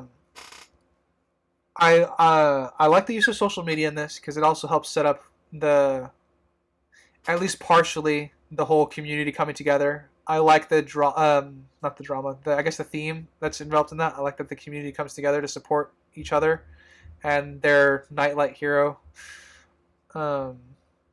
It's very it was a nice little, I guess, nod for me to Sam Raimi's Spider-Man when they the New Yorkers are all like, you mess with him, you mess with all of us, or something like that. So I really like. I'm a softie, I suppose. I do like that. All right. I guess one last compliment I had is one of the last scenes, which is Bruno has Cameron's car. Yes. Found that amusing. So Bruno's a car guy. Was it a Tesla though? I didn't look at the car. Yeah. Because that would have been funny if it was a Tesla. I got another one, Sprinks, but do you got one? No, you go ahead. All right. It's a very meta one, but I like that he gives them ball caps as disguises. The priest guy. Like he gives them baseball caps. As it says, like they go back outside, he's like, "Wait, you need a disguise," and he puts on baseball caps, and they just look at him. I heard bald caps, and I'm like, they can give bald caps. No, sorry, sorry. The short term for them is ball caps, like a BALL. Yeah. But baseball caps. And I liked it. It was very funny, and it leads to probably one of my other favorite meta jokes is like when Kamala shows up in her uniform, she asks what they're wearing, and they're looking at her like she's crazy and ask her, "What the hell are you wearing?" And yeah, I mean that's it for immediate positives. I guess I'll have a positive negative duo here. All right, that'll lead us right in. Mutant reveal. I like how they got to that point where Amir went to Bruno asking if he had superpowers too. So Bruno looked into the DNA and noticed Kamala's DNA was mutated. And as we all pretty much groaned at the beginning of this, was not great. No, I liked Amir asking for if he had superpowers. That was good. All right, Springs, something you don't like. Well, the mutation thing, because I know at some point with how big mutants are in Marvel, it had to be done at some point. I mean, Fox owned it, but now they own Fox, so how are they going to get it in? And this is how they did it, and it's fine. Kamala's the first mutant in the MCU. Fine. Yeah, I'm okay with that because Kamala's a decent character. I like the little X-Men 90s theme, little riff that plays. Doodle-doo. Yeah, Which is fine. No. Just a little riff to the 90s animated one, which is understandable and not the Fox X-Men theme. Mm-hmm. So that really just feels bad for Quicksilver and Scarlet Witch, but they've already established how they are and are going to be. I think the thing that could really make a problem with all of this if they introduce Magneto, because that could be that's a situation that I don't think they should touch with what they've already established in this world. Oh yeah, I've what heard do you rumors about who mean? they're casting for him. What do you mean? You To don't be trust these a- writers to competently include Magneto? WandaVision has already shown us what Wanda Maximoff's parents look like, Yep. and their father is Magneto. So unless that's the actor who somehow survived the Stark explosion on their house, that should be the only Magneto. If they go some other route of like, oh, this is Magneto, and he's just not connected at all to Wanda, I don't. That's how they're doing it. I know that's how they're going to do Wanda's it. air quotes dead, right? So they're not going to bring her back, her parent back. Yeah. for that. I like that they even hinted it, which is the Fox things, but it's in Days of Future Past. They hint at that, which I think was even nicely done. Mhm. But Bruno and Cameron escaped via public transit. I'm sorry to say that I mean, Damage Control has been established to be really incompetent, so I can believe them escaping, but I just want to point out that this is still a problem because it's public transportation. Yeah, and they acted surprised when Damage Control chased them in it, Yeah. even though the train was already moving. So I'm like, did they get on while it was moving? If you didn't know they were there already, Mm-hmm. yeah, I don't know. It sucked for sure. But I guess in their defense, I don't know what else they would have done. I mean, Cameron didn't seem to take his car there, did he?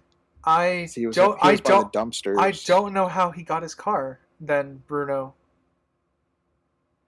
Or maybe I they mean, that could have been after. I don't know. everything. yeah, maybe. yeah,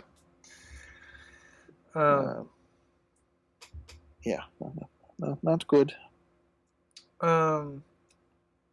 I will absolutely before we go. Okay, well, actually, let's touch before we go through the high school stuff. Let's touch on Kamala getting her outfit crimson.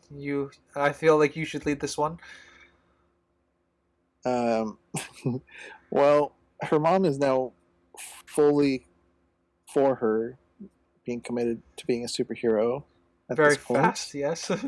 So much so that she decided to make a top tier outfit in presumably a day or two in this timeline. It'd have to be one day, right? Same as the Hulk outfit. Yep, it has to be a day because she learns about the explosion the day they get back.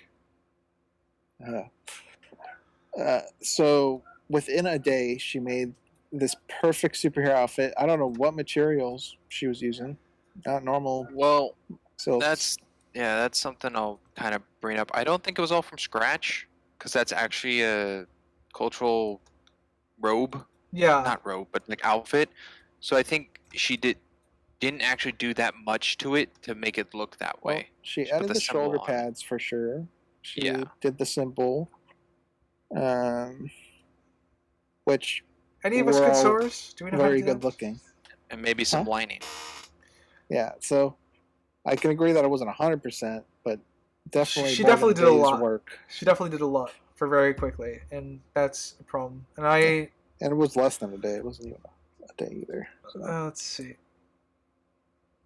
And I guess earlier during the Kamala reveals her identity to everyone, her mom's like, shoot, Abu wanted her to be, or her dad wanted her to be careful, and her mom peeks in and says, "We trust her, right?" And I'm like, that was a complete parallel to what she said. She doesn't trust her. Yeah, Really? well, that's what her father says in episode 1. So I like that they're doing the thoughtful echo, but the problem is I didn't feel the mom went on a journey to say this line. No. And I guess that's why that's where most of my issues in the outfit reveal scene comes from. Is I wanted to like this scene, but the problem is the mom's journey has been so inconsistent that it fell emotionally flat for me. It's very short. It's very Not much. Yeah, like I said, it's supposed to be this scene is supposed to be like the cherry on top for a character journey, but the mom flip flops too much for me to feel like she went on a journey. Like a I fish. flopped like a fish. I think the most connection that the mom would have is from her own mom, from the grandma, and those talks. I Yeah. don't think I mean, that's any what of you'd this- have to grab it from. yeah. Yeah. And it's like, oh, this is how I, act around my mother. It's like, well, Kamala's probably, being the same towards me and seeing that and being the, hey, be the change you want to see in the world kind of thing. So, Yeah. a nice little thing I do like is that she gives it to Kamala in a toffee box. Oh, I didn't notice that. Yeah. That's good. Well, maybe in that case, she and the grandmother started making it before they came back. Possibly. And it's still not very long. That's still not. I agree. It's still not very long, but yeah. it would add some more time, and there's extra pair of hands. Kamala probably would have seen that though, being made in that Yeah, house. yeah. Like I said, it's not perfect. All right. Do we want to get to the Scooby-Doo wrangle at the high school? Scooby Oh. Wrangle. Yeah, the Scooby-Doo wrangle in the Department of Dumb Children. I They're will worse than the Sticky Bandits. Holy cow! I will say this. I do like the opening of it where they think it's a bomb. I do like it because that they could rig it to look like a bomb. I mean, I could do that. I write too much and I read too much because I'm a writer. But I like that they essentially just trolled them because it just bought them time. I like the opening here. After that, though, Yeah, the fake bomb is my only compliment to this whole school scene. my only other compliment for the whole school scene is probably going to be Bruno like dancing off like Star-Lord while he gets tackled. I can't even do that because that's dumb for Bruno to do that. Well, Bruno's pulling all the attention to him at that point, so he's doing. pulling attention, but I he's would doing imagine he doesn't want to get arrested too. Yeah, You got to have some self-preservation as well. that's true. I guess sure. He should have ran away and have them chase him instead of just take it right there. That What would have about bought more the fact time. that Zoe's back? Yeah, she just teleported. Yeah, I was literally I here think only that to broke- facilitate the. Like I said, I think she's here simply to facilitate the social media community coming together thing. I wrote in my episode 4 notes where the heck Zoe went because she seemed like she was going to be a character, and I'm glad to find out that she never was by the end of this. How? Okay, I guess this falls into more like I have a question for you guys because this one's more like it felt mediocre to me. But how do we feel about Kamala contacting Red Daggers to get because he knows a guy to get Cameron on a boat out of the town? I think that's fine because it's like nighttime for them, so the timing I think works because it's very, even though it looks like he's inside, it's still bright. Yeah. So I like how they did the time. I don't know if I don't think Kamala knew that at all. No. I'm asking. No, I think I'm asking if she's the got connection. such a small reach of assets, I guess. So you're fine But with I'm him? fine with her contacting the only asset she has that isn't Bruno. It was worth a shot. Yeah. Yeah, Okay. it's better to try it and not work, but in this case it did. Okay. Than to not have tried it at all. So, I was indifferent towards it. I'm just like I just want to get your 2 cents on it. the fact that he had someone that could help, I see there's a problem. But why would somebody in Pakistan have a guy in New Jersey ready? Yeah, like I said, that's very convenient.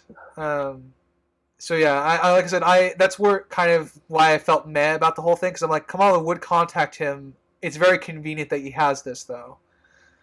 So yeah, I that's why I was very. It felt not bad, but very leaning towards middle of the road, I guess. There is something. Before I pass, I just had another bet. Yeah. Before I pass this break back to you, Strings, just because my next comment has to do with this scene. We cut from day to night really quickly, because pretty much we cut from them running together in the day. We have one scene in between, and then we have them running at night down an alleyway. I didn't where even notice that. where she calls on the phone. I'm like, wow, you guys have been running all day, or time moved really fucking quickly, because it was not good. All right, Sprinks. That's true.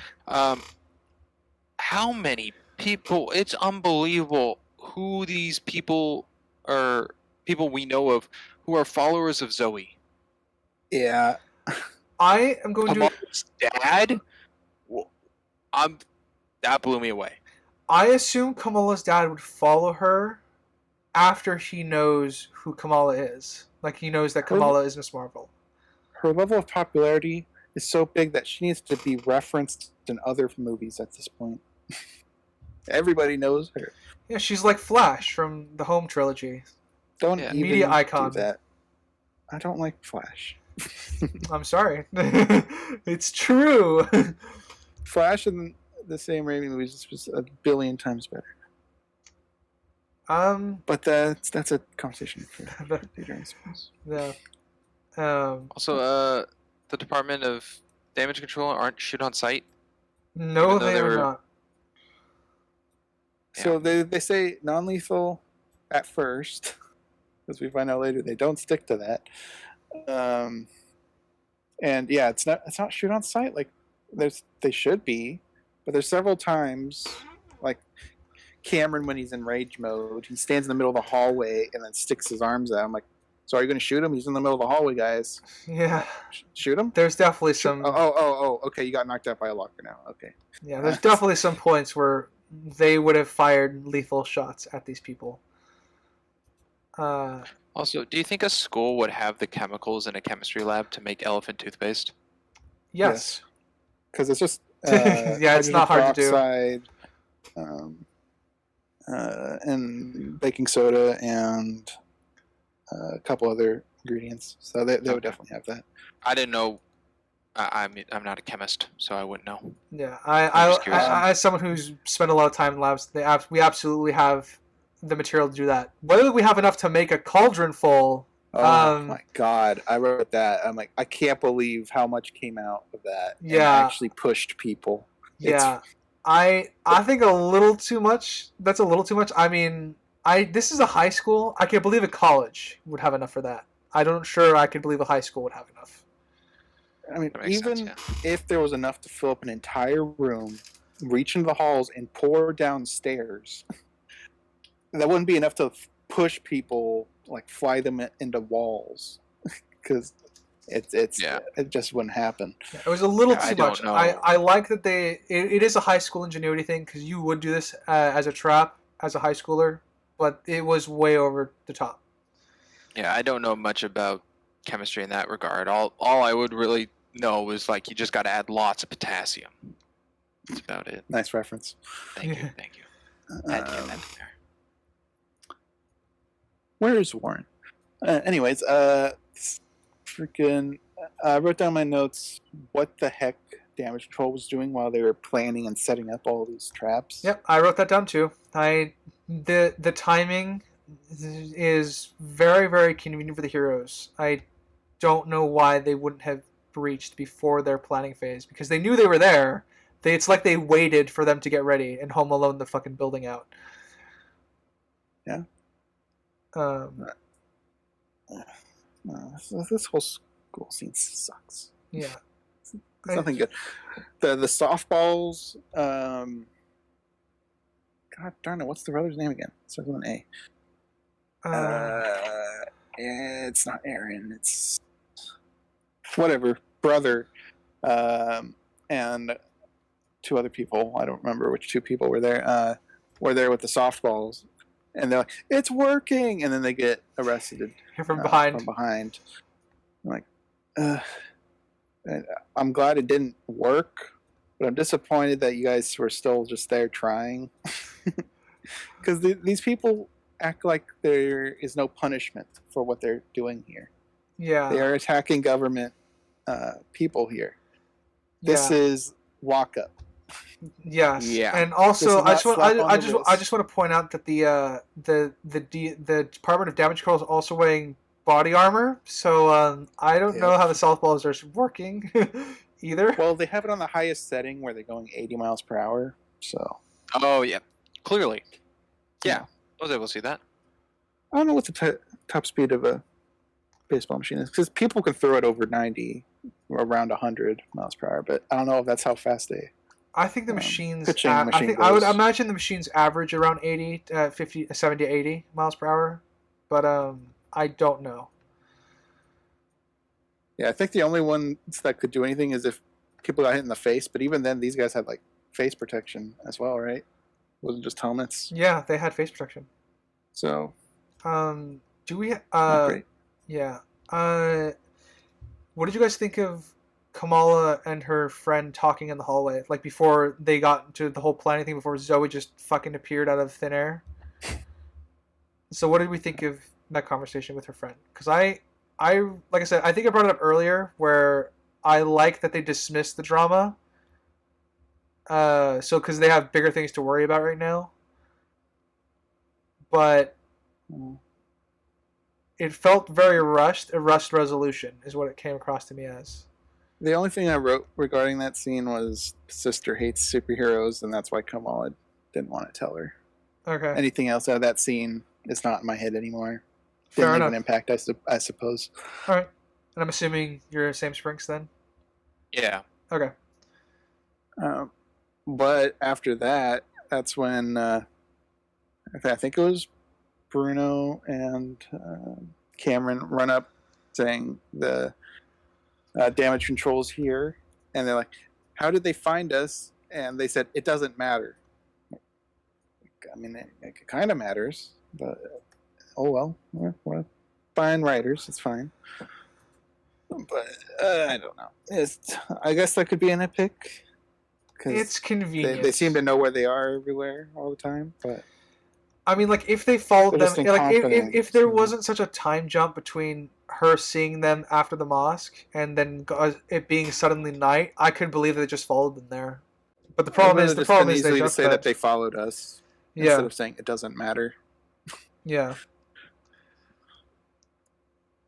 One of my notes is okay. Lucky we're lucky we're not shooting on sight. Yeah, that's. Isn't it great that damage control shot each other in the gym? Yeah, they got caught in a crossfire. Oh, The yeah. fucking idiots. Morons. It's just so bad. Isn't it weird? Is this the that worst government agency you've seen Maybe. on TV? on TV? I don't know. I've seen There could be far Quantico. worse ones. I mean, they at least achieved something. What did they achieve here? They lost. Well, this lady kept going against orders. At this The guy point, said stop. yeah, at this point, it's not really the department's fault because the department wanted to pull out. It's the lady's fault who gave the order.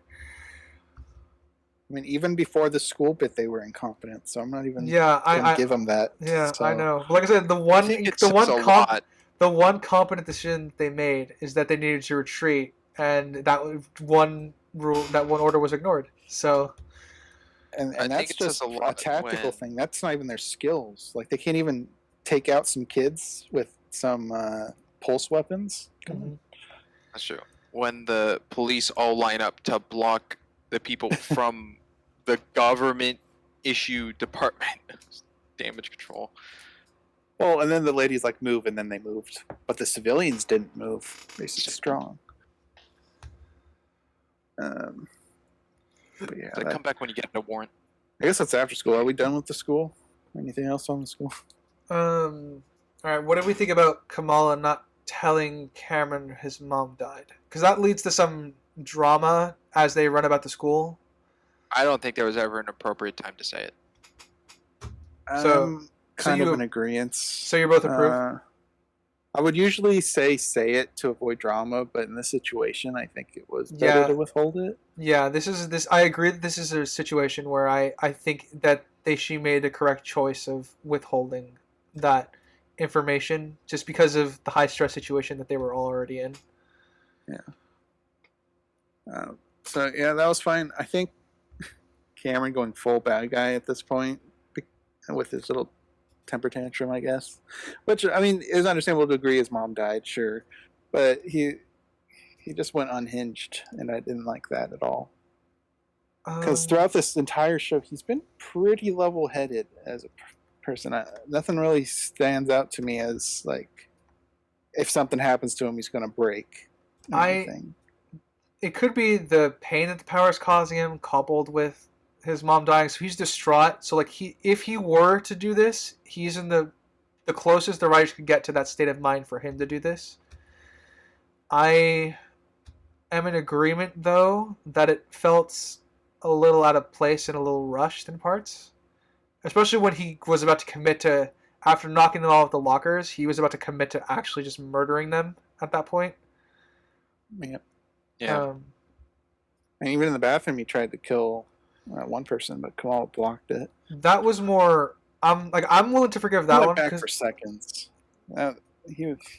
I'm more willing to forgive that one because that one was more instinct because he was trying to kick him back out of the building, and Kamala defended him from that. Because, I mean, he did break into the room the bathroom that they were hiding in. I'm willing to defend that one as instinct, but I like that Kamala saved him. The one out in the hallway, though, that one was clear instance of him trying to kill someone. Oh, I guess one more part of the school, which I guess would be good to hear you guys' thoughts, was the matching outfits in the smoke screen with the fire extinguishers. What about that? I think that was a fine plan. With the whole smoke screen thing, I wrote down, once again, we're lucky we're not shooting on sight. Yeah, that's my takeaway, is why risk getting shot to do this tactic here? This is life-threatening, even though the show does not convey that at all. This is a life-threatening situation. Yeah.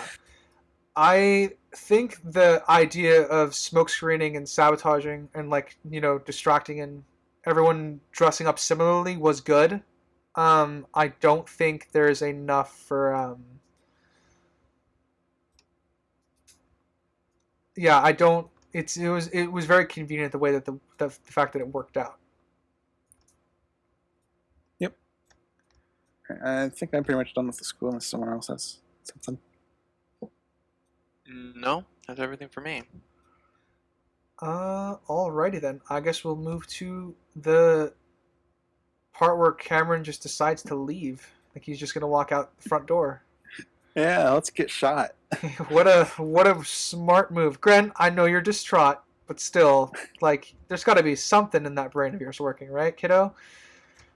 No. So we see that everybody outside is using lethal weapons. Yeah. That's true, yes. Which means they can see that it is a kid. Yes. And they are okay with shooting a kid. Wow. Well, for all they know, he killed everybody in that school.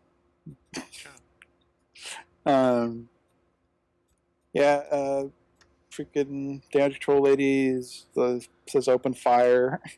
And they do the stupid Captain America and the Scarlet whatever, where one tiny part of their body that can block bullets blocks the bullets, but nothing hits his head or legs or anything. That was a lot of bullets, and he had one tiny part protecting his arm, which I think was a failure to the VFX. I might be remembering it wrong, but didn't Kamala come out and drop a shield in front of him? Yeah, that was after. I don't remember that then, because I thought that was immediately, as they didn't even start, they started opening fire and she was already in front of him with the shield. Nope. I saw this 10 minutes before we got on Discord. All right. So it's very fresh. Actually, Crimson is correct. Okay. He's just covering his up from his elbow up to his arm, just kind of in an X in front of him, blocking himself. Then that is absolutely a fucking problem. Legs. Then that is absolutely plot armor right there. Grade A. It was so and there's stupid. Gotta be at least 15 people shooting at him. Bare minimum. There was so many people there. He's dead. They could have easily done his whole body covered in his powers, kind of like how Kamala did, except her head, which is also a problem. Yeah. I don't know. I don't know what Cameron was doing here. Not thinking. And the damage control can't have stormtrooper aim, evidently. So, No, they're hitting their targets Yeah, of the shieldy parts. of the tiny little bit on his arm. Yeah.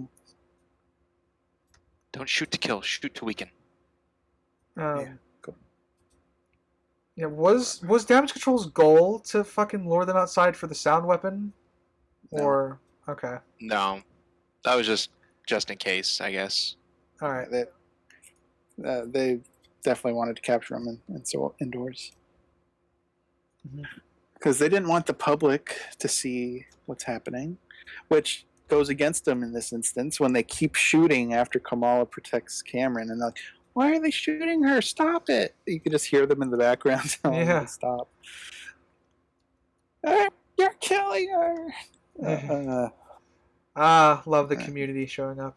Nice trope, still, but yeah, it's like the New Yorkers bit in the Sam Raimi movie. yeah, in the way that I like, in the way that I like, Mrs. Marvel, like the way Miss Marvel gets her line. I do not like the way she says "embiggen" because I don't think that comes out of left field. What line? Embiggen, when she like gets like oversizes herself. Oh, embiggen. Is that a word? When she enlarges, yeah. There's no setup for that's it. kind of a that's good. That's a comic thing. That's something she does. So it would have been nice to see her practice that, but I'm fine with it. I think.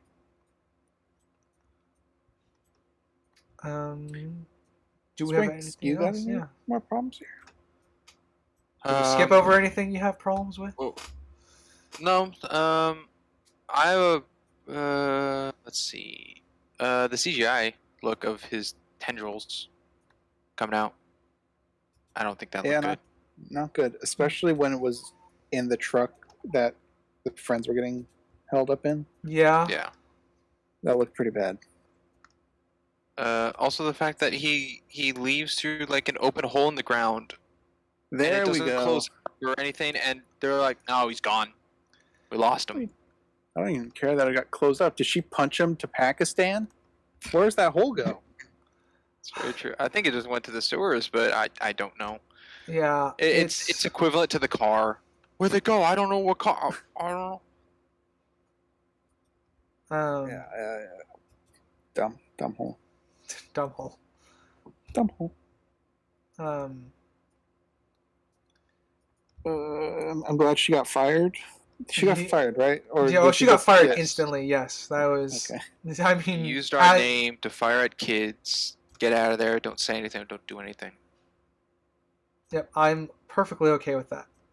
I guess they did two things right. That's true. Firing her and ordering retreat earlier. Yeah. I think that's about it. I do like it's a bit later, but I do like the comic, the classic comic look of Kamala sitting on top of a. Yeah, that's definitely wallpaper material. Yeah, I do like that as well. In the same way that there's definitely a lot of promise. I always like those shots where the hero is kind of like overlooking their town, kind of, or wherever they are.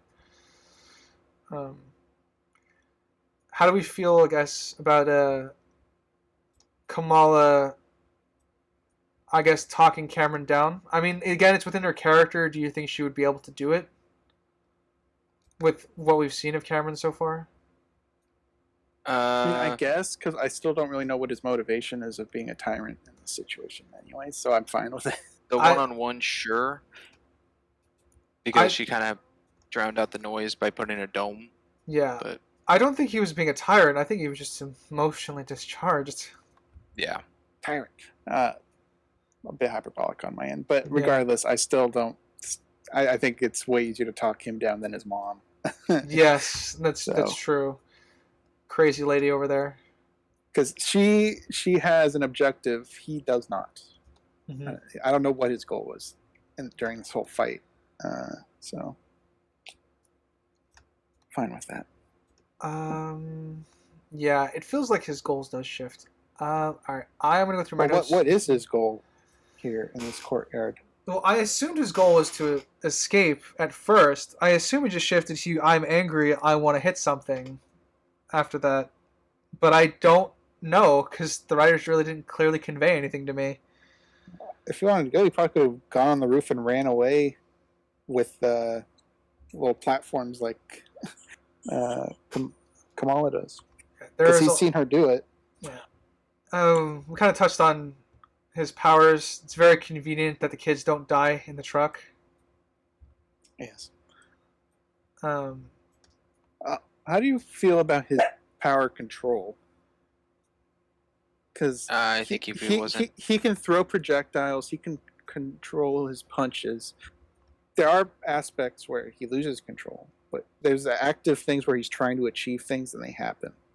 yeah, which he is shows control. Very, very lucky, and it's very, very fast. I view that Like as in the hallway, he wants to slam all the lockers onto the guys, and he achieves that. So yeah, I guess he doesn't get any practice, and he's good to a degree. Yeah, I am willing to apply that as a problem. Because it is. Like, with Kamala, we can hand-wave some of it away, because she does have some training. And we don't really know how much she does off-screen. Yeah, I mean, we saw her practice and fail and stuff. Yeah. Cameron, we didn't see him fail, really. Yeah. Just fail in controlling himself.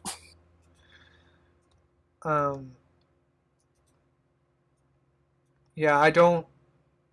Yeah, I don't think he should be able to control his powers to the degree that he does. There's some like things that I think could come more naturally, like like the AOE attack. I'm fine with that because Yeah. that was just chaos. But there were definitely direct attacks that he controlled. Mhm. I don't think I have anything else except for the final end credits. I got a couple things, I guess. I like the wrap up with all the children, where they all had like their one night out with Bruno before he has to go to Cali. That's not really a criticism, just something I like. Yeah, that's when he got the car and found the mutation stuff. I like that they're all arguing over who owns the car. I don't know why the friend would think it would be her car. I have no idea either. Did she talk to Cameron at all? No, she did not. So that part also doesn't make much sense. How about you, Sprinks? Anything else? I have one last thing to touch on, which is the after. Okay. Well, Which before we writer- get to yeah, that, before we get there, I guess last thing for me is I didn't like that they resolved the kid being accidentally dropped by her via a social media post. I guess I was the beta test. Yeah. I would have preferred Kamala talking to him and apologizing and actually telling him that she was still learning. She could have put that in the messages. Yeah, maybe. But yeah. I don't know. I lumped that whole social media part at the end into one little line on my notes saying bad social platform. So Oh no, I didn't social like platform, Crimson's one fucking weakness. yeah, I didn't like it. But I know it's more of a me thing, so I didn't bring it up later. Then I guess because I don't have much to say about this end credit scene other than it's the rotten Plank. cherry on top. Yeah, I That's the turn. just went Plank, I hate it, and that's pretty much my reaction. So I'll leave it to you two, I suppose. Sprinks, go. It's another thing to the Bengal, which might be explained later. Who knows that they swap places? It's a new power. Maybe did the Bengal do this? I think the Bengal did it because it was glowing or something. Or did Captain Marvel do something to do this? Because last time it's like what you seek or who you seek or whatever. I don't know how it's working. I don't know what's connected. I don't know if they'll explain it. Yeah, that's It's true. just a new thing, a new power that the Bengal does at the end. The great grandma summoned Kamala. So Kamala summoned Captain Marvel. I don't know why they would swap places. It's there. Yeah, I don't know. I don't know where it's leading. I can't wait to watch the Marvels when that comes out with my favorite character, Monica Rambeau. The only reason I want to watch the Marvels is because of Kamala. Yeah, she's gonna be the best. She's gonna be the best character part of in that. Fucking, she's gonna be the best part of that movie. Yeah, I mean that's pretty much all I got. Well, I guess in that case, do we want to move to conclusions, my friends? I think we do want to do that. I think so. All right. That wraps the entirety of the 6 episodes of Miss Marvel, season 1. Season 1. Yeah. All right. Well, definitely didn't close any doors, so there's definitely a potential season 2, like Loki got. Yeah. Well, I guess Sprinks, you go first. Okay. I think this show sucks being episodic. It did not. Oh man, watching it episodic, it was not very good. I think the pacing was very off, especially from episodes I think 3 to 4, and then I guess 5 to 6 too. 5 to 6 was weird. As one whole, like binging, it's fine. It's good.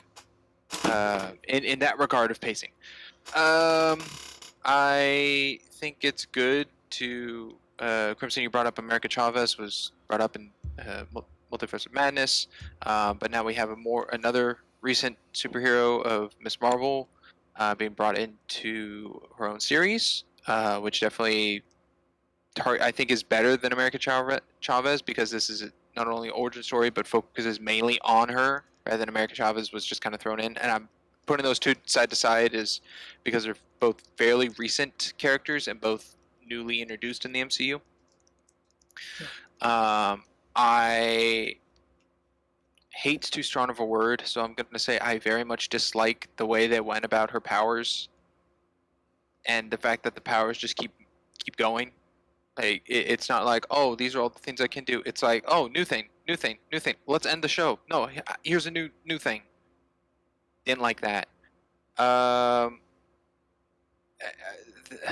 Gosh, the best thing was the beginning of the first 20 minutes of episode 5. I really like that. I really like the sound. I think they definitely needed more of that graffiti imaginary thing. It was only in episode 1. They could have done more. It wasn't only in episode 1. There was more of that. Not just the texting imaginative stuff. I mean, like just the background moving. Yeah, there was stuff in the background. Mm-hmm. Oh, I guess I was too caught up in whatever else was going on. It was more present for sure in the first one, but it was around. Okay, I did very much like the texting thing, the imagination of that. I like the intro of the video kind of thing to fit with modern times of what's going on. I agree with the writer that everyone in the family was pretty darn good, except the mom, very choppy here and there. I think overall, my favorite character was probably. I think the dad was my favorite character, but my favorite acting was Bruno. If that fits. That makes sense. I think the acting overall was fine for the most part. Everyone seemed to do good. Damage control is. They really damaged the control of damage control in the show. Even worse off than the little bit that they had in the Homecoming and No Way Home. They were joke. I think they were fine in Homecoming. What they did in Homecoming was reasonable. It was short and fine. And then what they did in No Way Home was also small, short, and then they had the introduction of Matt Murdock to go with that, which is very cool. But this was bad. Worse than bad, maybe. The cinematography in some parts were very good. Actually, I think throughout the cinematography was actually pretty well done. I like that little thing I said in between of Kamala's kind of outfit.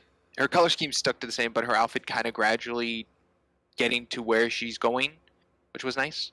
Mm-hmm. Because it went from like homemade cosplay to actual clothing to then like tailored clothing, just kind of that line of like quality, which I think was nice. I think 6 episodes was enough. I think if this was 10 episodes, it would have been too lengthy. Oh, definitely. Yeah, so overall, for my objective, I'm going to give it a 6. Okay. All right. Because I think they got where they're going. They did their story. Definitely could have been better in some aspects, especially damage control, and the whole Jin situation stuff. Subjectively, like there were parts I was cool with, and there was parts I was like really not okay with and didn't like. So subjectively, I'm giving it a 4. All right. Wow. Fair enough. And I guess No, or that tracks. should I pass it, or Ryder, you I pass mean, it? I'm just gonna pass it just to Crimson. It's gonna go in order Oh here. my- Hot potato. No, Hot that's gonna be my potato. answer. Oh, what? Oh, well, my answer is to give it to Ryder. So, I think, like I said in the beginning, I came into this open-minded. I was nervous for Kamala with how Phase 4 has been going so far. I thought they were going to have her act a certain way, but they didn't. They had her friend do it, which was a very smart choice. I'll leave it to that. She was very enjoyable. My favorite character, would it be her dad? It would be her dad or Kareem, the mentor from Pakistan. Probably one of those two would be my favorite. Even though Bruno's pretty good, just sometimes his smart level kind of annoys me. So little nick for me on that. But the bad guys suck. There's no sugarcoating it. I don't think there's anything good about the bad guys. I think the religious stuff was good. I was worried it was going to be over the top, and for the most part it wasn't. It was enjoyable. I learned things. I had to do research with certain words that were said, so I knew what the heck certain events were about. Because they had a like pre-wedding party and a pre-wedding party. So it was interesting to learn that stuff. And yeah, I mean, overall, it was okay. I probably wouldn't watch this again on my own, which is why I'm going to give it a subjective 5. Objectively, the visuals are quite lacking outside the 2D effects that were mentioned earlier. The cinematography was pretty decent, as Sprinks pointed out. The main story is cohesive, I guess. I mean, it's a pretty simple story if you break it down to its bare bones. So, kind of hard to screw it up in that regards. We kind of did a little bit.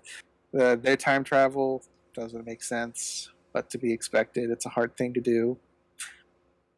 The best part of this by far was the 40s with her great grandma, Aisha, I think her name was. Very good. And the dance at the wedding. Those were the two takeaways from this show. The wedding dance, 40s. With everything included. I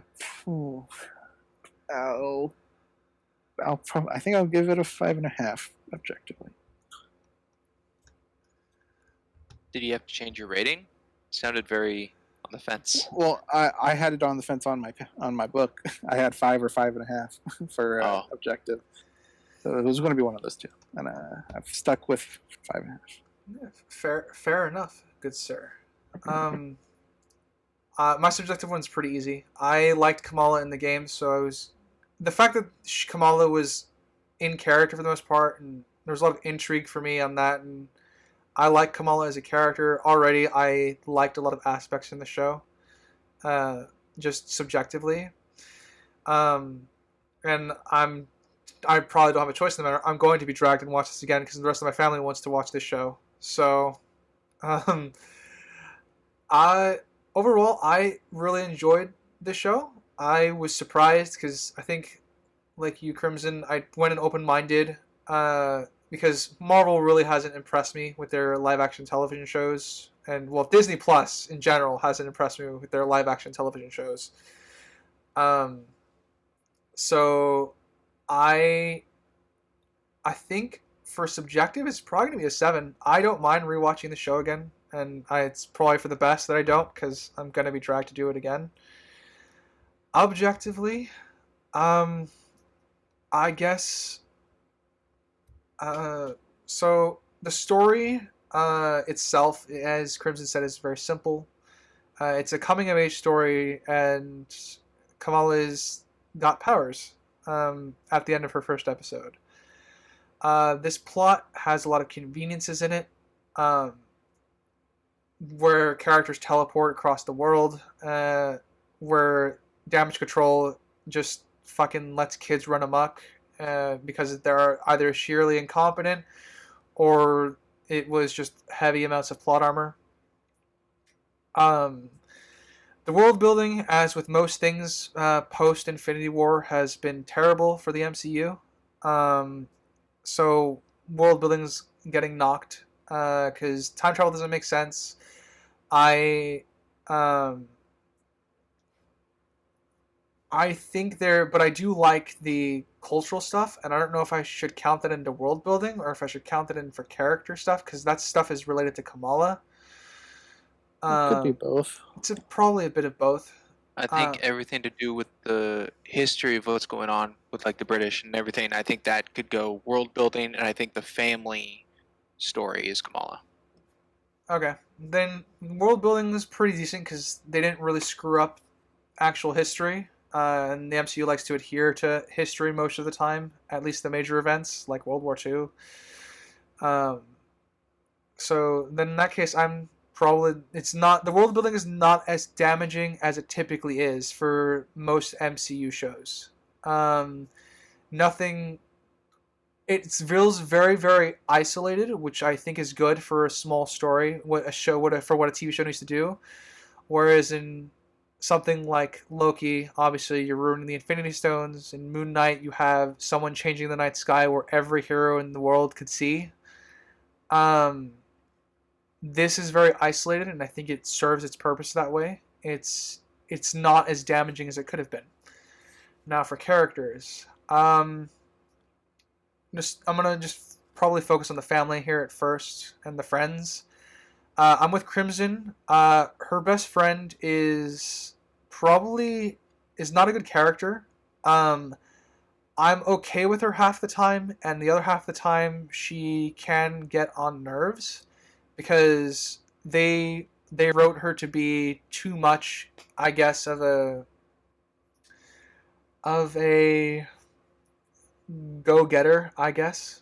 I don't really like the way she treats Kamala's dad, and I am not surprised she's not at the wedding because of how she treats the dad. Well, actually, she wasn't she?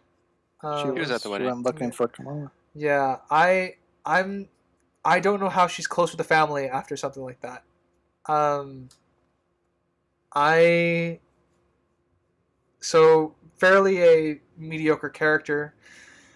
The villainess that we had for the first 5 episodes in Cameron's mom had a good introduction, but went way off the rails way too quickly with a nonsensical plan and a nonsensical, I guess, what is it called? Motivation is the word I'm looking for. Nonsensical motivation. I think so. She was bad. I think Cameron's fine. I think he's serviceable as a character most of the time. I agree with Crimson. He does go a bit off the rails here. I think I need more of his mental state in order to understand why he's going off the rails. Because he went from I'm sad about my mom dying to angry, and I know that's part of grief, but I think I needed a little more to justify him actively trying to kill people, which he does try to do. I think the mom is a fairly inconsistent character, which is a shame because I do think there are elements of her character I like. There is something that can be worked with, but the stuff that can be worked with is in direct opposition to the other things I don't like. So they're inverses of one another, so they absolutely cancel each other out. Otherwise, I would have considered otherwise because you can have those good traits but also adding flaws, but the flaws are inverses of what the facets that I liked, which is makes her an inconsistent character at the best of times, and makes her journey and arc in this show feel very, very unnatural. And with the brother, he's barely in it, but also serviceable character. I like what he has when he's here. Kamala and her brother seem to have a good relationship. The priest is a good character for the side. On the side, gives Kamala good advice. For Kamala's dad, I think he's a very, very strong character. He's in my running for top 3 for favorite characters because he, I think, is very consistent, unlike the mom, and he gives good advice throughout the whole show, and he's just a good person, and you get a full understanding of who this character is. Like, he's just a man trying to do what's best for his family. He does worry, as one naturally would, about their daughter growing up, because that's how fathers are. But I really like him. And I think he was well written for the most part as well. As for Bruno, really like him as well, and I've complimented him the most throughout the show, or throughout this podcast, so I won't say much about him. And that leaves Kamala, who I think is in my running to be my favorite character coming out of the show, which I think is very, very good. The show at least has attached me to its main character, and that's only a good thing. As Crimson said, she's going to be the only character we like in the new Marvels movie, going in anyway. I think she's a very, very well-realized character in both her being a fangirl for the beginning and her journey and character arc throughout the whole show makes sense. There is a progression. Obviously, there are caveats where her powers are inconsistent. But character-wise, I think she is strong enough to pull this show together. And I think the characters are all well fleshed out enough to do that. And as I said at the beginning of this podcast, I think this show barely edges out Moon Knight in terms of being well written for its characters. Sitting at, not to, be a broken record, but a 5.5. Objectively. So, Okay. Yeah, that is Miss Marvel, everybody. Woo, I have one last question before we wrap. All right. Being that this is the first Marvel show we've covered, how do you two feel about the new form of Stan Lee cameo in forms of QR codes? Didn't even know that was a thing. Didn't know You that was didn't a know thing. that was a thing? No. So Both of you didn't know that? Nope. Nope. Oh man, I'm trying to. I don't think it was in WandaVision, but I think since Falcon and Winter Soldier, maybe each episode there's a hidden QR code that if you scan, you get a free Marvel comic of whatever you're watching. I knew that. At least for Moon Knight. You told me about that for Moon Knight. Yeah. I didn't know that was for every show, and I didn't know that was a thing for Moon Knight because I would have Miss been Marvel, doing that. And Miss Marvel, the one I actually I remember just off the top of my head is at the end when she's running in her new outfit, and you go by the Euro King again. The URL is in his truck, the top left. Yeah, So those are the Stan Lee cameos? Is that what you just said? It's just it's just a, I don't know what to call it. It's not a cameo, but it's something that's in the shows Stanley now. Nod, I guess. Yeah, all right. it's just these QR codes are now. I mean, if they're sticking to canon, these QR codes are everywhere. Oh, Yeah, I guess my opinion of it, I didn't know it was a thing. So it's cool that it's there, but it's definitely not as noticeable as the Stan Lee cameo. So I don't think it's a No, replacement. Okay, I didn't mean it for a replacement. I just meant it as something that they're putting in now for people to find. it's a cool thing to do. It's a cool thing to I'll say do. Sure. Yeah. It's very simple, I guess. I guess with So in case you didn't find any, go back and look for them all. yeah, and I And while get, you're doing that, look up our socials. yeah, our socials where you can find us. I think of pretty much every social media platform because we know how much Crimson loves socials from this particular podcast. More than Ryder and I. Yep. Yeah, absolutely. God, I love my Twitters and my TikToks and stuff. Love Yeah. Thank you for making them plural and announcing that you have multiple. it. Yes. Yeah, and as always, you can also find us on Spotify, Google, and Amazon, and we are still spreading like a T virus around the world. So we will get on more platforms eventually. But as always, I am a geeky writer, I'm Crimson Maroon. And I'm Sprinks. and we will catch you next time. Bye. Bye. Toodaloo.